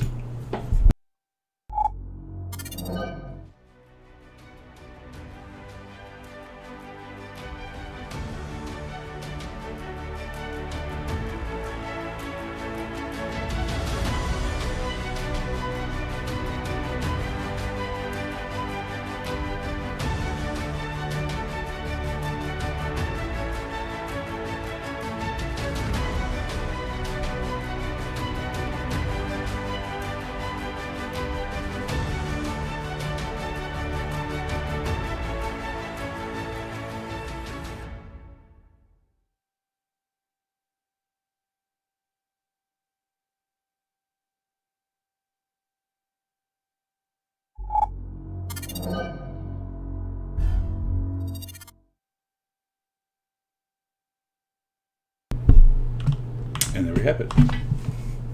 Ooh, 120 in a month from now. Nice. Another 1 to 20 campaign starting the 5th of October. Are we going to have a session 0 before that? Do we need one? I guess so. Well, because Robin's never played with us as a group. God help her. Oh, Robin, you haven't played with Robin. Just, Yeah, maybe I should be saying that instead. So are we going to have like a session 0 sometime before then? I mean, if everybody wants to, we could. Because I think everybody except for you has already made their character. Yeah, I think you just got to make your character then, and the backstory with Joe. Oh, it's been a while. Doesn't session 0 talk about like what you expect out of the play and working? we could have something. Yeah, we could do something. Just so we all kind of start at the same thing. We better introduce the yellow cards now, right? No, I was kidding. Yeah, we could do something. There's a demand in chat for a final recap. A final recap. Maybe we could do that at the beginning of Raiders. Yeah. Oh God, no! Absolutely not. Can you imagine? That would take me 18 hours. No, it only takes me 18 hours. It would be a shame of your document if you didn't finish it. No. No, because remember when we came back after 7 years, you all gave yours. I didn't have to do it, so we could all, you could redo it if you want. Oh, guys, now I'm gonna get all teary. It's been really great. Yes, it's I've been fun. enjoyed this very much. I've enjoyed Arcadia. Grim is not going to be at all like her, but I think if I were ever to want to be somebody, it would be kind of like Arcadia. Yes. I mean, how can you go wrong? Xena and Wonder Woman? Are you kidding? I mean, yeah. I don't really want to be never had aspirations to be an amphibious bard. But, well, maybe the bard part. So I'm sure I will love her as well as I get to know her. But Arcadia is special. My first, because I've never played campaign this long or this high. And I'm so glad I met you guys. Yay. Yeah, I'm glad to meet you too. Can't wait for Raiders. My character is going to be very different as well. Yeah, mine too. So will mine. You'll be a little kitty cat. I will be. He's going to be the moral compass of the party. He's going to be. I won't be a good guy. Stop killing the children, guys! Come on. I won't be any different. He's got his job cut out for him. Let's just say that. Whew. Wouldn't want to be scared. The ranger with a heart of gold. The ranger with the heart of gold. Yeah. Ooh, can't wait. Can't wait. Yeah. Hello there. Hello there. General Kenobi. General Kenobi. But yeah, if we actually want to do a session 0, we can talk about it in chat maybe like a week or two beforehand, like for like an hour or two. It'd be fine. Cool. Doesn't fit at all, but I'm gonna have to work on my British accent for this. Why? Why? What? Do we need a reason? Because he's gonna be General Kenobi. Oh. Oh my. I have to try and work on a cat accent. Poor Skith. Meow. Meow. Scath being the Scath being the voice of reason in any game scares me. You for sure. Scares That's me. it. Every time he uses his bow, he's gonna just claim how uncivilized it is. Well, I think he's got his work cut out for him. I can't wait for him to meet my character. It's going to be a good time. My God! Oh God! I've I'd been say like planning with 80 Engorgio for a while. Who? I'd say like 80% of the time, my characters are the voice of reason. Well, hey. And the other 20%, they betrayed the party. Let's just say that the opinions all are you split need, on that yeah, one. all you need is that 20% to betray the party, and all the rest goes out the window. Hey, Gravik was such a voice of reason that you drove him to betray the party. Well, If you notice Evan that betrays the Arcadia. party, we're killing your next character. Exactly. Arcadia got along with Gravik. He often sided with her, and she tried to talk him out of it at the end, but oh well. And Scath messaged me last week. He's like, I just maybe I should betray the party again. I'm like, no. You wouldn't survive that. Whoever you roll up is just dead. Betray the party and cause the campaign to go on for another 6 months. Yeah. Yeah, I was originally I'm going. glad we had Gravik instead of another Lutheria, so I think you made a good choice, Engorgio. Yeah, another Lutheria, that would have been wah. Yeah, Good call, Engorgio. Yeah, as soon as Scott's like, yeah, I want to betray the party, like, and now you're then one of the end bosses. That's always fun. I just couldn't rationalize Gravik being in the group anymore. There's so much knee-jerk reactions to the disasters that were happening. Listen, we're all way in over our head, and we're just have to making up on the spot because we're not trained for this. Suddenly, we have to save the world the entire day. It's crazy. It was a wild finish. Yeah, Dawn, I was like, look at that. I was like, yeah, I rolled a 1 and I did 25 points of damage. It's going to be so different now. We're starting at level 1 all over again. Although I appreciate starting with 8 HP. Yeah, but I appreciate what you call that, the hero stats or whatever, heroic stats. When you told us we could add +6. Yeah. Helps out a little bit, which should also That only mean mean- something. Well, that only means we're just going to hit a dragon on level 2.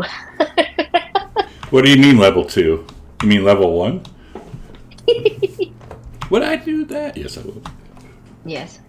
But all right, I think we're done. That was thank you for the memories. It was this campaign will remain with me. But also that's why we're taking a break, because I need to decompress from one level 20 1 to 20 campaign to doing another 1 to 20 campaign. I need a little bit of time to decompress. Level 1. We'll speed run rather this than- one. We'll ignore all the side quests. Yeah, we just get. I mean, Yeah, now that I know we're going to 20, now I have to do some thinking. Wonder if I should pursue what I talked to you about, Engorgio, which is kind of funny. it would be kind of funny. Sus. What do you wait? Already sus. What do you I mean? chose a bad class to play as for Taskwin because area effect when we stopped really fighting against area and like a lot of enemies. Yeah, Okay, That was pretty funny. Engorgio, are you going to keep these characters like in a vault somewhere? Like I'm they're not going to going. be erased, are they? I'm going. Like the character sheets. Yeah. Oh yeah, I always keep. I still have character sheets. I think from like Acquisitions Incorporated that I read 5 years ago. All right. Because every once in a while, I might want to just look at Arcadia's character sheet and go, "Oh, I remember that." Well, you can. It's kind of it's fun to look at them. I mean, it's fun to go like, Jesus, I have a +22 to stealth. I mean, Do that's you really Oh, incredible. remember that item. Actually, I'm going to grab some of these items to remember again. You can always download your character sheet and upload it into like your own Fantasy Grounds thing.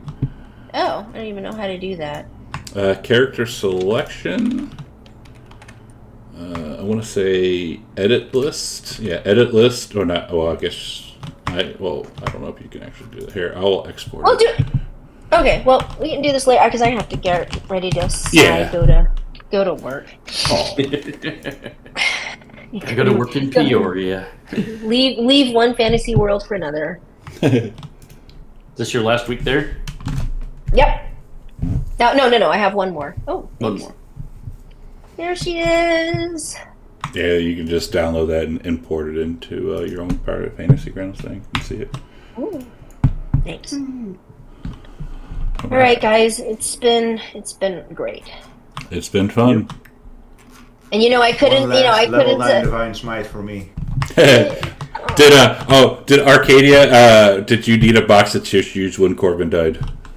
Yeah. Well, no. I kind of was tearing up a little. Yeah. Yeah, I everybody felt else quite started sad talking. myself when I listened to the music. Yeah, well, because especially Demetrius and Corbin were real close buddies. They were buddies. Yep. He would have loved to have another conversation with his pal, but yeah, sad moment. Yeah. But okay.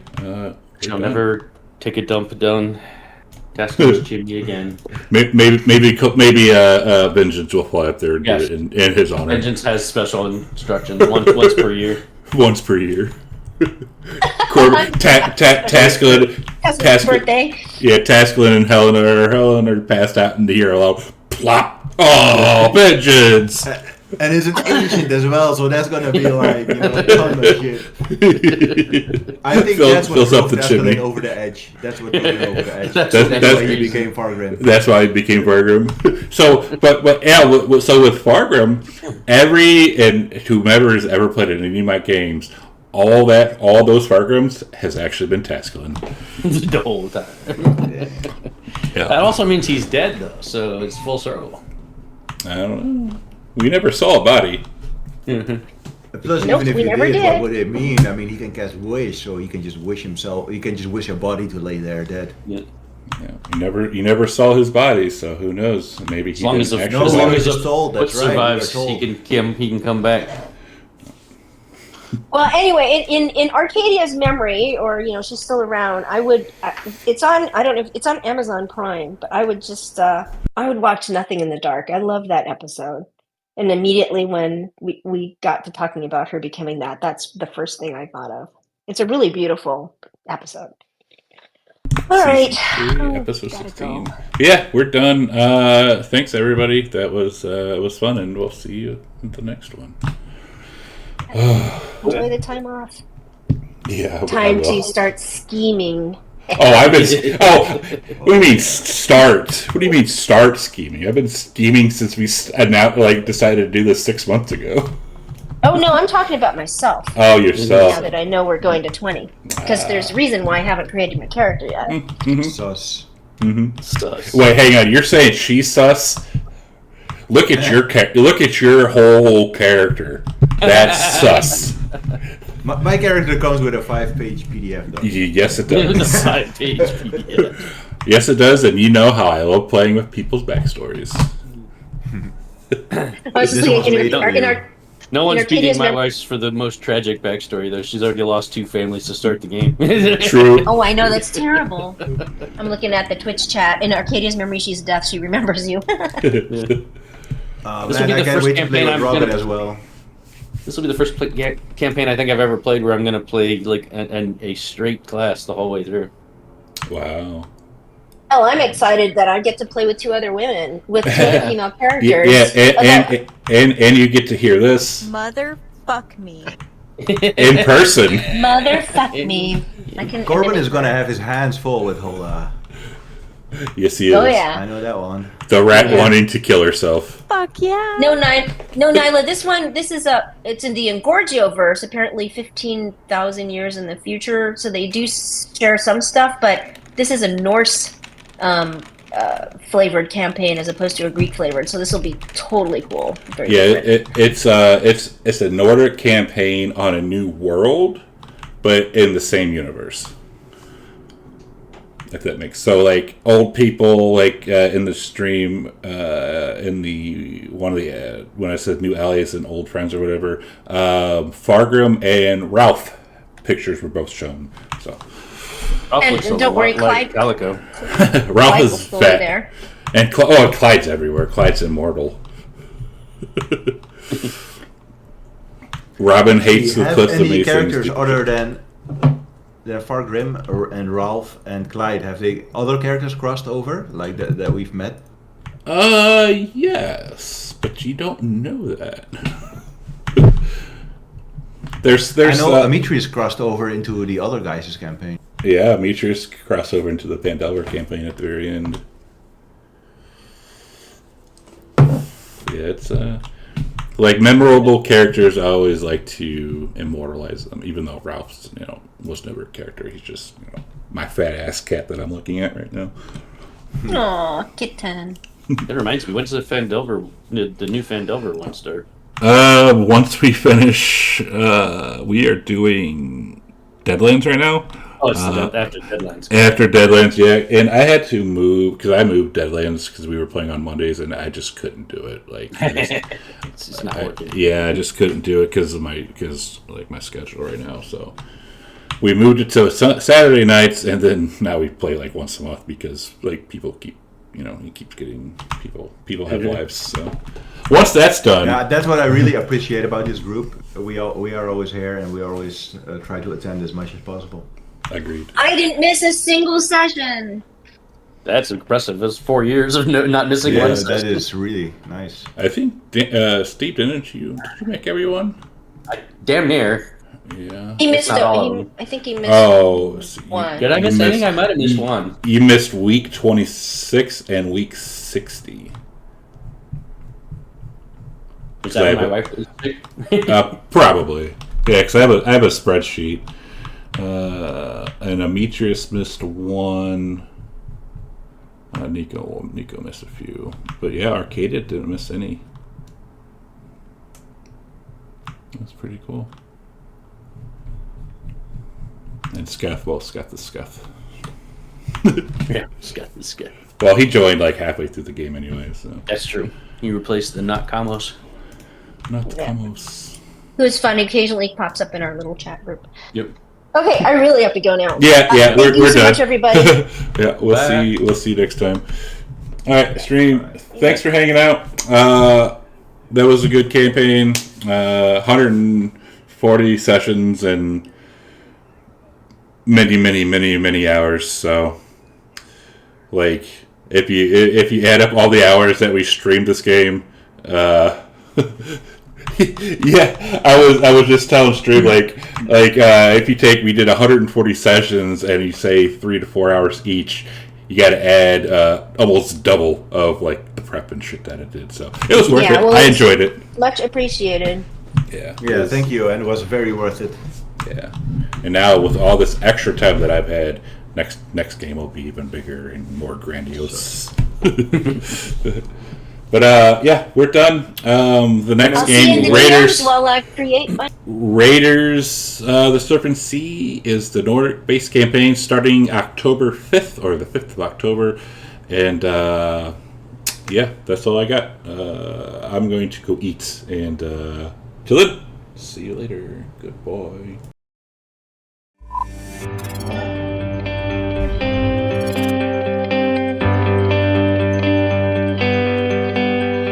And I will remember to cut off the stream so people don't get some chemicals.